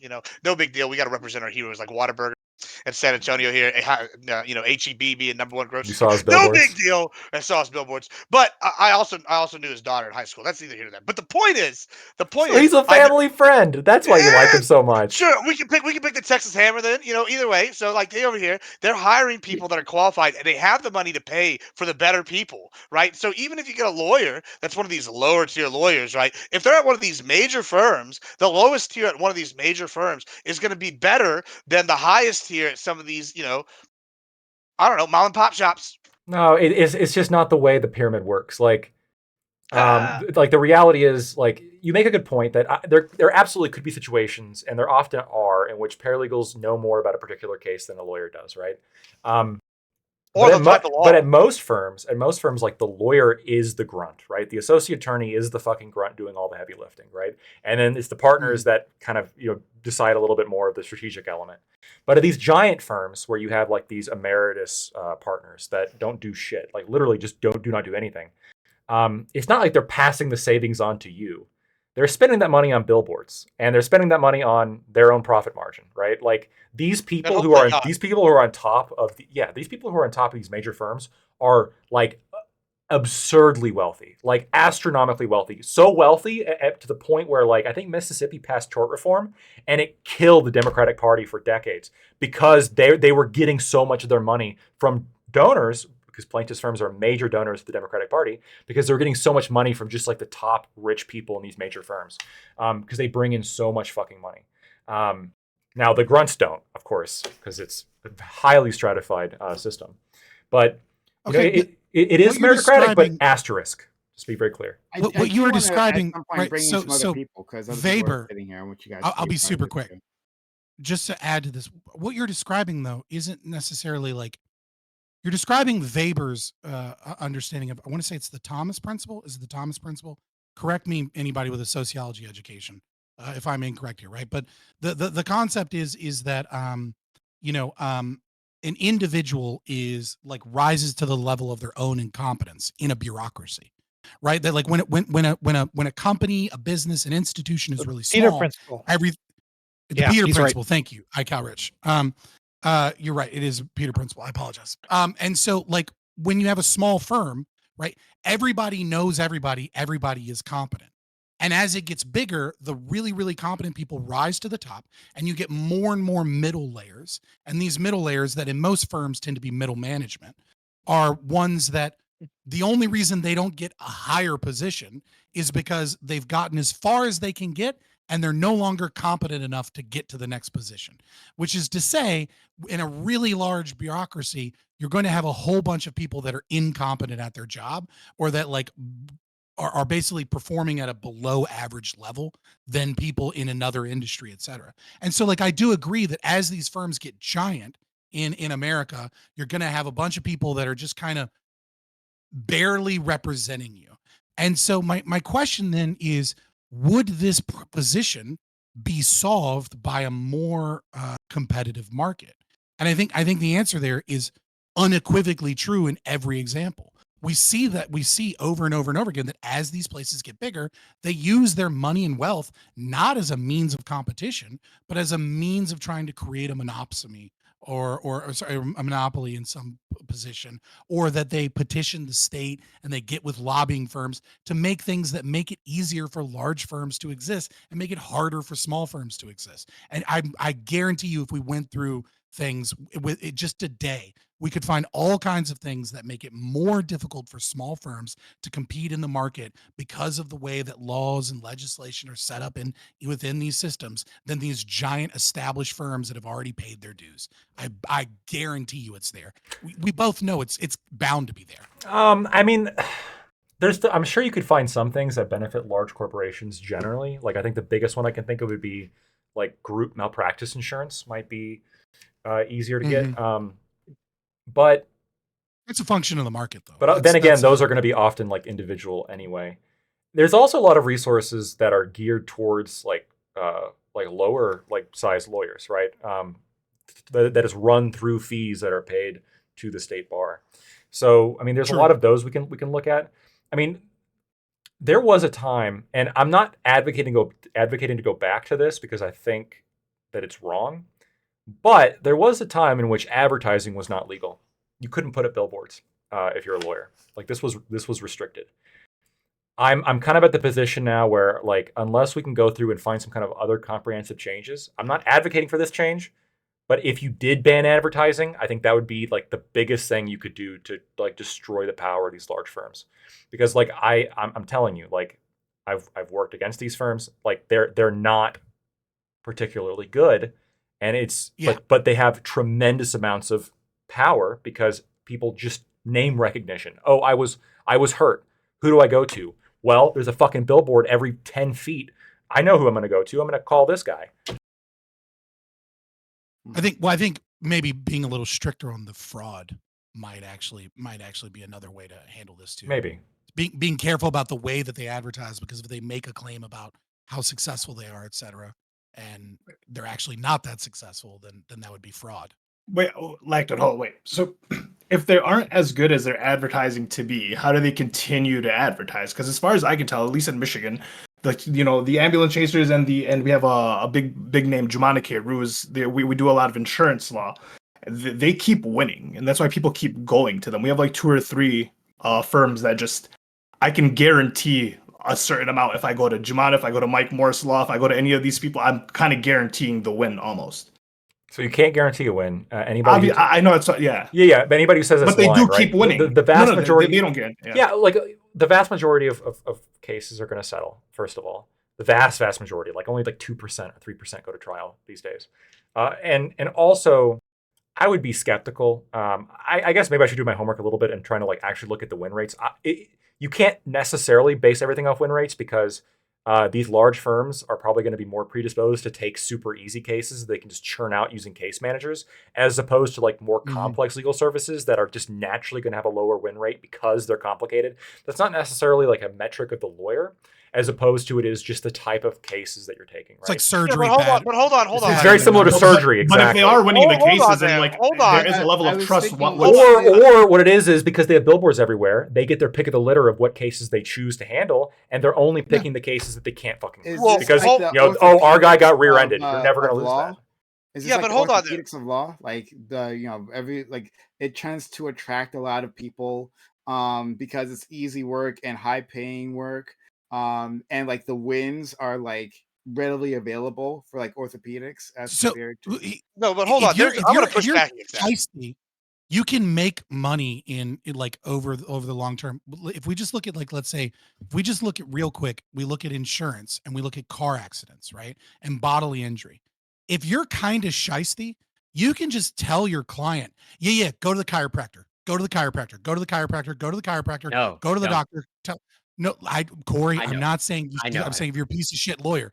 And you see this all the time with the ambulance chasers, is that they'll grab all of these bullshit medical bills You need surgery. that are yeah. not real medical bills, and they work with specific Cosmetics, specifically. chiropractors, and they work with specific people that charge out of the fucking ass because the chiropractor knows that they can charge above the market rate, and the reason they can charge above the market rate is because that they know that the insurance company is going to get money, so they're going to get them.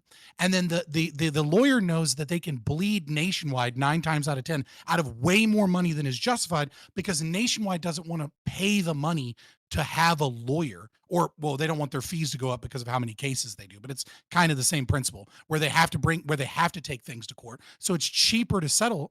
And the reason they don't want to go to court is because juries are retarded and overly sympathetic. They've to become people that are in crazy. car They accidents sound like good lawyers. against insurance that Sounds companies. like a good lawyer. That No. is why It is a you general fuck shift. that It's a person. general shift in the mindset of the people to like fuck the man, fuck these big corporations. Hold on. They're Right, laying they down will- these they will take- ridiculous they do- fucking verdicts. Actually, they that's will why give you're people wrong about some of millions this, I think, right here. for Like, getting into a car accident that is totally their fault, so long as Nationwide is the one that has to fucking pay. no, hold on though. I actually want to push back against a lot of what Lactoid just said right now. Like, and so first of all, a settlement is generally considered a win for a plaintiff if they're pushing the right, like especially these ambulance chases. If Depends they on the settle, settlement. hold on. It always depends. But if they sit here, like if I get in a car wreck and I like ripped out I'm my with Gibbs toenail, on this. It's and, kinda like, and it's hard I to rip out judge. my toenail and they award me $250,000, hey, that's a W in my book. What I if only they had to wait? No. What if they award you $10? Is that a win? I mean, as long as I didn't pay for it, I still got some money. You know, a lot of these firms work on the Yeah. principle that you don't pay Everything until they settles. win. You're hearing me, Gibbs. Like only 2% I go to win. know. Like if the case is complete shit, they settle for a tiny amount to avoid the Good, cost of but going to then- trial. then they If won, the then case they is won. so okay, so you're setting up the game. Like you're tautologically explaining to me how But they hold on, must but you're- always win. But you're skipping another factor here, which is that the reason why these cases settle, and you mentioned like towards the end there, y'all mentioned juries are giving out huge settlements, right? And y'all Ridiculous. can argue about whether that's good or bad, et cetera, et cetera. But a reason a lot of these companies settle, and the reason why people go to these bigger firms, as opposed to like, hey, going to Papa Gibbs' Emporium of Law, like they're going to go over to the big guy because these bigger companies have the resources to bring to bear against the mean insurance company. Are I don't you know what trying to date this guy's daughter or something? Like this is like I you're wish. really, I wish really that- into like these big firms. Like I'm just saying these are things I experienced. I can only speak to my lens here, and they have the resource to bring to bear, which brings these mean insurance companies to settle with you, right? Because I don't know if so you does a dealt mom with. and pop lawyer. No. The big insurance companies have the lawyers to walk all over, like say Joe Schmuck from the St. Mary's School of Law, as opposed to like, hey, this guy graduated from Harvard yeah, or of course They do Oxford. it pro bono. They do it he's a pro case bono, manager. too. He never went to Harvard. The bigger firms go pro bono too. I mean, They like, do. That's what I'm saying. Yeah, like And then the I've other won thing is- cases. It's like why? Look at the bigger people have a bigger name because the cases that they're winning. Even though you're saying settling isn't a win, if the plaintiff got money out of that case, he doesn't care if it's a win technically or not. I'm just By shocked. nature, by Blackwood's law, going, so going it's- conspiracy. Yeah, left it's right like about this right now. I'm suing just really a shocked. celebrity, right? So They you settle can't all ever the time, lose. and doesn't necessarily Right. mean Yeah, that, that's like, called My winning, argument- being a winner, bro. Right. I mean, especially for Okay, you episodes call it now. winning, but this is the problem, right? And this is the problem with is that when when the end conclusion is an understanding that the jury will award massive amounts of money on some of the most frivolous cases, period, right? So insurance companies are settling for astronomical numbers to avoid an even bigger loss in the other thing. It's like, That's yes, what the market is determined. Yeah, why are they settling for that much? but that's hold on. That's not what the market is determined, because it's not a market. It's not a market position. The market is working within a situation where there is a monopoly, and the monopoly is the judicial system that we have. The state has maintained that they and only they have the legal authority to determine when it comes to these civil cases. Now, there's some small exceptions with arbitration, et cetera, but even in that case, the state is still taking taxes to maintain their legal system. So like the arbitrating firms are at a massive disadvantage because they have to go on top of the taxes that are already paid, whereas the other systems are paid by taxes. And so like it's not a market competition there, even if they let them do that via contracts to begin with. And so the problem is that if you're in a market where the state has set up a system via jurors that is going to award unfair decisions in lieu of individual plaintiffs versus large firms, and you're saying any amount of money that you're able to get out of these firms is a victory. Well, number one, the problem isn't even setting that problem aside. It's like better lawyers would have gotten more money and worse lawyers would have gotten less money. And so the idea that you're able to get $10,000, $20,000 isn't necessarily a victory in that regards.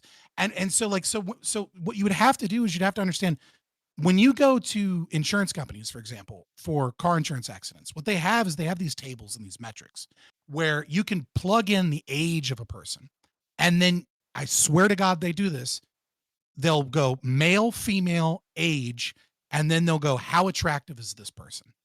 And then they'll look at how much money this person makes. And what they do is they try and determine damages based off of this person. So for example, if me and Admiral Gibbs and Lactoid and Corey and Fairy Queen are all in an accident and we all get the exact same facial scar, right? Well, Lactoid and Fairy Queen are going to make a decent amount of money. Fairy Queen's going to make a bunch, one, because she's female and looks are far more important to a female. So because a jury is way more likely to be sympathetic to Fairy Queen.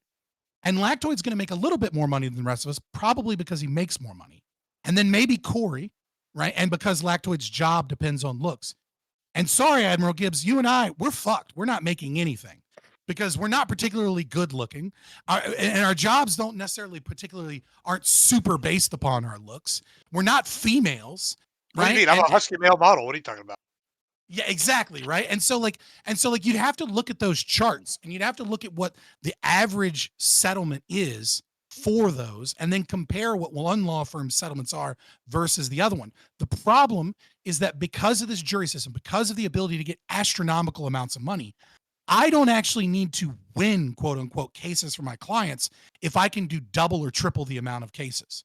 If I can get $10,000 when someone else would have gotten $20,000, but I can do 3 cases and I can hire case managers that are way cheaper than lawyers and I can churn out a bunch of fucking cases in a system that's fundamentally broken because of jurors, because of a monopoly that the state holds. I can make more money than the small law firm just based off of the fact that I can hire barely competent people to not do that well, but to churn them out constantly, and I can make more money than how they become big firms. A great example. How did they become big firms to do that though? They you're right. Like the original oftentimes they do start out like, and the reason the name becomes popular is because there is like a level of merit. It's like a real estate agent. Yeah, you're right. I'm not denying that there's like, again, I said from the beginning, like this is a very meritorious industry, but like it gets to a point where I think when Scott's talking about volume being like the critical factor here is 100% correct. You see this a lot with debt collecting lawyers too, right? Like they live off volume because the margins are very slim. And so you have to just fucking cycle and cycle and cycle. You can't really devote attention to any individual case because you're wasting your fucking time. So okay, Aiko. I actually wanted to ask a question to FQ, but I'll wait until after Aiko goes. Oh, I just wanted to respond to like this whole conversation kind of tells us that the Ensign Gibbs over there, his explanation about meritocracy, uh, uh, I think you can distinguish. It sounds like he's talking about merit as if it means winning, that those two things are the same thing. And I think those are different, right? Like you could do something that's meritorious, that's not necessarily the financially best decision to make, right? I think we can make a distinction there, right? Like if we're gonna call something a meritocracy and then define merit solely as like gaining capital or money, then there are many things like Scott was explaining, his opinion of people who just earn money solely based on their looks with OnlyFans and stuff like that. But would you call that merit? Because there's money within the associated with industry, you that. can make an Eric Queen, argument I that it think is you're merit. talking, but muted.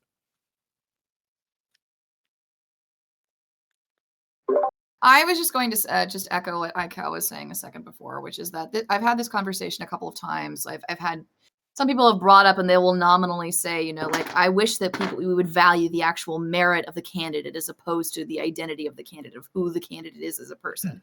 And nominally, everyone agrees with that. And that, of course, is on the face of it, it's true. But it becomes more complicated when you actually ask the question, what is merit and what does it mean? What does it mean to have merit, right? That's where this conversation starts to become. Yeah, it goes to value. It goes to value. And then, and is the, as the libertarian here, I'm obviously going to be the only person that, preaches Austrian economic theory, which is that value is subjective, that there is no objective value of anything within a market with no commodity, no person's life, etc. It's held at the individual level. Obviously you all would disagree with me. And if you don't, welcome to being a libertarian, and the logical conclusion is anarchism, but that is what that is. I think value is subjective, but like we're assuming within the system of law that most people who hire a lawyer are valuing like getting the best legal result, which is the obligation that lawyers have. And but I want to agree, like just getting like the judgment it's not a good metric, because again, like if you can hire 3 case managers, you can pull in more than if you really dedicate yourself to one case. And if you're a client, you want to have the person dedicate themselves to your case. But like numbers wise, one's making a lot more money than the other. And in fact, a win could just simply be like, oh, I got this person $10,000 instead of $2,000. Why So would I anyone like choose a to- small mom and pop versus Here. the other? Like, what would convince me if I got into a car accident and then I'm looking at the big names, and then you're trying to convince me to go to the small mom and pop? I know these people have X It amount depends. of wins. It I might not depends on win the most. person. It depends on the person, Ollie, right? So you'd have to do like too much research. You're giving people people aren't going to do that. This much is the information problem I'm talking about. Like, yeah, for me in the industry, it's easy for me to like I can qualitatively analyze who I think is a good lawyer and who's not based on like if they're fucking good. But if you're not in the industry, there is an information problem where it's heavily going to be biased towards whoever can afford the most advertising. How do you know? But why can't the small mom and pop shops afford the market advertising? Has failed Because they they are want being small. because they can't Like, outbid. There's one Yeah. billboard, and they can't outbid the big firm because the big firm has more money. That's it. Let's go to another yeah, billboard. simple. They have that one too. Yeah. They own all there the are billboards. billboards. Have you driven through like these fucking cities? Like they own like every other fucking billboard. Yeah, we I have know exactly have what one you're of these. talking about in terms of these Yeah, billboards. and maybe you can get they're one billboard everywhere. up. Maybe you can get And- one and billboard it's up, not- and you're not- competing it's with not- 18. Yeah, exactly. Like there's like I don't know why you're even arguing this point, Ali. Like it's very simple. Like the reason why these places become household names not because of billboard advertisement, it's because they can afford TV spots. And then they can they play them over again. They have jingles, right? That like get in your head, and then you go that, I don't know with social media, especially with like with social media, we you can all advertise for have free. a- The billboards aren't necessarily the I'm only sure- way to advertise. I'm sure all of us, like we are living in different regions, have like a different regional like law firm that we can Yeah. like put up in our head. We know their slogan, we know their jingle, we know all that because it's been played for us for maybe decades.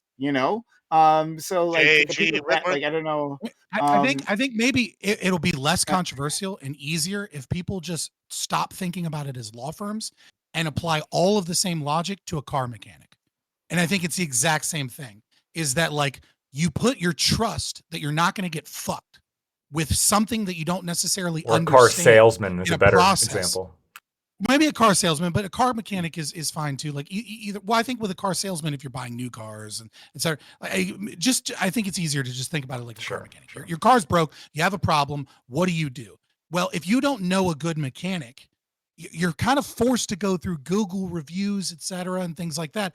And then there's a part of you that's like, well, I'm probably gonna get fucked if I take it to like a big company. Right? Like if I take it to like a famous body shop, I know they're going to overcharge me. I know, and that's a thing that we know. And for But you're probably going to get the job done right. Not in my experience. The job done right versus Not going to in someone my else. experience. If you go to Grease, fucking. I mean, from my experience, if you go to the person who's going to hook you up, they're going to give you a hook. I had to pursue like an action against a major.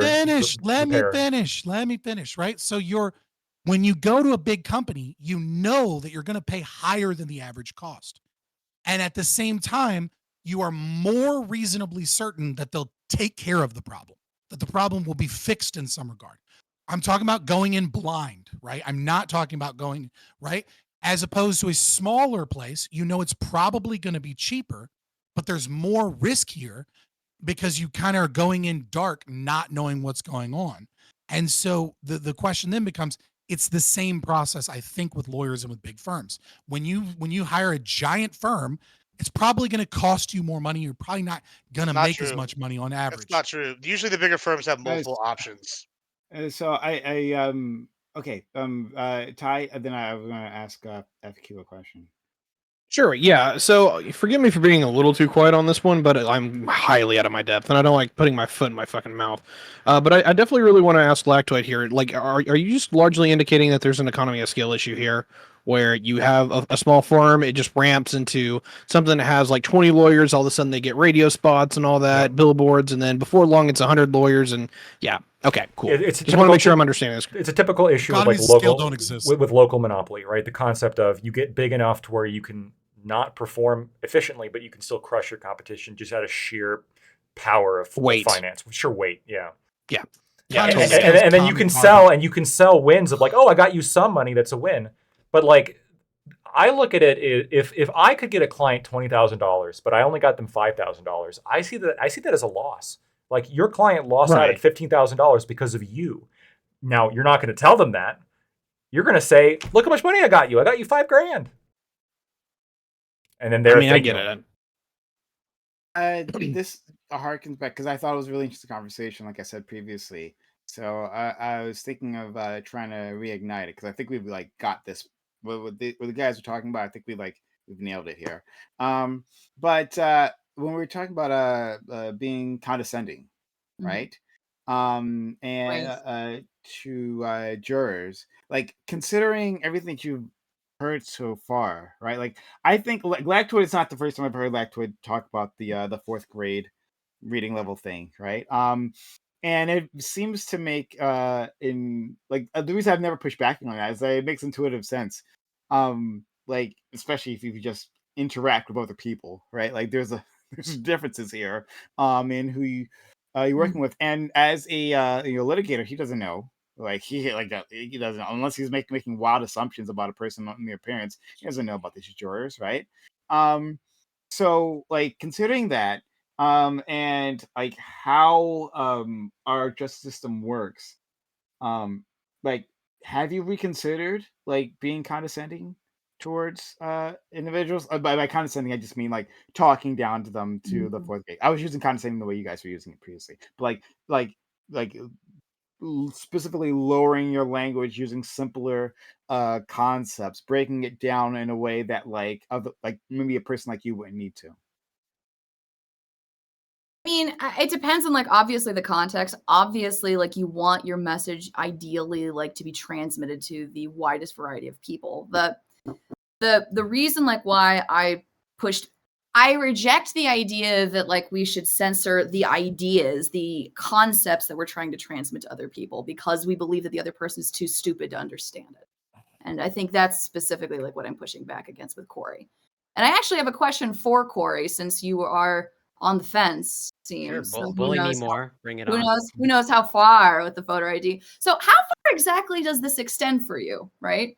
So Do you think, for instance, that that you should have to? Well, I mean, like we've already just heard a second ago, like Scott just mentioned a minute ago, you have to take the ASVAB, like if you sign up for the military, right? Yeah, that's what I heard. I'm obviously not an American, but that's my understanding, and I believe Scott in terms of that aptitude test for the military that is enforced because they're looking like I think they have a specific cutoff. I think like it's 80, 85. They won't accept in terms of 85. usually Please don't 50. tell me it's too low. Oh, sorry. I No, thought it's you meant usually like IQ. 50. I thought you meant IQ. Sorry, never mind. yeah, not the score. Yeah, I'm talking about G. Yeah. Yeah.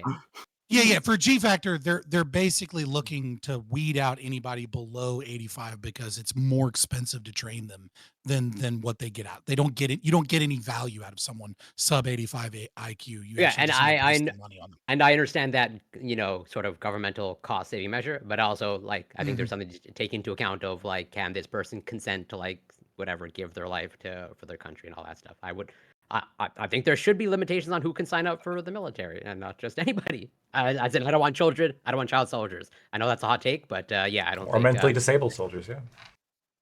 Well, I'm not. Well- touching. I don't want that either. Well, Well, what? Yeah, I was gonna say, is this the hot take of the night? That was God Emperor Gibbs now, so no Yeah, surprise. yeah, we can turn them into like robots or something, cyborgs. We can send them out. Maybe it'll. You're gonna try to turn them into servitors? Is that Yeah, what you're they- doing? they could be the I first hate wave. you so Clearly. much. The first wave, and then the soldiers. Ethical issues aside, the problem is that people below a certain intelligence level cost more money than they're worth because when you give them responsibilities, they end up damaging things, messing things up, making danger things to not run others on as time, well. et cetera. Right. And so so one of the things that people are, I think, often shocked by is that you'd be shocked how much like a private first class, not even a specialist in the Army, is responsible for like $2 million worth of equipment at a given moment. Like there are 19-year-old horny dudes that are completely stupid that are driving around in a van with equipment that's worth like $2 million to get it from point A to point B, and they're trusted to do so because they have had the fear of God instilled in them that their entire life will be fucking ruined if they don't pay attention while they're driving. So because they're terrified of Article 15, they're terrified of losing half their pay, they're terrified of losing rank, they're terrified of the fact that they had to sign like 15 pieces of paper when they signed in this van, and they were like, motherfucker, if you don't bring this back in perfect, did you do your PMCS checks? Because you better make sure there's enough air pressure in this tire, and you better make sure that there's no oil leaks, and you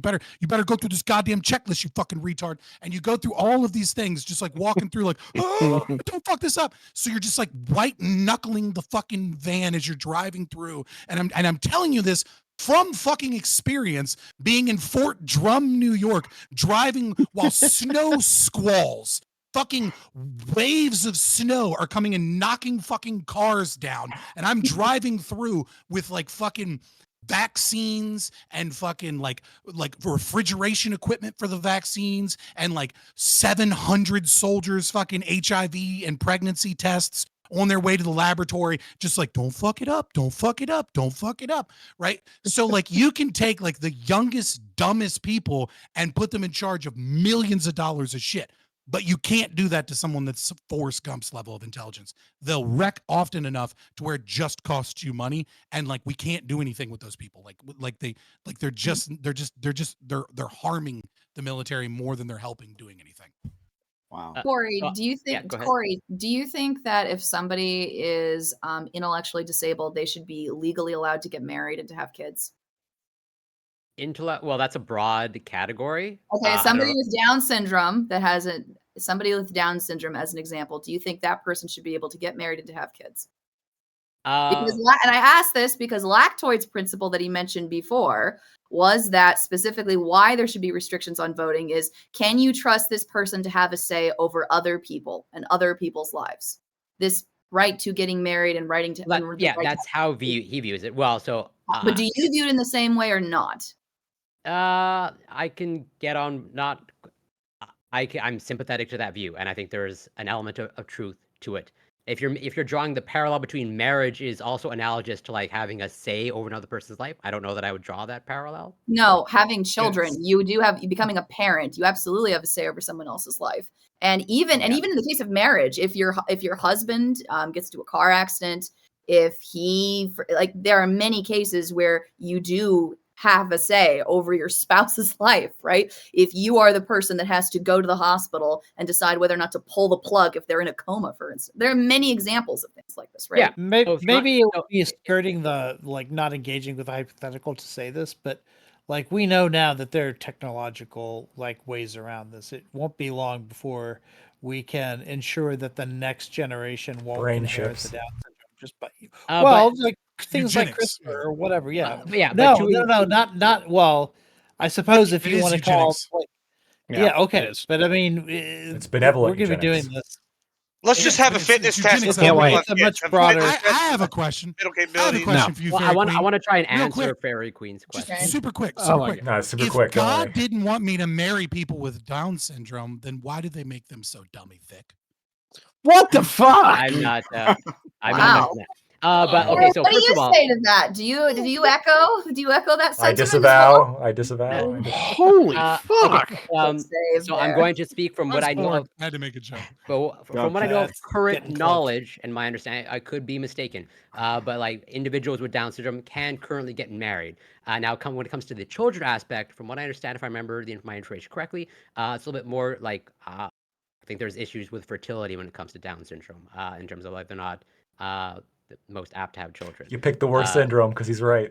I grant you, okay, fine. I pick up my wand. I wave it so that, in fact, this person with Down syndrome can become pregnant and can become a parent. I resolve the issue with the snap of my fingers. Now, do you think that person should be able to get married and to have kids?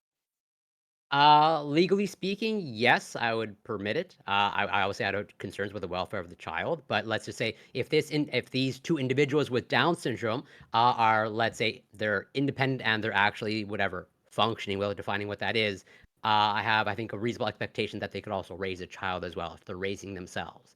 But if it's an individual with Down syndrome that, let's say, is in some sort of like assisted living situation, that gets more gray for me. But generally speaking, Well, actually, Oh, here's my next question.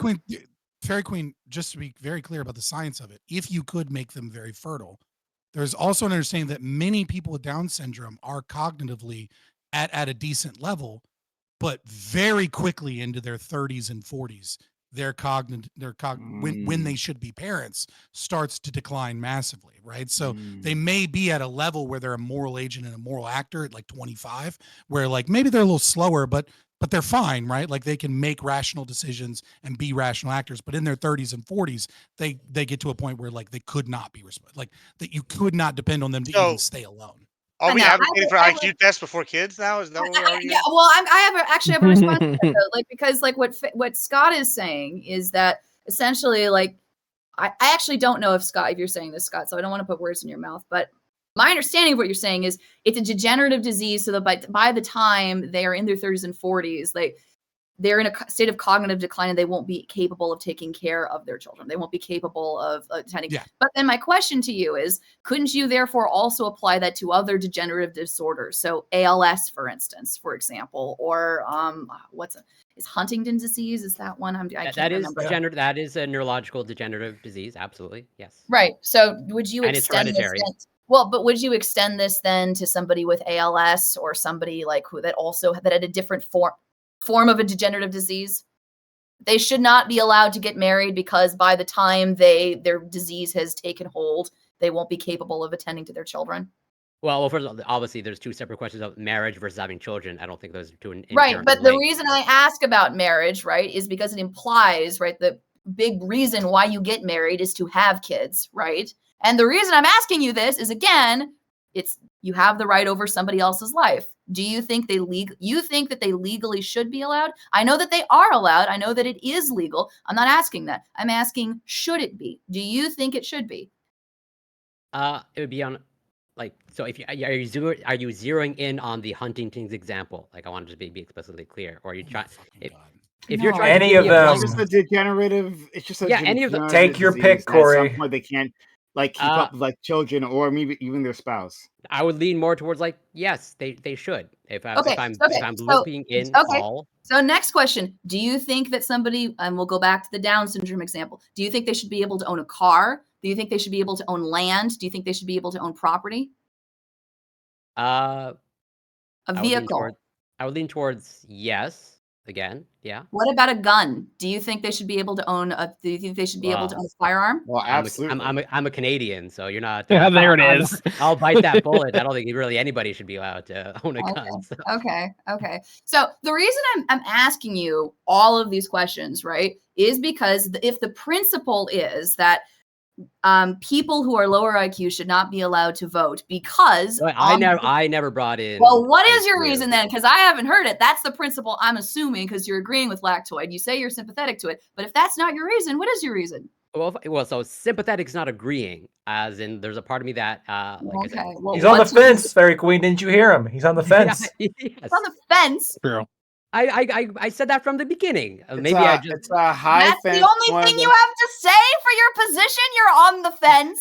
There's no principle. He what I said acknowledged I had originally. good Kind of points. stated I that said before. It's, Your it's original- more like one of I those respect the concrete, imposition, How but- like meaning is that we weasel and teeter totter over the fence? First of all, fine. I'll bite that. I was a weasel from the beginning, Wow. and you It's just like- can't hear. it's like a concrete like garden wall, right? That's like a foot thick. He's He's a lot of laying room on for it. him to He's sit just on that chilling. fence. Yeah. He's not There's a like seesaw in the walking middle. over. You're being like going back and forth. At one point, you're going to be catapulted over Well, into yeah, Mr. okay, so McGregor's then garden. answer. So then Peter answer. Rabbit going to Let grab me some let carrots. me push back. Let me push back. So should Okay. you? I don't think you ever answered it, or you're on the fence. Should we remove all restrictions for voting?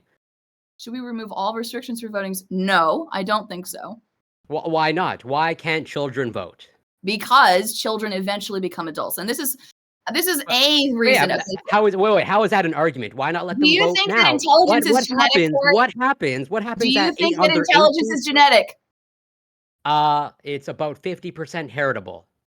Okay, but it's a genetic component, right? There is a component, yes, just as there is in a a genetic. very large way. I'll refer to the rest of the panel. Do you also think that there's a genetic component to your IQ? 50% is the Similar. lower estimate. I want to be make That that is very not clear. the- no, It's no, about no. 50 Uh-huh. to 80% is what The the most research- recent yes, research yes. puts it between 50 and 80. Lactoid wants to hinge on that 80%, but no, Mhm. there's, The there's answer a is range. yes. Okay. That's true. Well, If you want to something- hinge on the 50, right? Like Yeah. it's Mhm. obvious that you're both like the research seems to suggest that it is more heritable, right, than it is Mhm. disheritable. But that doesn't mean that heritability is something, and I will agree with Corey here, right? Heritability is something that people play with that really don't understand, like they don't understand the importance of that, right? So when gotta be something careful, is Scott. 50% or 80% heritable, right? The problem becomes, like the conclusions we draw from someone with, like, let's say a 120 IQ and what the IQ will be like their children, right? And so you start getting into dangerous territory. So I'm trying to be careful so I don't get your channel taken down. Well, Um, We So- talking about the heritability of IQ is difficult to do on Twitch, right? okay. But- Good Well, I'm not trying. Okay, we can have this conversation off stream later. Right, but right. Like, I don't think if you know that, that like you might be in dangerous waters in terms of TOS, so you gotta be careful. I'm but- not. Okay, well, Corey. Okay, so do you think that you should not be allowed to vote based off of an immutable characteristic that you have? Do you think that's a fair thing? I don't know that I would put necessarily IQ as an immutable character. You just said a second ago that you think that it's at least somewhat heritable, right? and therefore somewhat mutable. And therefore, by making somebody take an IQ test in order to be registered to vote, you Come are on. limiting some people based off of an immutable characteristic No, that they you're putting from you're being putting words in my able to mouth. vote. Putting words in She's my like a mouth. dog with a bone. Corey, Right? you I know, don't You're the like, bone, it's- Corey. It's not mutable in the fact Please, like you can like no. change your coat and then like your IQ goes up, right? Like sure, like even if there's a bit of mutability here, like it's so I don't know the word I'm looking The for. mutability It's happens like you. before you're like, born, um, Yeah, right? well, So okay, you I- can't change it during right, your so lifetime. the Like, you more can't- appropriate term is predetermined. Okay, I guess probably the term that you're looking for, Sure. and I can get on board with that. But I would be advocating for pretty much maximizing the predetermination.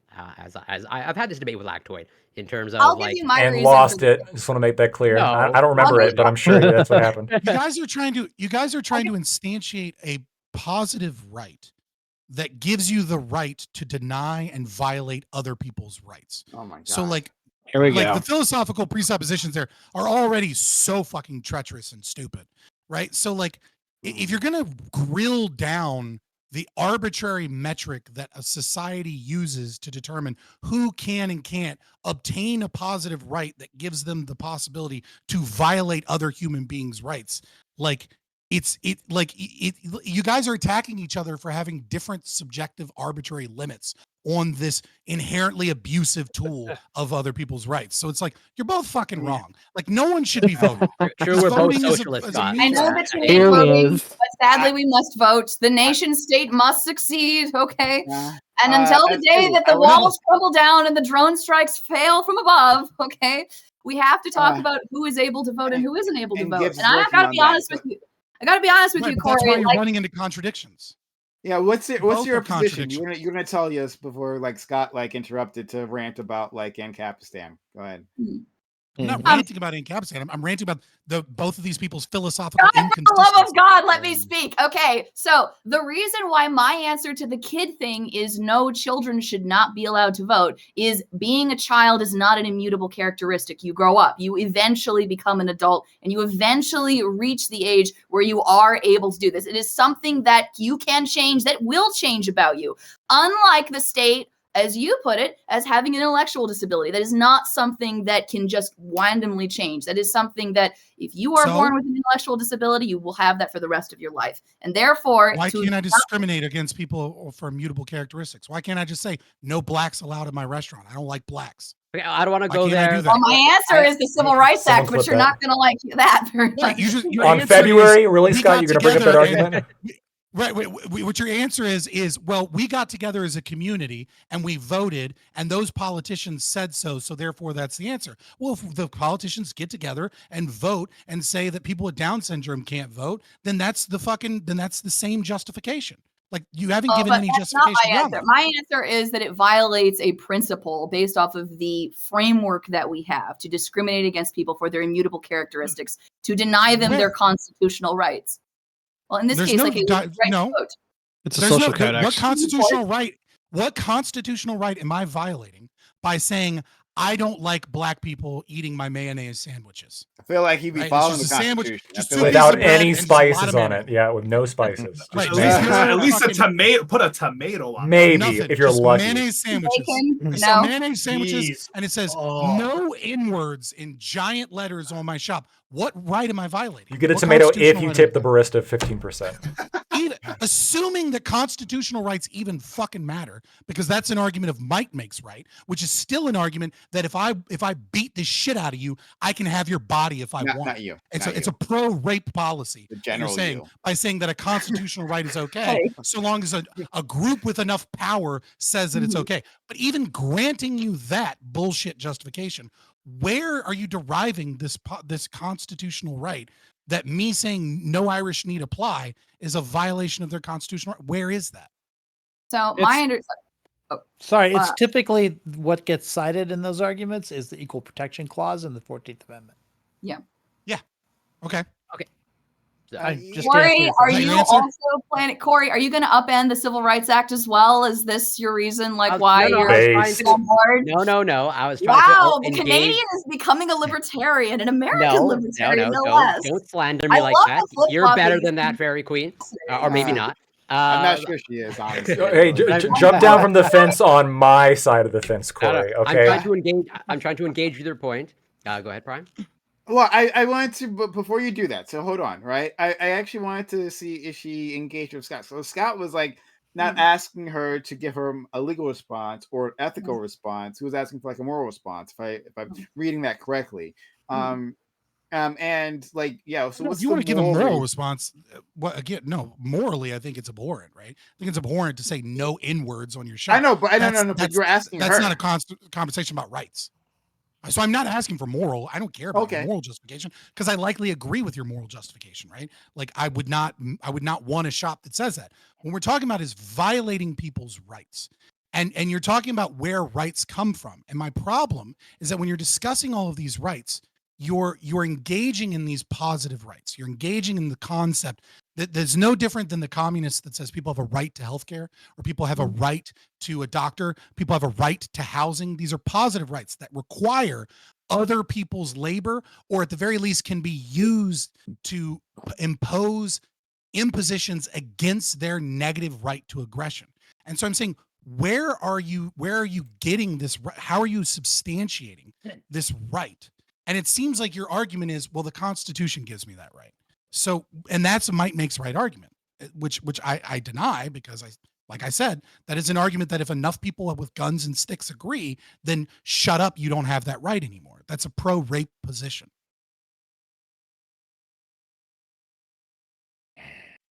My answer is essentially like that, because I would say that the fact that you continue to choose to exist within this society that has this constitution, that has this framework, right? You can choose to leave at any time, and you can go to somewhere else where you will not, where you don't have to support, and you put it, the pro-rape position. You can pick up your walking boots and you can move and you can go somewhere else. Where? I honestly am not sure where. You can go to a different country. You can immigrate into a different country. Right. Where? What country? I mean, I have an answer. I'll actually, instead of being a dick, I'll give you an answer. Prospera. Right. You could go to Prospera, Go to Lieberland. Honduras. Right. And well, Lieberland is 7 kilometers, and there's like literally like 7 square pretend kilometers. 7 square kilometers. Yes, right. There's like It's of not an just a area line. that floods. There's like 17 people living in Lieberland right now, right? And you might get killed if you go Two-dimensional there, right? Like, creatures. so like, and obviously you might get killed if you go to Honduras, right?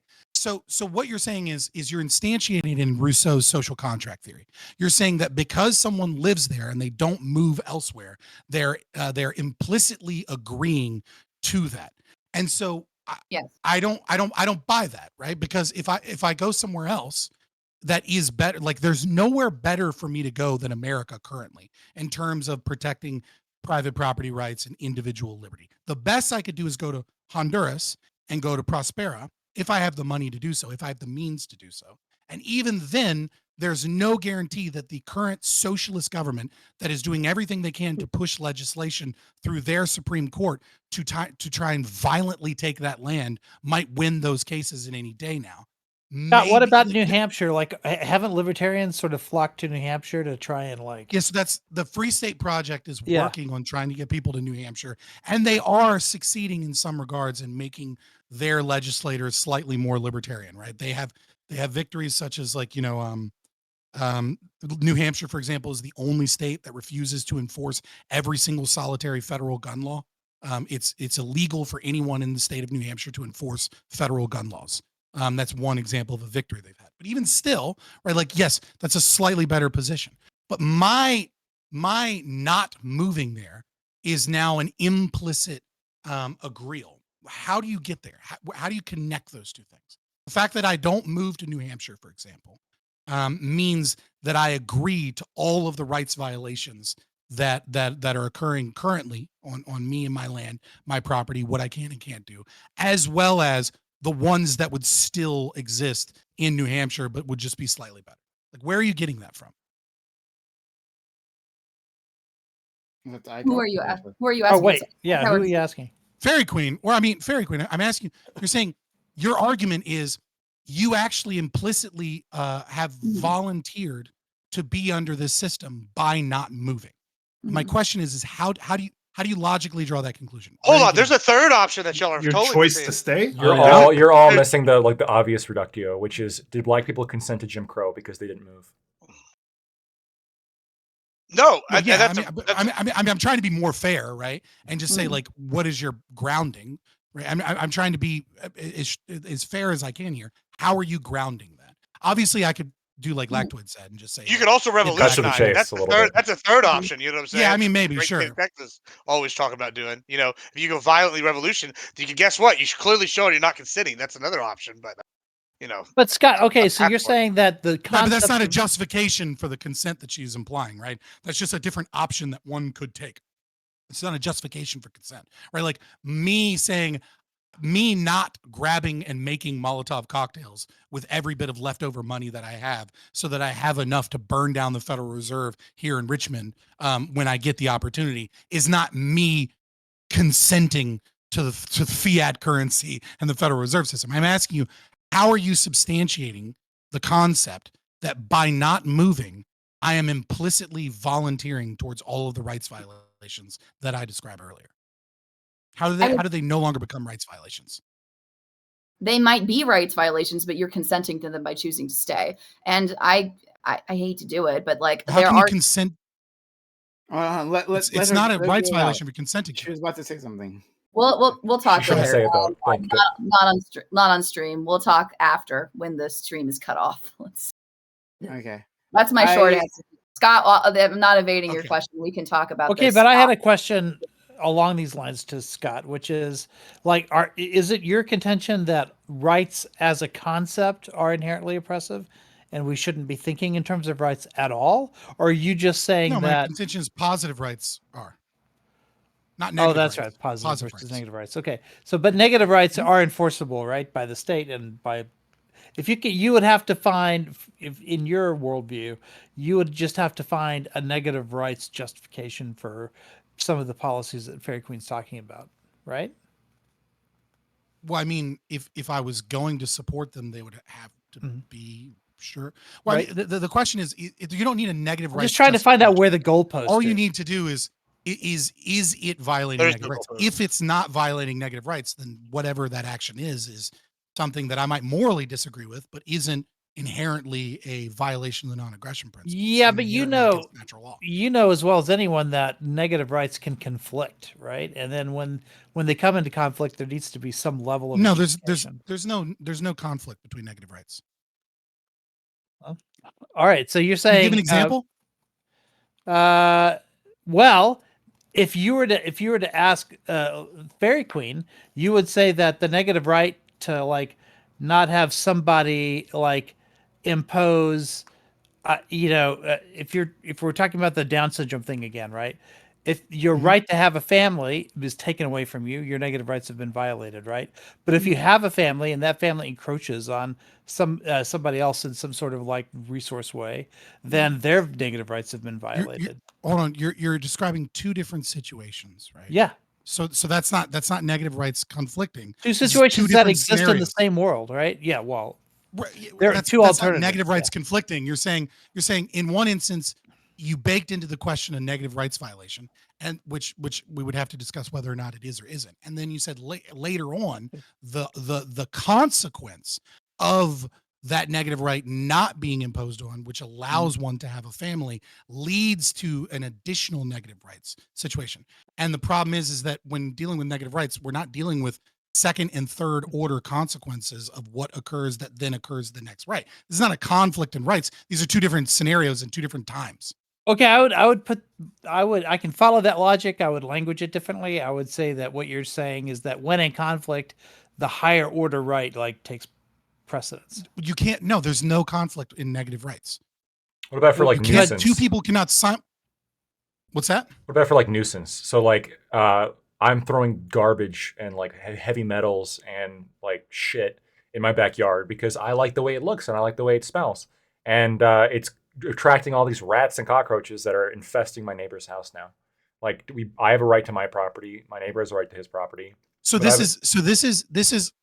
is a better argument than the argument of what if I masturbate on my front porch and I don't have a fence. Thank you. I And appreciate so like that. my kids are playing in the front yard and like across the street is a dude perfectly by himself just jerking it looking at my kids in the playground, right? Like is that a rights violation for me to then go, hey, you fuck, like I'm going to stop you, right? Because he's on his property. He's doing what he wants to do. Is that really a necessary modification? Well, for lack okay, of a here's the example? classic. I think I like my hypothetical. It's Let's a roll. classic- Let's roll with wait, mine. It's a We- classic, it's a classic hypothetical, right? So the answer Classic. in both Straight from Yeah, the scenarios, textbook. classic, right? guys. The Yeah. masturbating No. court. I mean, there is The a answer in classic both hypothetical that not really hypothetical. It's a real world thing that I'm It's sure just a you're concept super I run familiar into with all the because it time. I mean, because it gets what about dragged fire out in so a much, cinema? and that's water rights, right? Well, Like garbage how pile. do libertarians handle No, like no, if I'll you're deal- I'll upstream deal and you with put both. up a It's fine. dam and Right. It's very simple. I'll deal with both situations, right? So I can deal with both. So in dealing with lactoid situation, right? Nuisance. There is no rights violation towards you causing problems because of infestation, etc., if you had no prior agreement. The issue is the homeowner that lives near you that didn't protect themselves preemptively via insurance or via an HOA or via something else that said, hey, if you're going to live in this neighborhood, everyone agrees to these rules. If you just buy a house and there's no property around you and someone else buys the property around you and then causes all these problems, that's your fault for not like that's your fault. It's almost for not like we having have some government to prior put these rules on agreement. us. This is not a world anyone wants to live in. Exactly. Right, absolutely. Well, it's Okay, a world I I'm wanna so live sorry, in but I because have the to road bracket this No, up. thank you. Okay, I'm so sorry. Okay, Corey. Okay, they are having their conversation about the foundation upon why the Constitution and why the Civil Rights Act and And et cetera. masturbation, don't Okay, forget that. but I part. That's know. very important. Real quick, I was just but challenging your assertions that Yes, and I know. kind of Corey, are everyone you went going against me down the because ANCAP I hole? can't. Do you think? Do you No, just? You I've don't had this. think? Okay, then No, no. then Come I'm down gonna our hole, return. Corey. Come on. Wait, can I fully respond? Can I fully respond? No, Please? because I'm about to ask you a question. Corey is savable. Okay? That's the difference. Okay, so if you're not down the ANCAP hole, okay, and you do think that people with intellectual disabilities should be able to get married and should be able to own property, including dangerous property, not the gun, let's say, but maybe a car, right? If you could agree to all of these, this, right? Why are voting rights different for you? Because I am more sympathetic to the argument that Lactoid would potentially invoke of like control over other people, as in like Right, driving but cars. like I would respond to you that a person driving a vehicle probably is far more likely to accidentally kill, injure, or maim somebody as opposed and we to test a them. drop in a There's bucket driving of licenses. 1 billion votes, like Yes, on election day. and there's driving licenses, as in if they pass the test and we see that they can avoid running over people, they get the driver's license. I would say that more or less backs up my argument in terms It's of not even just about being able to drive the car. It's about the right to own the car, right? It's about the right to be able to own property, to own dangerous property. Well, yeah. So with so then those are two separate questions. Owning a car versus driving a car are two separate. I have no problem. I think anybody should own a car, but it's a separate question whether you actually have the legal right to drive the car. I guess technically speaking, you have every right to own a gun. Whether you have the right to fire the gun are the two separate questions in my mind. So if you want to tease that out and have that type of granularity, I'm more than fine with that. I will fully grant you that everyone should be allowed to own a car. For me, it's a separate question whether you have the right to drive that car. What about house? And you, I was gonna What make a about joke house? answer. I've never seen anybody drive a house, but regardless, even you agree that you are okay with like licensing a car and that you don't want just anybody getting behind the wheel. And for me, someone owning a house, like You know what I'm not okay with? I'm not okay with handing out a license for who is allowed to have a license for who is allowed to get married and who is not allowed to get married. I mean, we have marriage licenses, so it's not. That's not what I mean. What I mean is, welcome to the libertarian position of getting rid of marriage licenses. Okay, yeah, but however, okay, what a dunk that I don't just think did on. Okay, right. Here's the deal, Corey. If your principle upon why you think people should not be allowed to vote is because you are sympathetic. That's not my principle, first of all. That's not my principle. You keep saying you're sympathetic to it. Name your goddamn principle. Then. He's almost on the principle. Just hop What down. is Just hop down. You're pushing him there, Fairy Queen. Fine. For the purpose of argument, this is my principle. That may change tomorrow. Okay. Then I didn't hear your full question. Sorry. Repeat it. So it is your principle. Okay, so all right. So if your principle is, okay, you are sympathetic to the idea that people with intellectual disabilities, people who can't pass the IQ test, they shouldn't be allowed to do that because how far can you really trust this person with the lives of other people? But you are okay. It sounds like we don't want to prevent people who are lower IQ from being able to get married and being able to have children, which frankly seems like it would impact the life of somebody else in an order of magnitude, in a much more direct and in a much larger and personal way, as opposed to something. Yes. Yeah, more direct. Yeah. Higher magnitude. The state violates far more than a parent can. You know, I hate to say this, and I don't want to discourage anyone from going onto the voting booths, but let's be honest, okay? Like everybody remember, well, Many of you probably do remember, like economics, like 101. What do they teach you? They teach you that voting is useless. Okay, they teach you that when you go to the voting booth, and when you drop your ballot into the bucket, okay, that you are one in a sea of a billion, of a ton of people that are voting. Okay, your tiny vote is nothing. That is Your econ teacher was an okay with asshole. repealing the 19th? actually true. It is actually You're true. okay with that repealing you the are 19th? having kids It's a is limited- an order of magnitude, a much more bigger way to have an impact Hey, on the Queen, society. your vote Which doesn't matter. It's- Can we get rid of women's voting, please? No, I'm I not want saying Doesn't to. it doesn't matter. What I'm It's- saying is, I'm not saying that it doesn't matter. It What I'm matters in the saying- aggregate. Yeah, it's a limited marginal utility, Hold on, right? hold I am 1 out of What I'm 5. saying is what I'm saying is, Corey, okay, if you can't be okay with both of the, you can't be okay with one of these things and then not okay with the other. That's what I'm saying, okay? If that's your principle, I gotta be honest with you, that doesn't seem to really be true, right? It Back seems to to me. hypocrisy. Well, no, I think I can. I don't think again, you're as being you- I don't think that you're being consistent. That's what I'm saying. With Yeah, that, Fairy Queen brought up a well, very that's- good point here before y'all move too far past it, and then y'all can Oh, go back. here we to that go. point. Will I ever get a chance to respond? Yeah, No, I'm you're gonna give it right not. back to you, Just- Corey. I'm giving it right back to you. Fairy Queen brought up a very good point. She said her econ teacher said, when it comes to voting, I agree on a national election, but when it comes to local elections, especially for judges, you only get a couple thousand votes. Oh, You're here one we of go. So it's Fuck very it. important that you go and vote for your local judges. Thank you, Fairy Queen, for proving my point. Corey, go ahead. Okay. Nice one. So to address your point, your argument, I would throw it back at you in terms of like, I think you have the same position overall. Our line on the spectrum is drawn differently. As in, you are for testing things and gatekeeping things. As in, are you using Scott's example? Are you okay with anybody joining the military? And if not, why? And I don't think your argument of like, well, children are going to develop into adults. Why does that matter? Just because it that's matters because it's not an immutable characteristic. That's why it matters. You think okay? you think that is the principle upon which we restrict voting? Did you really think that is the principle? Because then again, why not? So would you be okay with just lowering it to 17? Why not 17 then? Because it's not the legal age of majority. That's why. And why does legal age of majority matter? What are we trying to Because- control for?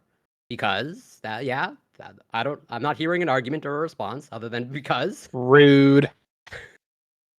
The point is that like the point- reason like because you become an adult, because we decide that Why is does that the- matter?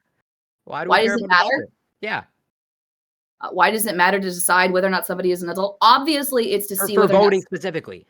You're trying to get me to say that because they've demonstrated that they are mentally capable enough in order to vote. That's what you're trying to get me to say. But what I I don't am get it. saying You is- are saying it, and you're Hey, recognizing but it. You it's just don't want to perfectly- say it. However, the reason why I'm going to disagree with you is that I would say that there are probably many adults who can vote, who are able to vote, who are probably less capable of making the decision, who would probably make stupider decisions than somebody in high school, right? Yeah, there are probably 16 and Yeah, 15-year-old kids who Which probably is Lactoid's position. That's Lactoid's position. who are probably would in a far say better position if- to be able if- to make that decision. But we don't let them make that decision anyway because you can't, because a 15-year-old, even a 15-year-old that's a 200 level IQ, that's extremely intelligent, because based on the fact that they are 15, they can't serve in the military. They can't get married. They can't legally own property. They can't accept the burden of Women aren't drafted, so responsibilities let's get rid of their right to vote. You can't draft women; they're immune to the vote. So You like, really why do don't they like get it? women I voting, disagree with Scott. that, by the way. Like really, like holy shit. I just like it as these I like it fucking as women. a counterexample. Like I don't really. I mean, like consequentially, I think obviously it was a bad decision because it drove the state towards more socialism. Okay, Really, that's just and I would obvious. so then I would ask Right. you, I mean, Terry, but like please. I don't actually care. I don't think anybody should vote. Uh-huh. But Corey, there's a But more it goes with pragmatic tactical reason. position. Well, That's I the should problem. vote, but nobody else should. I agree. Corey, there's a more pragmatic reason, though, that this is a Emperor problem. It's the one Lactoid. I brought up earlier, and it was the fact that if you don't have a rule that's so clear that it's uninterpretable, like hitting the age of majority at 18 or something like that. If you have other like prerequisites, like the ones that you're talking about, it can so easily be manipulated by people who want to hijack the system for one thing or another. Like, for instance, if you want to do it based on education, then that's going to benefit Democrats, right? But if you do it based on like income, like calling it a meritocracy or whatever, that's gonna help Republicans. And there's going to be if you open this floodgate, you're going to you're going to allow these standards to be ever shifting and moving in the direction that will benefit one party or another. I agree. And it That- will I, be I want to point out if you base it on we upper body use- strength, you also if I benefit can- Republicans. If I can respond, Yeah.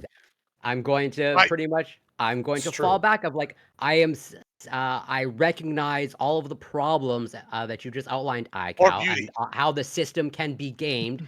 That's why I go back to my original position of like I never firmly said that I'm okay with IQ testing for voting, as in You implied it. Yeah, What I about implied it. IQ I've- testing for having and- children? Mhm. Almost certainly Good not. I'd question. be more heavily more towards not. Okay, But, then you're welcome, why- Fairy Queen. We saved him. My We my saved Corey. compromise to like Lactoid is like he also advocates for a civics test. Like I'm more on board with that than an actual straight IQ test. That also that's also easily manipulated. Yeah, No, hold on. you- I go. Here's how we not manipulate it. You just give the citizenship test. That'll be the new voting test. There you go. It's still going to get metagame, dude. Again, China has tried this shit 3 times in history. It always Okay, but turns into they're Arizona China. shit. They're different. We're better. Yeah, how many people do you think actually passed that test, Lactoid? Just out of curiosity. Let's just be real. I The don't Democrats know. are going to run it one day, It and will it's have- going to suck. Listen, No, if you we attach will it to codify something else, that if you shit. say you can't Huh? graduate high school until We'll you pass the codify it. citizenship test or something, I'd be all for that. I'm Yeah, you for can those codify it. tests. Who makes the codifications? We're always going to get to this problem No, where sooner I'm or saying an later it's going to be amendment. thrown at you. No, I'm saying an amendment, which is like the amendment is like, here is the test, and like quotes, like that's the test. And then you got to pull that language in order to use it in the test. That's how you do it. You want a constitutional amendment Hell versus... yeah. Hell yeah. I fucking hate you. And then so that's like in order to vote. And then I talked about this. And then the IQ test is to modify your vote. So if you have like 110 IQ, your votes counts as 1.1. If you have 150, it's 1.5. Wow. And this is critically important because I'm this not even will. sympathetic to that. You're on the fence. You're on the fence, Corey. I'm bringing you over to my side right now. That's what's happening. And just listen to me. And people Um, think I'm a nerd. The Damn. argument that's going to bring Corey over right here, that's I think pretty convincing, is that this allows politicians to cater with their rhetoric to a more intelligent populace because they're worth more of the vote. So you're going to see the overall quality of political discourse rise. And I think that benefit is so much greater than any potential pitfalls you could point to, which I'm sure some exist, but they're tiny. So if you have an So- 80 IQ, is it 0.8 of a vote? Yeah, it's 0.8. Yes. Why are we Alright, why are cool. we back on this meme fucking political position? Number one, I just it's wanna ask Not a fucking meme, I believe possible. it. I just want to ask one last. It's not. question, It's last absolutely question. a meme.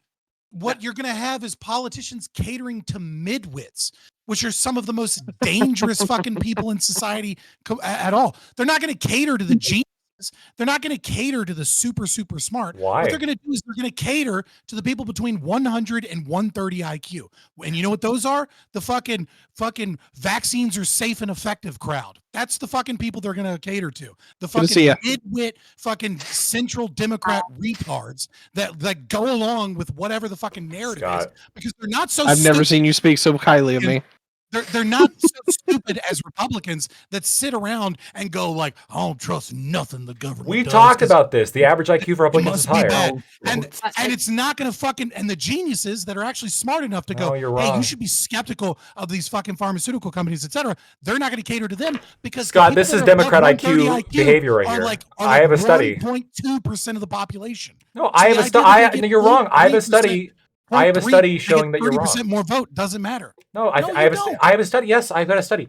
The average Republican IQ is, I think, 2 or 3 points higher. I win. Of There you course go. it is. I a win, very he says. specific subset of The average Republican is also retarded. What are you talking about? Okay, and so The average hold on. Your person is- argument is, well, we can't implement Lactoid's system because the people, even though they'll be slightly less retarded, they're still too retarded for me to want them to vote. Don't you at least No, what I'm saying acknowledge is- it's an improvement at the No, very least, my right? argument. No, it's not an improvement to target midwits. That's not an improvement. As opposed to what we're currently doing, which is targeting what 90 like IQ at people Okay. right now. Okay, Right, Lactoid. you're also here's you're not, here's you're one. giving Oh, additional oh. value to midwits while lowering value on wisdom. Yeah, let me That's give the you just problem. one Yeah, example I of how prefer something like midwits this. to lowwits, I guess. I defy Lactoid, let me wisdom. give you Claims one not the example only how measure. this gets hijacked. Two It's- birds in hand is better than one in the bush. Everybody- boys. This is Here's a this new is system. Nietzsche. Here's a new system. This is exactly what Good luck, Nietzsche Aiko. was describing when he was talking about the people that were Yeah. running. Okay, society, Lactoid. Here's and what it thus is. spake Zarathustra. Everyone gets one vote, right? But if you have a high school education, you get 2. If you have a bachelor's degree, you get 4. If you get a master's degree, it's 6, and PhDs get 12 votes. And this You would is- never this accept is- that, right? Because you this- know that Democrats would dominate. Well, is so and I this- wouldn't accept this. I wouldn't accept this just course. because unless you were to tailor the degrees to not be bullshit degrees, which a lot of them are. Hey, I well, think first of all- to be frank, True. Oh, I've- fine. Give it to STEM degrees. Yeah, it's fine. I've got the real I think degree. you like, get the same result. but so this is Well, not. I Be think better we than should do the it current based on. system. if let me go. Kim, No, for it a second. wouldn't. This is It would so be full of fucking Democrats, but okay. anti-libertarian, Not as that I'm well as just like advocating anti-common for this sense. system, but like You there's could never historical get a precedent good outcome with any for of this. this. This is No. almost the system that John Stuart Mill advocated for in terms of they Yeah, recognize see? the value of education. this guy they backs recognize- me. So you just they you guys all know. advocate- John Richard Yeah, Stuart Stuart Mill, Mill. a bunch of famous idiots online. utilitarian. Yay. John Stuart Mill agrees with Hey, me. Now go on and Yeah, explain how yeah. this ancient wisdom like- philosopher agrees with me. Go ahead. The utilitarianism John Stuart Mill is Ancient wisdom. much different than your standard utilitarianism. I would say that'd be a mischaracterization to categorize it as just like standard utilitarianism. It's John a Stuart Mill. mischaracterization to call John Stuart Mill a famous utilitarian. He Like, is, but come he is a I'm not saying totally he's a separate. rule utilitarian. He is a He's totally not a separate rule branch. utilitarian. Well, hey, let me ask you No, all he this. just Would y'all happens to have be- been an Enlightenment thinker at a time where people understood natural right philosophy, and they've gotten rid of all of that. Our founders were understood that natural rights and natural right philosophy existed. They were just of the position that a state was necessary, so they created a state that was of the most limited government that they could think of at the time, until such a time that the people were better represented to be able to take care of Well, let themselves, me- and instead the state grew So- massively. There's a famous philosopher, y'all might have heard of him. His name is Eric Bischoff. He's the guy who wrote "Controversy Creates Cash," and he once said that money is like a video game score. Basically, it shows your value to society. The more money you have, the more value you provide to society. Would y'all? No. Oh, hold on. So, would y'all be willing to give a larger vote percentage, just like the same system ICO said, but we do it based off taxes? How much taxes are paying? The more No. taxes you're paying, the more vote you get. So, if I'm paying $1 billion in taxes, I get like I don't know, A billion votes 200 a billion votes. If I'm paying for every $10 dollar. Yeah. if I'm getting money back in taxes, I get negative votes. So like like that. I mean, what do y'all think about that? This has You a know, self-correcting this has a self-correcting mechanism, by the way, because the rich will never lower their taxes too low, so they lose political power. Exactly. They would never start paying zero on their taxes. We'd have no more Trump taking care of the advantage of the system because he'd be loving to pay all the taxes because then he gets more say as opposed to the people. They getting already tax pay the returns. majority of the taxes, and they majority get what they want as it is. I'm what I'm I'm saying. not interested at all. Well, okay, so then we should take negative points from people that get tax returns. You should lose. Votes.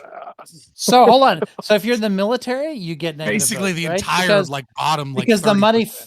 Yeah. the money flows from the government to the soldier, right? So the soldier would have negative votes. Oligarchy USA. Let's go. all government That's- employees. that's I don't know if that's the Okay. same thing as a tax return, Okay. Ico, but I Yeah, guess. that's not a tax return. That's not what I'm talking about. But sure, I guess. I mean, I They're mean, not producers. They're not economic. there producers, there they're are economic ways to agents. contribute to society besides being a porn star, right? Like there porn stars. It's like, yeah, like the biggest Where part are of we this that pisses me off is that it absolutely just destroys the voting powers of like stay-at-home moms. It's like, oh, they have no economic power because of like the shit that they do when they actually do. No, Like, but they Well, file then I'm we'll absolutely do it not. and repeal the 19th. What the But fuck? they, dude? no, but they Come on. pay taxes jointly with their husbands. So his money, her money. So as long as they're in the top like whatever percent, they would be able to use that. So- to So vote. wait, we're gonna Yeah, go back to yeah, household voting now? Is that what we're doing? I'm just saying. Kids, I it's, This is fucking why we can't don't stand this associate shit. money Why with are you family. such an the more edgelord? land you own, the more vote you have. Oh my god, we're going back to the 1850s with landed gentry. I Bill guess. Gates gets 40% of the vote. Yes. Shit. If you went off of land ownership as a percentage, Bill Gates would get like something like I'd have to look it up. I don't know. It's what it is. it's He's a literally large not even landowner. 1%, but It's a he's tiny got the percent biggest of vote actual- share. Yeah. It's still, but he could still swing any election just. by and he should being- have by that having voting the power in majority. every state he's got land in. Corey, Multiple states, multiple Corey, votes. do you think that I should have the right to vote? What do you think? What is your love affair with Corey tonight? I don't. There's no. There's Because there's no Corey such is thing as Having like a savable. ball. It's It's like a dog with a bone. He's just like, you got him. Everybody else can't be Funny convinced. life. but He Corey just wants to can. rattle the fence. It's like, leave this poor man alone. He's already Canadian. Like, good God. I just No. love. I There's no just, such I just thing love as a us right to coming vote. together. Okay, this is what Let I'm it- here. I'm here let to it- let it split do this it. Go union ahead. apart, Voting is not a okay? right. I'm enjoying the mutual bullying. The mutual bullying. well, This is a but- one-way relationship, and you know it. I mean, I can, I'm a huge cuck, stop, what but I I can say. bully someone else for a while. No, That's all. not Fucking all the fight me time. then. Like, good Like- God, this poor man has had enough. No, Hey, fair knock enough. it off. Let him Bring do it it. on. Go ahead, So FTR. to answer your question, based off of my assessment, take it for what it's worth, and my respect for your intellectual capacities, you should have the right to vote. You think so? Okay. What about the fact that you're doing this based off of the fact that you think I have enough merit to vote? In my conception of my mind, yeah, without defining what merit is, sure, yeah. Okay. So let me ask you a question. I can't be drafted, right? I can't because I'm not required to register for the draft in the United States, right? That's my understanding of the law in the United States, yeah, Right. which I don't Do necessarily you think agree with. do you think that being required to serve in the military is a merit? Is something that should be factored into your ability to vote? As in like a Starship Trooper type of situation? Yeah, service guarantees citizenship. Service. Yeah, there you go. I'm asking you. You think that's a They do merit? that in South Why Korea. is intelligence? I'm going to ask. Well, what I'm really asking is why is intelligence the merit, but potentially service to your country Because is not it's a merit? decision. That's why. Well, yeah, there's this decision-making process behind it. And again, I'm not hanging my hat on intelligence. That's why I said I also gave the civics example as well. But sure, I'll hang my hat for now It's on all intelligence. it's too fungible. There's no way to do it without. Yeah, sure. So That's why yeah, money is the best it's a option. decision-making process, as Fungible. in the decision to vote, and Fungible. that results in policy. Policy across the nation is different than deciding to go to be drafted into the military. Dude, I think it's there's no. two You don't separate think right, There's, but you there's don't no think that- justification even for the age of 18. Like the age of why do we use the age of 18? I'll tell you why we use the age of 18. Because that's when people look like adults. People are gonna make the memes on you. brain's not Don't fucking- go down this Not- I argument. don't give a fuck. Benjamin- I don't. not I'll go Benjamin down this Button. road. Like, no, listen. You tell me about why 18 doesn't people are matter, not Scott. Go ahead. Shut the fuck up. Shut the fuck up. People are not fucking adults. They're not fully developed until they're 24 to 26. Their prefrontal cortex is still developing. Why do we use 18? Because people look like adults. They're adult enough. We just kind of came together as a society and said, these people look enough like adults, so we accept that they're adults. There's no justification given other than it's a magic number we came up with where they said people look good enough to be able to vote. But the fact of the matter is the concept that an 18-year-old has Also the when they graduate high school. same fucking capacity to determine what rights violations, what wars we do, what our tax code is, etc., as like a 35-year-old is fucking insane. Yeah, some Right? of them probably can do it better than the 35-year-olds because they're actually studying it in school and they're excited to like dive into that topic as opposed to like Yeah, Bob but the Builder who's the exception- 35 the- and speaks at a second That's grade stupid. level out People the booty. exception Well, no, Hey, no, oh, boy, because they tell me don't more vote. about that civics. Actually, no, I'm not going to ask If that you. were I've voted true, yes. then the young people The would be voting at the exception same rate proves as the older rule. people, and they don't. That's a self-serving problem. 18-year-olds don't vote.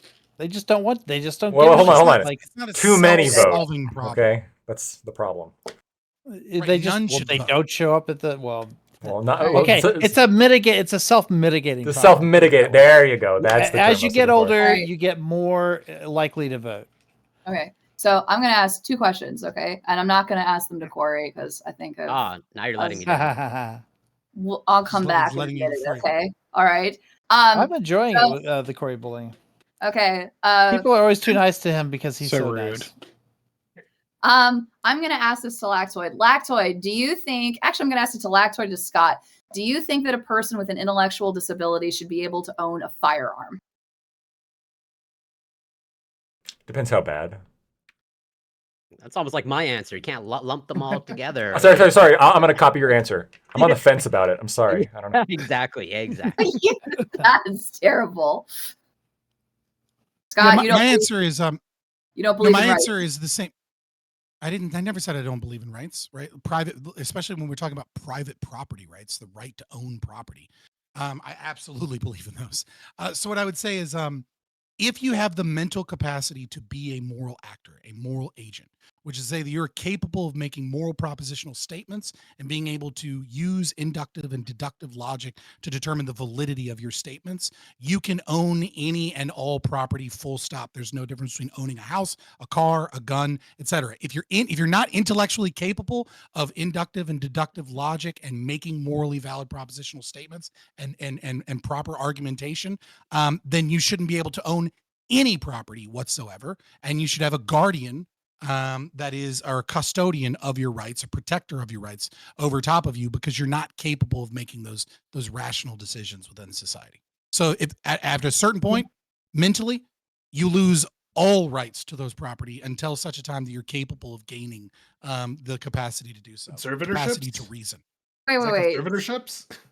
So yeah, a conservativeship. If you, I mean, it's no different than someone that's severely mentally disabled now, right? And we recognize that parents maintain control over them if they so choose, because we know that they're not capable of doing all of the things that the rest of us are capable of doing. Lactoid, do you think that you should have to take an IQ test before purchasing a firearm?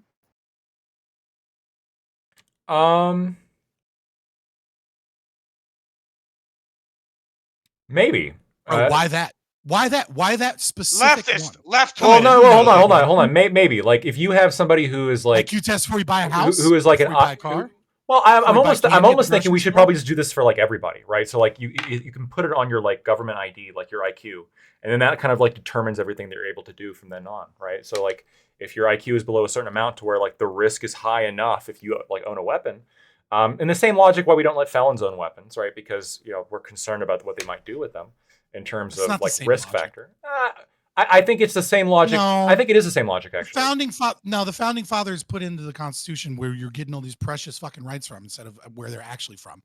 The concept that we can violate felons' rights, right, because of the criminality aspect, not because of their ability to like. So I am talking in like a moral sense where like I am okay absent the Constitution. Like I think if I was designing the Constitution from scratch and all the laws from scratch, I would have a rule in place saying that violent felons should not be allowed to own a gun.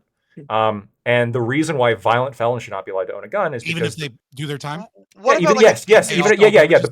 punishment. Part of the punishment is a lifetime ban on gun ownership if you're a violent felon. Okay, I think this is a good heuristic, and I think it's also true when it comes to like So they're criminals forever. Yes, absolutely. Yeah, you're but always a felon. Don't rape. So you can always violate the rights of them. Lactoid, They have no such thing. No punishment. We don't. Hold on.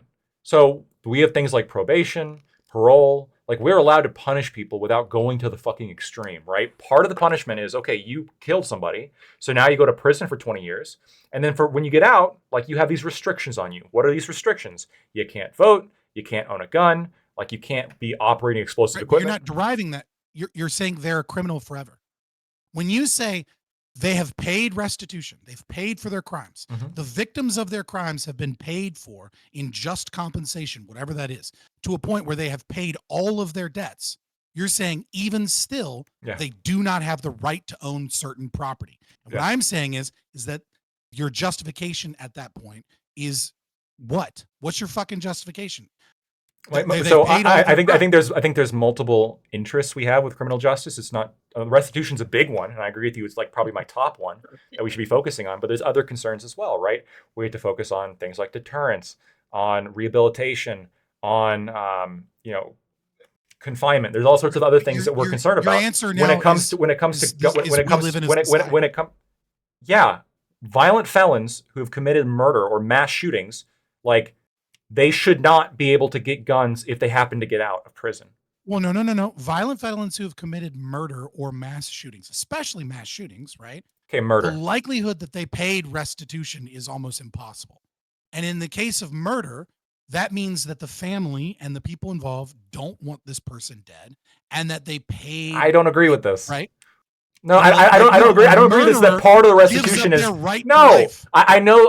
Okay, I know this is like a deep part of your philosophy. I don't agree with it. So what we're talking about now is we're talking about armed robbery, for example, and they paid off the armed robbery. Yeah. Right? They paid all the things that they stole. They did their time in prison. They Yes. got out. Why is it that a 19-year-old that Uh-huh. participated in an armed robbery, Bless you. right, that paid their debt to society, paid their debt to the liquor store, did their time in prison, now has certain rights that they'll never be able to have Because which puts them in the category demonstrated of a permanent criminal? Yeah, because they demonstrated a proclivity to rob while armed. That's Hey, why. Not Let anymore. me ask you an IQ test. Not anymore, but they did. Look, recidivism is like a very like the recidivism rate. There's no the logical recidivism. explanation. The It's recidivism. arbitrary. No, it's a heuristic, like all law enforcement. Okay, like recidivism is a indicator. It's a very strong indicator, right? And the reason why it's so prevalent, recidivism, is because whether you've committed a crime in the past is a great determiner of whether or not you're going to commit crime again in the future on a group level. Of course,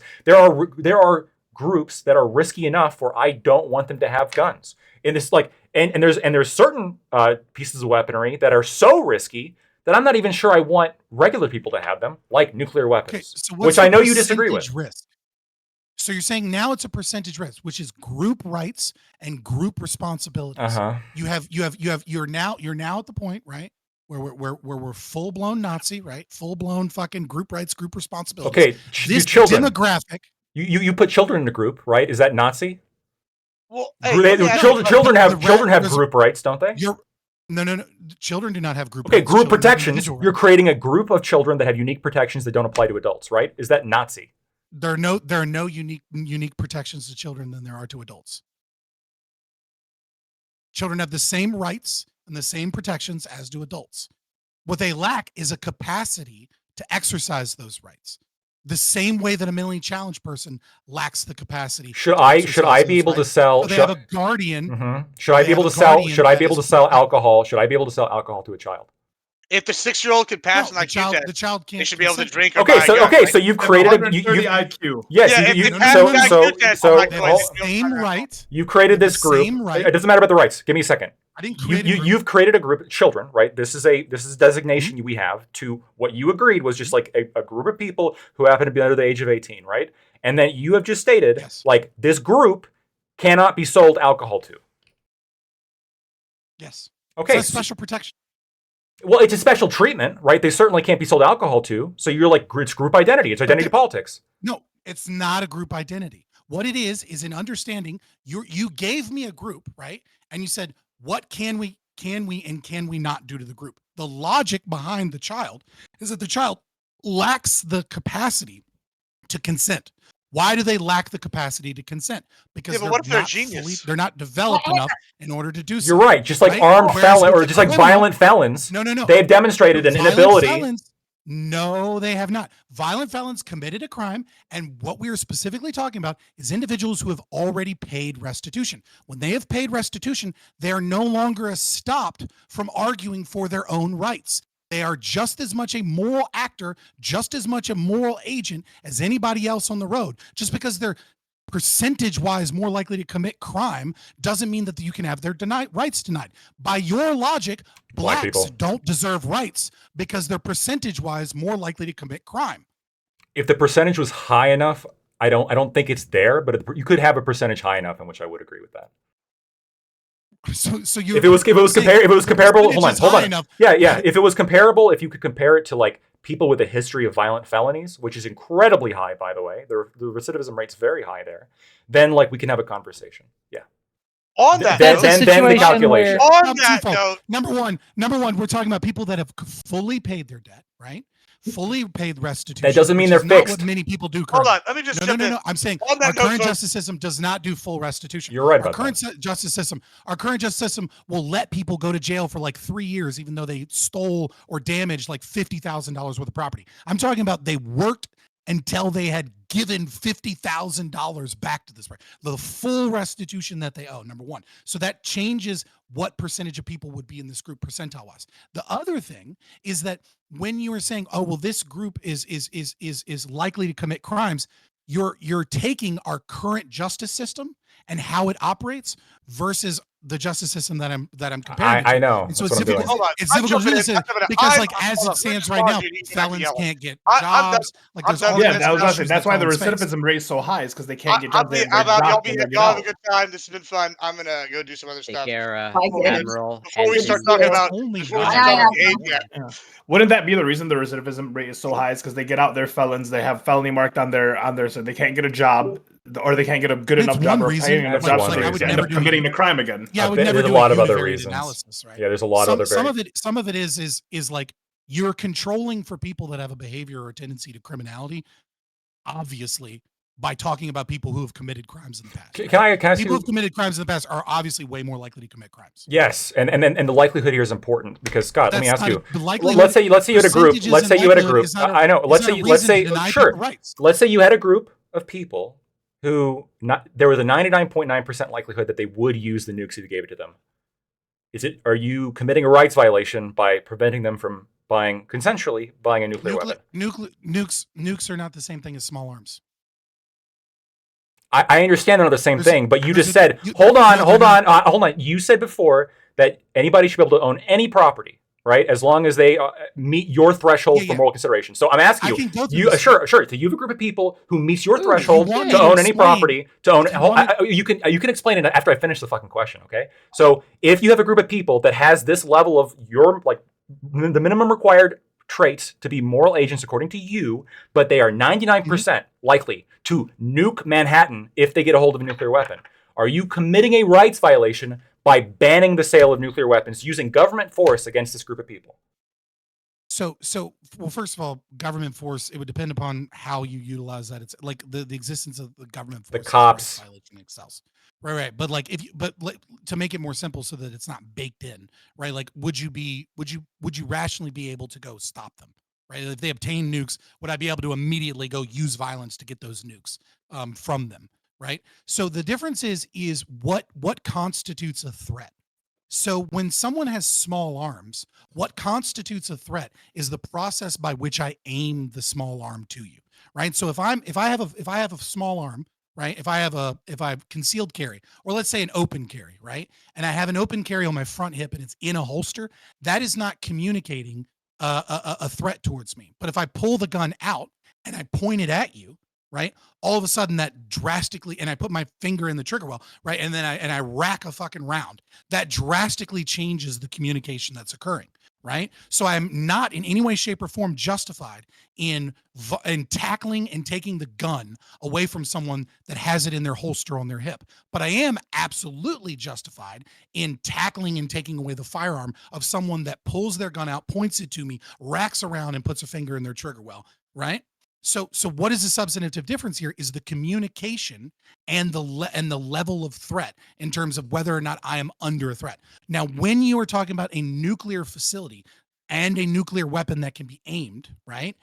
There's a couple of things. If I live in the immediate area where a nuclear weapon exploding, right, by accident could go off, I have a right to immediately go after that person just by being there. So if they're my neighbor and they have a nuclear silo next to me, I can immediately go stop them unless they got prior permission to do so.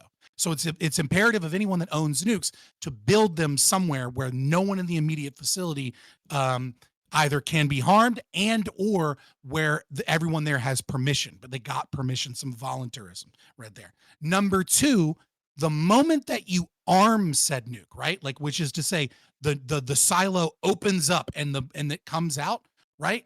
It doesn't matter where you're pointing it because that weapon has the destructive capacity to take out so much that is the act of pointing it essentially at everybody.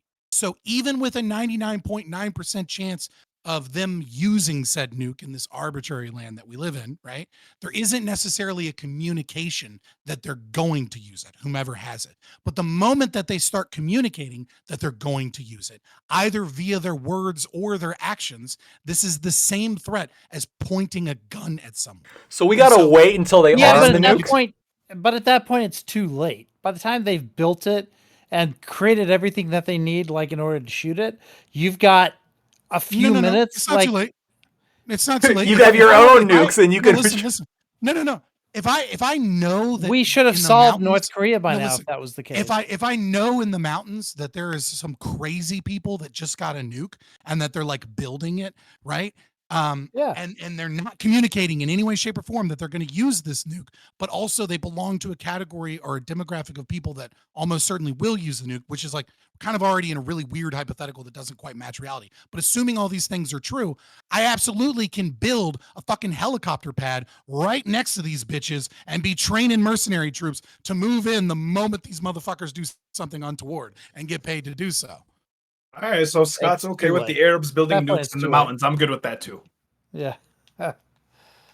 Well, but the problem is that the problem is that my situation looks ridiculous because you set it up with. But It the does. inverse of It's that a reductio. is that Yeah. no, listen, but the inverse of that is that you're saying the state and other people have the right to go invade and use violence and stop people from existing because they happen to belong to a demographic group that's more predisposed towards violence, which is the same thing as saying Obama gets to drone strike all the brown people because they're more likely to be terrorists, or that I get to go beat up all the black people because the darkies in that neighborhood commit more crime. Well, hold The on, we're on inverse Twitch. of Wait, this what's problem your is just Israel as bad. Palestine stance? Well, hold on, real quick. We're on Twitch, so let's refrain. But second of all, Right, but that's your argument. well, no. That's the reverse It's of actually argument not my. in a It's not my. reduction. It's not my argument because I am not taking the absolutist extremist position that you are. You have a tougher position to defend. I'm making a risk analysis argument. That's all I'm saying. If like you have rights It's and you have arbitrary. It's no. subjective. So I You're- get to make yes, I get all to mor- write the I think all morality is as much as you. subjective. I think all morality is subjective. Obviously, I'm arguing from. Right. And I'm so once yes, you admit that, I'm I get to arguing. I'm apply the I'm reductio to arguing. you. I'm arguing from my subjective moral perspective, and I think that most people agree that the idea of the answer being to nuclear silos is we'll just build a helicopter pad and train mercenaries to stop them if they try to arm their nuke. It's not only absurd, but it's unworkable. It's just like factually unworkable. We can't. This can't that's happen. Bullshit. So hold on.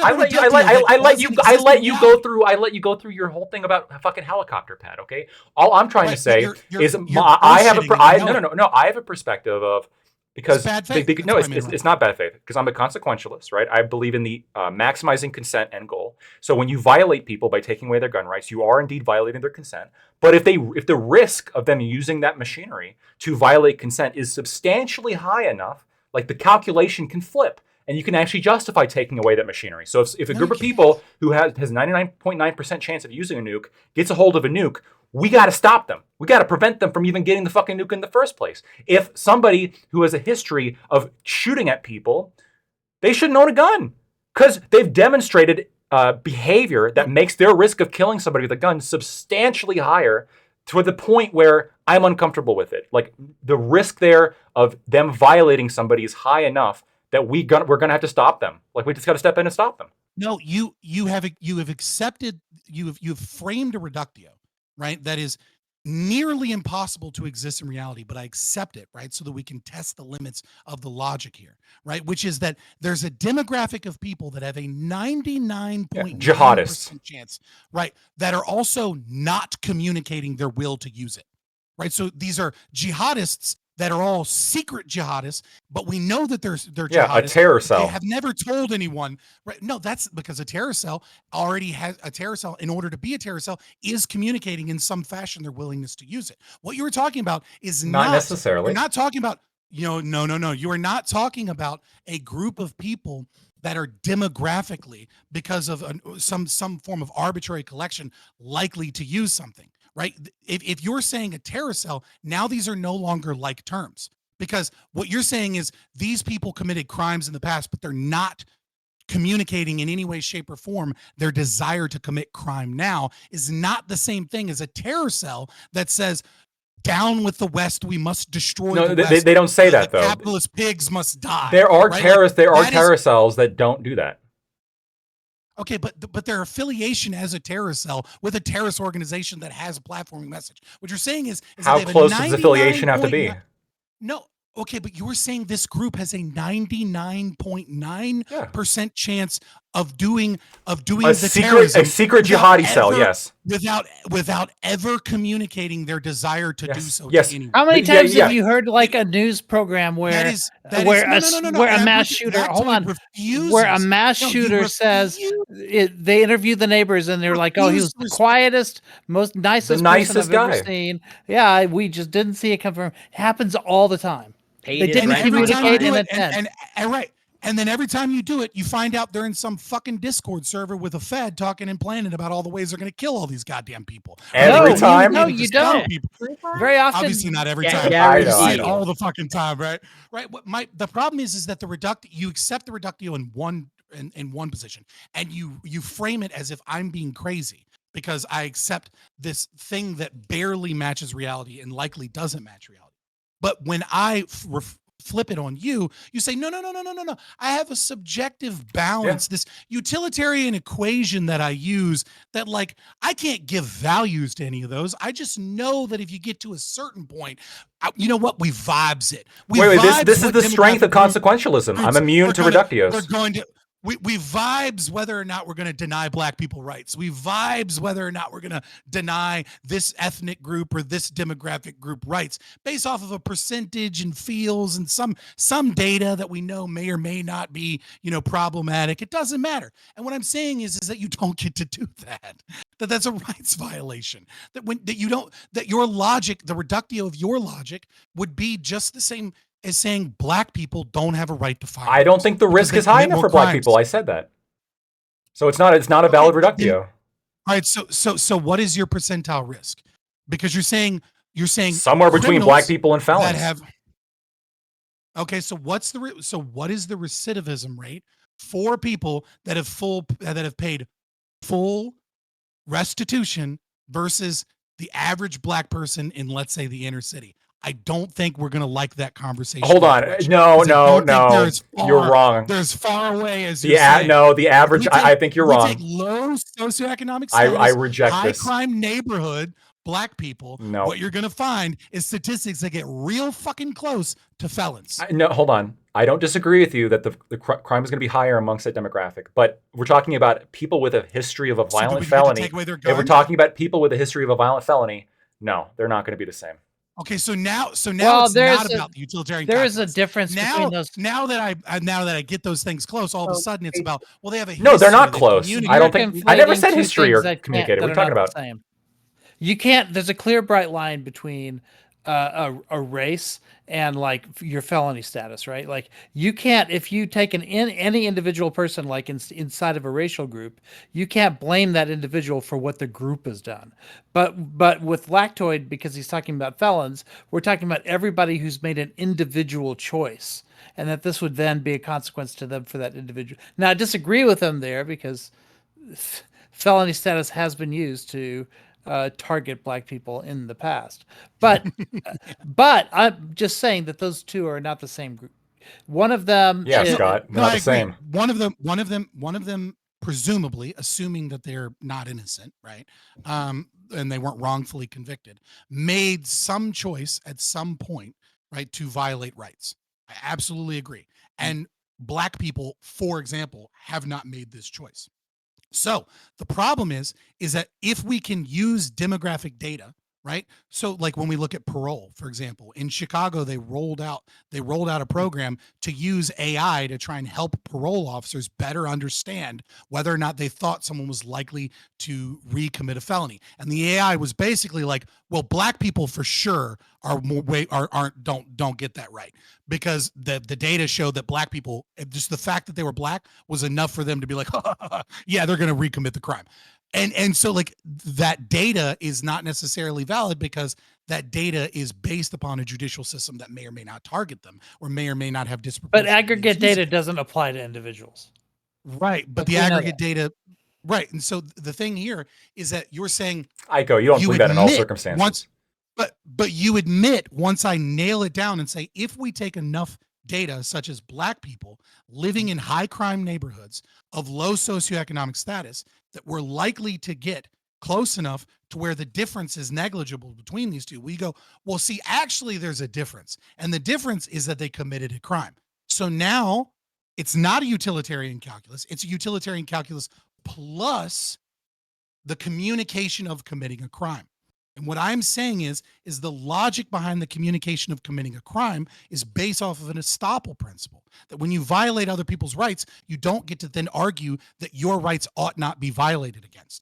But when you pay your due, when you pay for your crimes, when you give all of the money that is owed, you are no longer stopped from arguing for your own rights, and it gets rid of that distinction. That's my argument, is that people that pay their due shouldn't have rights violated. This could all be boiled down to in Lactoid's world, you know, you're wearing a scarlet letter at a certain point, and that you just have that for the rest of your life, as opposed to with Scott. Well, no, Corey and Aiko, you both agree with me. Like, paranoid schizophrenics probably should not be able to own, like, I don't know, rifles or like mortars. You would agree with that, right? Yeah.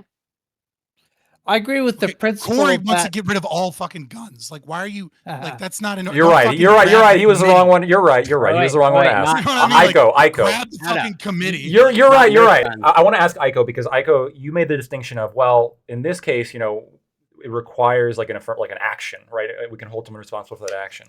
But I'm not even convinced like that it requires you need to have an action. not conflating the aggregate with the individual. Okay, so paranoid schizophrenics are a demographic. You would agree? Yeah. That one makes more sense than black people for sure. But I would my little only caveat would be because you're talking about a condition rather than you're talking about it like a behavioral. Racist and I just saying you're being talking about black something is a that's condition. What if I'm Mormon? What if I'm an old school Mormon? Being black is a condition of having a sinful soul, and God made their skin black. The Mormons were crazy, dude. Yeah, right. Yeah, but I would defer to the psychologists on this one in terms of whether or not it would be paranoid. Oh, sure. Let's psychologists determine. No, it's a risk evaluation. It's a risk evaluation, right? This is all it is, right? Paranoid schizophrenics we cannot trust with a gun because they're paranoid schizophrenics and they're probably going to do something terrible with it. That's it. That's the justification. Like the risk is high. The risk is high enough. In high crime areas with low income, can't be trusted with. It's not a high enough risk, in my opinion. We're doing that now, right, with domestic abusers in some areas. Like, true. Now, nobody knows if maybe it gets struck down eventually, but right now, domestic abusers can be put on those lists. So there are groups of people who, based on their behavior, not their identity, but their behavior. Can be nobody likes wife and in true determination. It's easy to violate the rights. It's easy to violate determinism. The rights of do you really choose your behavior? Likes wife beaters. That doesn't make it a good argument. It just means that this is a community that nobody fucking. Well, no. It comes from research. Listen, hold on, pause. I could do the same fucking thing with pedophiles, right? And say, well, pedophiles aren't allowed to own guns. Nobody likes pedophiles. No one's going to be like, well, fucking, we really got to make sure pedophiles have guns. They should not be able to work in kindergartens. Hold on. I would agree. Here, let me ask you this: should a pedophile be able to work in a kindergarten even if they've never molested a kid yet? I would say no. The risk is too high. You're asking. Yeah, hold on. I would say no. Saying as well. from a natural. Hold on. Pause. From a natural rights perspective. Yep. Should the government stop them? Right. I don't have a right to stop them. Now, should you? But caveat here: one, public schools shouldn't exist. All schools should be private. And by that nature, if it takes place at home, then it's okay. So the private school can hire the okay. It gets even worse with if a private school homeschool parents. It's terrible. The Catholic private school is allowed to hire the Catholic schools do it all the fucking you time. And it's a problem. I think it's a problem. I didn't say morally. Like morally, I think it's disgusting to subject yourself to that level of risk. But that's very different between whether or not we can violate someone's rights. No, right? Like I don't like defending the rights of pedophiles because I would prefer that they be excised from society. I would prefer that whatever society I live in have a rule that says pedophiles literally aren't allowed to live in the society whatsoever, and like fuck off, you're banished. Should the hiring party be like prosecuted if the pedophile doesn't act? So I hired the pedophile. Pedophile acts. Should I be punished? No. Of course. No. You hired a pedophile. Why? You hired this guy and put him with a bunch of kids. No, you should be punished. You assumed the risk. You put him in the position to do it. No. This is just like that. I don't know if you put him in position. You assume the risk. Listen, couple days listen, ago, listen. We got all suspended fucking because listen. their No, no, son no, no, no, was a no, no, mass no, no. shooter. No, you're not gonna let me not argue about people yelling at me about pedophilia, right? I'm gonna fucking like I'm gonna actually have a chance to respond without no. That's fair. The problem here when talking about pedophilia is it is a unique category that we all hate at our fucking core. We all want to see the most vile things happen to pedophiles, and like we would give almost no fucks. Most of us Even would Obama have zero advocated for the death sympathy. penalty for them. Listen, most of us would have zero sympathy if a dad found out that someone in their neighborhood happened to be a pedophile and he decided to throw him in a wood chipper and get rid of him. Most of us would be like, well, sometimes that happens anyways, right? And so the problem is it's very difficult to argue for their rights. I understand that. Nevertheless, that doesn't once you start giving people the right to go out and engage in violent actions towards people who have never engaged in rights violations, and you start saying that the very act of hiring them is a means by which you become responsible, what you do is a couple of things. Number one is you justify violating people's rights based off of thought crimes, which is a real fucking problem. And number two, what you're going to do from a consequentialist utilitarian perspective, Lactoid, is that you're just going to make all of these people hide. Like none of these people are, if you determine that they have no rights by the nature of their existence, then they will do everything they can to hide. I'm not from saying no you rights. knowing that they Blackstone exist. didn't say no rights. He just said they can't take care of children. They can't work in a kindergarten. I'm not sure how that translates to we're not going to give them any rights at all. No. Well, I was it started with the concept of them owning guns. So I'm assuming in my head they can't work with children, they can't own guns. I don't know about right? guns. And I'd have to this see the becomes a stats on slippery that. slope. This becomes a slippery slope of the ability to violate someone's rights based off of what you think or what you. It's the same thing as saying black people are more likely to commit crimes, and because of such, we can restrict their rights. It's the same problem. It's the just a same different problem as demographic. telling pedophiles they We can't like- work in a kindergarten. Right. I'm not saying that if you're a hiring manager, you have to fucking hire them. No one's Just saying like you're I'm saying that. If you sell guns, you shouldn't have to do it. Just like I'm not saying that if I have a fucking mayonnaise sandwich shop, that I need to let black people be there. Here, let me right. be- Like what we can do, we have a right to discriminate, and sometimes discrimination is good, and you ought discriminate because it's in your rational self-interest to do so. I don't What we disagree. don't have a right is to grab the government's guns and take away people's rights because there's a higher percentage that they might be bad people. Fuck off with that. If it's a logic. pedophile who was going to go work in a kindergarten, I'm in favor of having a government regulation saying pedophiles cannot work in kindergartens. I don't know if this makes me like a socialist. I'm sorry in advance. Welcome Look, to no, the I club, understand- Lactoid. yeah, I sounds fell over to your super side of the reasonable. fence. It sounds super reasonable because it is the most extreme situation, right? And we intuit that that's not wrong, but just as well with all of these other things that every time you give the state a justification, you do it in one domain, they do it in multiple other domains. This is a consequentialist That's a problem. one. This is a consequentialist argument that I take a lot of favor to, right? You're right. When we let the government do XYZ, this brings concerns for them doing it to other people, right? I can see this being a very strong argument when it comes to denying black people the right to have guns because it's not based on a particular action, it's based on this different category of identity, and I'm concerned with the government taking that further. Sure, right? I am 100% on board with this, but this still is a consequentialist appeal. Meanwhile, when it comes to violent felons, I'm not particularly concerned about violent felons not being No, able to it's own not a guns. consequentialist. It's only a consequentialist appeal to you because you're only dealing in the domains of consequentialism. Because that's my right? ethical It framework, is- yeah. Right. When determining policy decisions in a state that is already violating the NAP, yes, I often do consequential analysis as a means of understanding what I think will be the most effective means of dissolving the state. But the end goal has to be reducing state power. When you give the state new additional powers and new justifications for violating people's rights, you basically have to assume, based off of any fucking rational view of history in liberal democracies in the West, that the moment you start giving them the authority to violate people's rights based off one justification, they will eventually do it in other domains. The moment you say pedophiles who have never offended, whom we think are pedophiles based off of these metrics, right? Let's say they recently had a can- stream busted we where can they get- had like their folders open or something on screen. Right. The Vosh people, right? I didn't say a Like, name. I because don't know. they're why. lolicons. right? Because they're lolicons and they're into lolly, right? That there's a percentage chance that they're pedophiles based off of the fact that they're into lollyhags or whatever, right?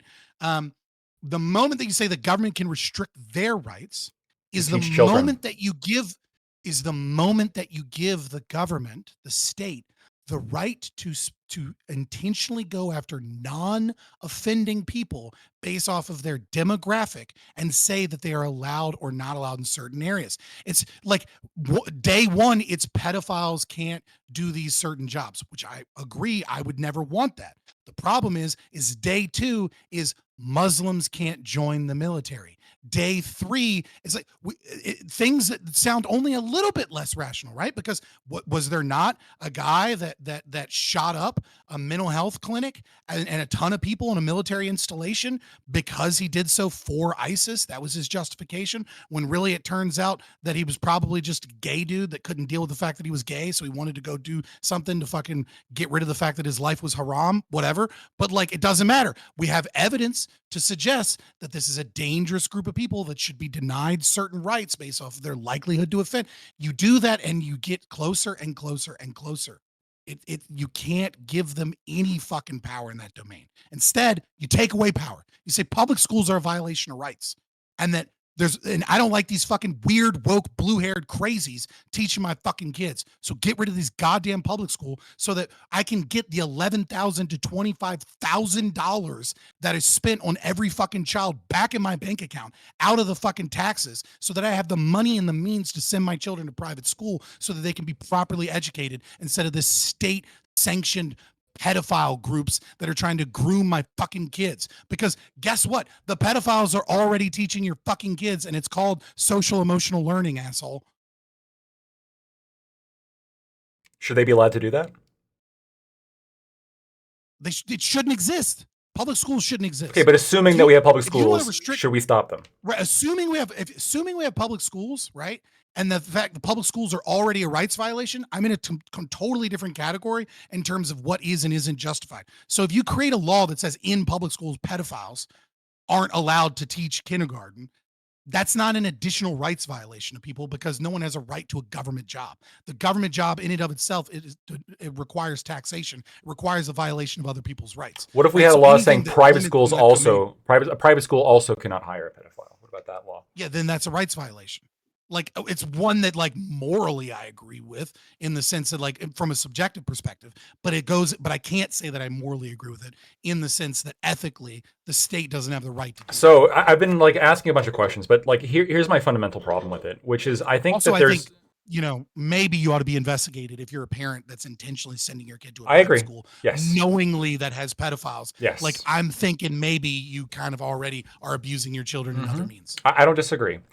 But my whole point here with all these questions is that I don't think that there's really as much of a delineation between harm and risk of harm as you might think, right? Like, you talked about the distinction of, like, you got a gun in your belt and then, like, you pull up the gun and aim at somebody. But even if you pull out the gun and aim at somebody, this still doesn't necessarily mean they're going to shoot you. It doesn't necessarily mean they're going to pull the trigger.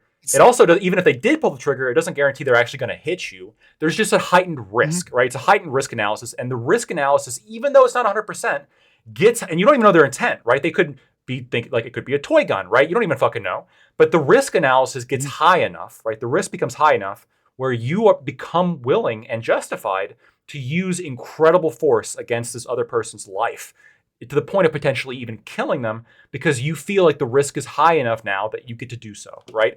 So even if you're shooting at somebody and you're not hitting them, it doesn't matter, right? You're still putting their life in danger. You are still imposing a risk upon them, which gives them the ability to defend themselves. Exact same thing, exact same analysis when it comes to arming the group, the terror cell with nukes in the first place, or giving the paranoid schizophrenic a weapon in the first place. The risk profile of this person getting this machinery in the first place is going to be potentially comparable to, like, or at least too high for me to make it more in the camp of somebody shooting at me down the street. I'm not comfortable with paranoid schizophrenics walking around with machine guns. Hold on, you're misappropriate. I don't know, like you're straw manning me here a little bit. Okay. And I don't think you're trying to, right? I don't actually think you're trying to. your distinction is harm and risk of harm. My distinction is harm versus communication of the intent to harm. It's very different. When someone is pulling out a gun, they're communicating an intent. When someone brandishes the firearm, it's a communication of intent. When someone puts their finger in the trigger well and racks the round, it's a further communication. I understand that from your perspective as a consequentialist, there's very little difference here, right? But it's important to recognize that from my perspective, there is, which is at what point is a rational person to determine that that person is communicating an intent to harm? That is when it becomes acceptable to utilize it. So it's consequentially, it is the same. I agree with you, but the rationale behind whether or not someone gets to do that, from my perspective, is what changes in terms of the non-aggression. I don't like that. I don't like the difference here, like the comparison being communication of harm compared to risk of harm, though, because you can imagine scenarios in which somebody is not actually intending to harm you, let's just say, but like they're putting you in so much like risk of harm that you're still justified in using self-defense. For example, let's say there's a gunman who's like not shooting at you, they're not targeting you, but they're Just targeting the guy shooting into behind the you. crowd indiscriminately. Or they're targeting the guy behind you. And you know they're targeting the guy behind you because like he's got a sign on his chest saying, I'm going to kill the guy in the yellow shirt. And the guy in the yellow shirt happens to be behind you. But it turns out you're in the way, right? He's not intending to kill you. You're not. You're doing the same thing, right? You're saying intent in your, maybe it's because you're a lawyer. You're considering intent in terms of like mens rea as a means of intentionally attacking me, right? When I say intent to harm, it can still be intent to do an action that puts me in risk of harm. Wait, right? I want to So clarify. like if I'm going to indiscriminately fire into the crowd, right? It doesn't matter whether or not you intend to specifically shoot me because I'm in the crowd. Okay. Right? Like you're intending, you're communicating where you pull out the gun and you go, I'm gonna kill you all. I'll change the Like, hypo. that's still the same. I can change the hypo to get around this objection though, and then I want to let Corey talk. So let's say you know somebody's a paranoid schizophrenic, you know for a fact, and this paranoid schizophrenic, you know, believes that you are a demon and they're going to try to kill you, not because they actually want to kill you, but they believe you're a demon. Or in fact, let's even change it even further, because then you might say, well, they still intended to do some kind of harm. Let's say they don't even like, they're in this state of delusion, you know, like they have these massive delusions or whatever, and they think the gun is not real. They don't believe the gun is real, and they believe it's a water gun, and they believe they're just going to spray you with a water gun, and they point the gun at you, even if they have no intent, and you know they have no intent of shooting you. This is the lawyer brain. This is the lawyer brain. You're stuck in mens rea, and that's not what I'm talking about when I say communicating an action. When they pick up the water gun, they're communicating that they're about to shoot me, even if they think it's a water gun. It doesn't matter that they don't have guilty mind. What matters is that they're communicating via their actions that they're about to shoot me. Let me try. It doesn't actually matter that. So hold on, they're is not acquiring a mentally nuke? competent. Sure. So so where along the distribution chain does this like come into effect? If I acquire a nuke, is this I some gave you that evidence? answer already. Yeah. So you're just saying the line is like between arming the nuke and acquiring the nuke, but why is the line there? So the line between arming a nuke and acquiring the nuke exists only for a group of people that have never communicated their desire to harm. So you're talking about a group, so it would be like Elon Musk. If Elon Musk himself, right, whom we assume to be fairly rational, was and let's say like society went to ANCAP, right? And he went out in the mountains where there was no one and he built a nuclear facility.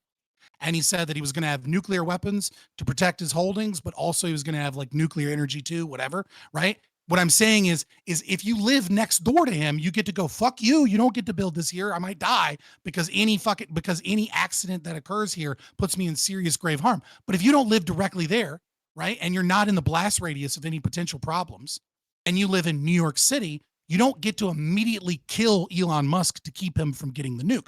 But if Elon Musk says, I'm building a nuke because fuck New York City, I'm ready to blow that bitch to smithereens, and and goes full evil villain, then yeah, you get to stop him from attaining a nuke because he's communicating his desire both through his actions. Sure, and through his but words. why isn't acquiring a nuke communicating your intention to use it? Because a nuke can be a defensive weapon, mutually assured destruction. A nuke can protect Right, me you use from no, but if it can, you could use it only on an aggressor and this is by means of defending yourself. In the if U.S., Russia wants to New York. Yeah, if Russia wants to nuke fucking New York City, why do we? That's one of the big reasons people give for not giving up our nukes is that Russia knows if they nuke us, we'll nuke them, that they're the aggressor. Now, granted, innocent people in, you know what I mean? Innocent people, like, We you should also only we be also have nuking a military so we also installation, have right? Russia. We Like, also have Russia right. like we have Russia targeted, right? And Russia has us targeted in certain areas, right? Right. So they're doing the act of targeting. Is that enough to justify going into like shooting nukes and destroying the other party So that's I mean, targeted Russia. at you? So like there was an escalation, Because that's right? pointing, That right? is right, but there is an escalation there of communication via history and government organizations that we know that isn't a communication of their intent to pull the trigger right now, right? So like if I know the gun is fake, right? Or if I know for a fact that the gun is unloaded, for example, and someone pulls a gun on me, right? I'm not justified in killing them just because they pointed a gun at me. Same situation kinda with the nukes is yes, they've armed them, yes, they pointed them at us, right? But there's a history of us both doing that, and there's a history of us stopping from actually doing that. And we recognize that there are mechanisms and checks and balances that occur that like stop them from just hitting the button at any second, but they might, right? And so like, I mean, there is some argument there. I do agree that there is some argument about pointing it, but I think there's other communications that communicate that they're not actively about to nuke us, right? Which is the last 40 years of history. Can I try to clarify something? Because now maybe I'm just not following everything that you're saying. So, Scott, in your examples, using the gun example and like loading the gun, or rather like picking up the gun, used to me an interesting word of like, yeah, you're kind of like on some sort of spectrum. You're communicating that you're going to shoot another person if the person's in front of you. I'm curious, Mhm. like what you weigh more heavily, as in, as I'm like picking up the gun, okay, and as I'm going through all the actions, I'm also verbalizing I'm not going to shoot, just over and over. I'm even wearing a T-shirt that says I am not going to shoot, and like a baseball cap, I'm not going to shoot, but I'm still going through the motions. Yeah. So what do you weigh more on? As So in, are you so I would justified in say shooting this person, or yeah, actions are more meaningful than words, right? Because actions are less likely to be a lie as opposed to the words that come out of someone's mouth, right? So, and this is the same thing with the estoppel principle, right? If I commit a crime, I can't go, oh no, no, no, no, no, no, no, don't do anything to me. I'm actually a good boy now, right? It's like until you pay back restitution for the crimes that you've committed, you're not a good boy, bitch. You're beholden to me until I get my money, until I get my restitution, until you fix the problem that you caused. Doesn't matter what you say. So the same thing is true with like the gun situation. Now, there is obvious the answer is that it's a rational individual, which I know is a cop out. I understand that like that changes the scenario to a certain degree, but it is unfortunately the answer that I have in the sense that we do have to determine post fact like what was and what was not rational to determine at that time, because like I'm not going to shoot you, I'm not going to shoot you, I'm not going to shoot you from a random stranger that pulls a gun on me, not very convincing. But if I'm on a movie set, all of a sudden, you know what I mean? Like we've kind of already agreed that that person's not going to shoot me. But if they're Alec Baldwin, I don't fucking know. You know what I mean? Like maybe it's rational to fucking stop them. interesting? Yeah. Yeah, I think it's interesting that you weigh actions. I don't necessarily disagree, but I'm on the fence of in that Well, I think scenario. actions are communicating. Actions communicate and words communicate, right? These are both forms of communication. I would say that actions are superior forms of communication than words because, well, because of the reasons that I laid out. I don't know that there's a rational, if someone has a rationality that like words are better than actions, I I'd mean, I love to think it's hear it. context And so would dependent. Yeah. Stefan Kinsella. Yeah. Like I do tend to agree with that. Generally speaking, actions reveal more about a person's behavior and their values than words. But it's not strong enough for me that if I encounter that situation of another person who's like loading a gun, but they're actively saying, "I'm not going to shoot you." Well, first of all, like, yeah, I'm anti-gun anyways. But yeah, I'm not sure what I would do in that situation. What I would weigh more heavily. But teach their Well, own. I mean, sure. I mean, Their like, actions. that's a personal choice, right? What we're talking about is, do you have a right? It's very different than like what you would do, right? Like it's perfectly acceptable to say that like I don't know, so I'm going to run away, or I'm going to try and get behind something, or I'm going to be like, yo, yo, yo, like try and talk to this person, etc. Right? Like what you choose to do in that scenario is up to you. The question is what are you justified in doing? Yeah, That's well, where yeah, we get into a yeah, rights you'd be discussion. like, I'm One not second. sure. Stream. I'm gonna end the stream if you're on YouTube. Hit I'm the surprised we're still subscribe talking, button. to be fair. Yeah. Okay. But just ending the stream. Off you go. Bye bye bye. And Good NSYNC we're song. done. Okay. I didn't realize that Fairy Queen wanted to talk to you guys. Off Twitch. I would have just ended the thing. That's a shame. She was waiting around for that. Well, maybe next Oh. week. I'm gonna. She kind of said that, but like I didn't think about it. Yeah. I'm gonna bounce. But I wanted to just ask one last thing. Scott, would you agree before that if I buy a nuclear weapon and I live in Manhattan, that this is not acceptable, even if I don't arm it, just by virtue of other people being in the vicinity of the blast radius, they have a right to come stop me, right? Yeah, I would say that the vicinity of the blast radius of something is in and of itself a communication of a potential risk.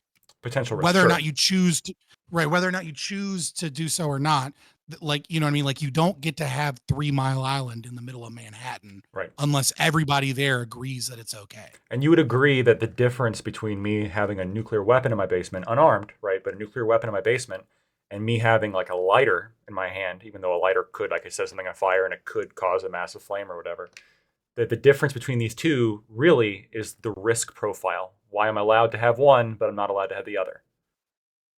Well, I would say you're allowed to have both. In Manhattan? I thought you said no before to that. No, you're allowed to have both. What I'm saying is like you're not like you're allowed to have whatever property you want. Hey, But Fairy if you Queen's have a coming back. nuke in your basement, oh, What'd you say? I am returning Fairy now. Oh, Queen's she's coming coming back. back. All right. Oh, okay. All right. Let the bullying Hold on. Well, begin. let me. I'm not gonna put this out anyway. So let me stop recording as well. Well, I'm gonna end my stream and go to bed. I gotta get up really early tomorrow for a dentist appointment. So Okay. Take care. I got Have an it all issue. pleasure. Yeah. Here, man. See you later, Hope guys. it's easily resolved. Hey. You gonna get the big white teeth put in? No. The big black teeth? No. Gold? You're gonna get Watch grills? What about If platinum grill? you come on the show with No. grills, Lactoid, Oh, my You fucking lose God. automatically Yes. every debate. no, he wins. He doesn't I even need speak. He Lactoid. just smiles.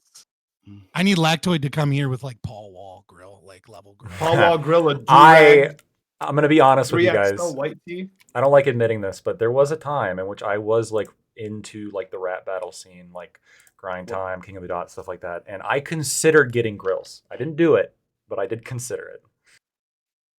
I love that. this. That doesn't so much surprise about me at you. all. I didn't know, but now I love it, and we're gonna talk about this before Oh, at some no. point in time, my friend. Are we jumping off StreamYard? Yeah, we could just go to the Discord. Well, I mean, I just jumped off because like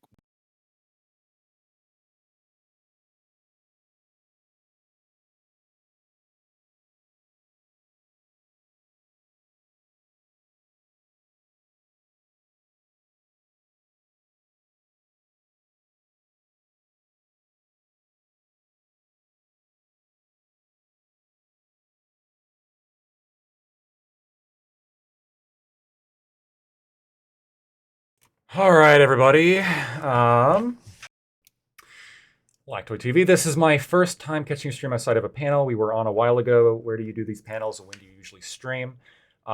These are Prime panels. I'm a regular on these ones. I'm here every Monday at 8 o'clock p.m. Eastern, usually. I say usually because even though I haven't missed one in a while, basically since I started, I never want to take for granted being invited. So it's always a lot of fun. What else? We got some stuff coming up.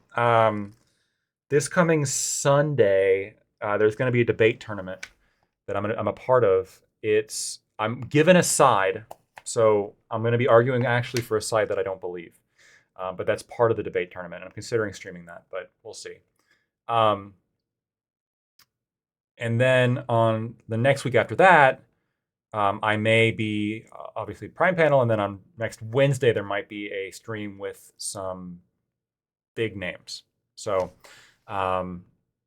stay tuned for that. Obviously, if that happens, I'll make sure to make a post on Twitter to let everyone know. But yeah, so we'll see how that goes. I always love the debate. I need recreational nukes for my recreational Ohio class submarine and mech power armor. Look, man, I like Scott. I think he is a smart guy, and I think he has a way of asserting himself that can be beneficial against people who are bullies, because he can be socially aggressive as well. And so a lot of lefties sort of rely on the fact they can be socially aggressive and bullies in order to kind of push somebody into a position where they're flustered, where they have some difficulty responding. I've definitely found myself in this position before. I think an example of somebody who's done this to me is Econoboy. I don't think he's stupid. I just think that he's pretty socially aggressive, and he's able. I think Scott would be a good personality to be able to kind of push back against that. But not only do I disagree with a lot of the proposals that Scott is putting forward, like on a personal, like subjective moral basis, which I do, and I never make a decision, as some of my prior streams should show definitively. I'm never going to make a decision to not withhold, I'm never going to make a decision to withhold a point because I think it might be unpopular, right? If I believe it, assuming it's not TOS, if it's TOS, I'm just going to say, look, I can't talk about this. Even if it's subject's TOS, I could agree or disagree with it. I just don't like talking about stuff that's explicitly TOS. But when it comes to just generally non-TOS topics, I'm going to give you my take, because the reality is, I'm sorry, I love doing streaming. I'm going to keep on doing it. I'm not financially beholden to it in the same way that big streamers can be. And so I think there's a lot of big streamers who kind of have to moderate what they have to say because it's their lifeblood. Meanwhile, it's not exactly the same thing for me. Where I love the engagement, I love the followers and the viewers and all you guys. It's awesome, and I take a lot of personal pride in that. But if it all collapsed tomorrow, I'm not going to go out in the street and die, and I think that's important. So, yeah. But going back to the original point, the positions are just unworkable, right? Nobody, you're not going to gain any political power by advocating for recreational nukes or saying, well, we're violating the right. And he adds the caveats, which I think is great, right? He adds the caveats. And this criticism could be levied against me too, right? Like, well, Lactoid, why'd you defend bestiality on Wick TV a year ago or so? Well, I think that there is an interesting argument there when it comes to veganism and a lot of the moral subjectivity that's applied there. And I thought it'd be an interesting conversation to have. And you can make the same criticism, I guess. And I'll take that. Damn Vosh moment. The big difference is that you will never, whenever you go through any of my internet history in terms of Discord logs, Twitch streams, YouTube videos, anything, you'll never find anything even coming close to defending the violation of children, because I very strongly don't believe in that. And I think that is the part that people are mostly concerned with when it comes to the stuff that was leaked from Vosh. That's what I think people are concerned about. I don't think people particularly care about the horse. Yeah, the horsecock's a fun meme. Everyone's laughing about it. And if it was just horsecock, he would be the fucking meme of the internet, and we'd all be laughing. But the other shit, dude, that's where the humor takes a dark turn, and we're like, well, hold on a second, what the fuck is this shit? Because they're just fundamentally different, I think.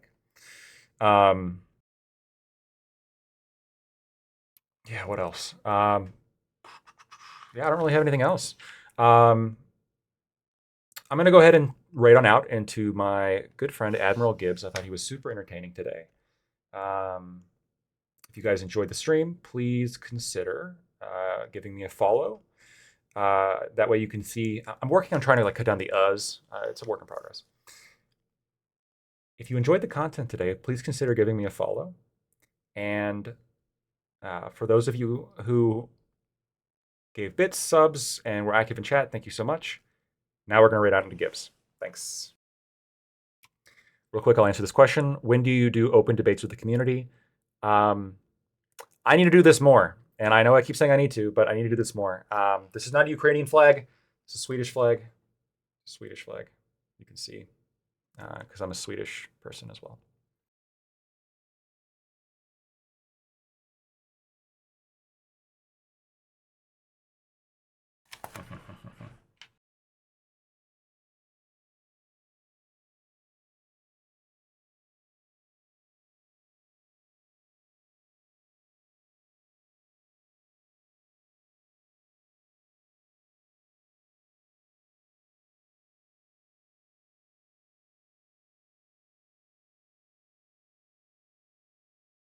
Come on, man. It was so Why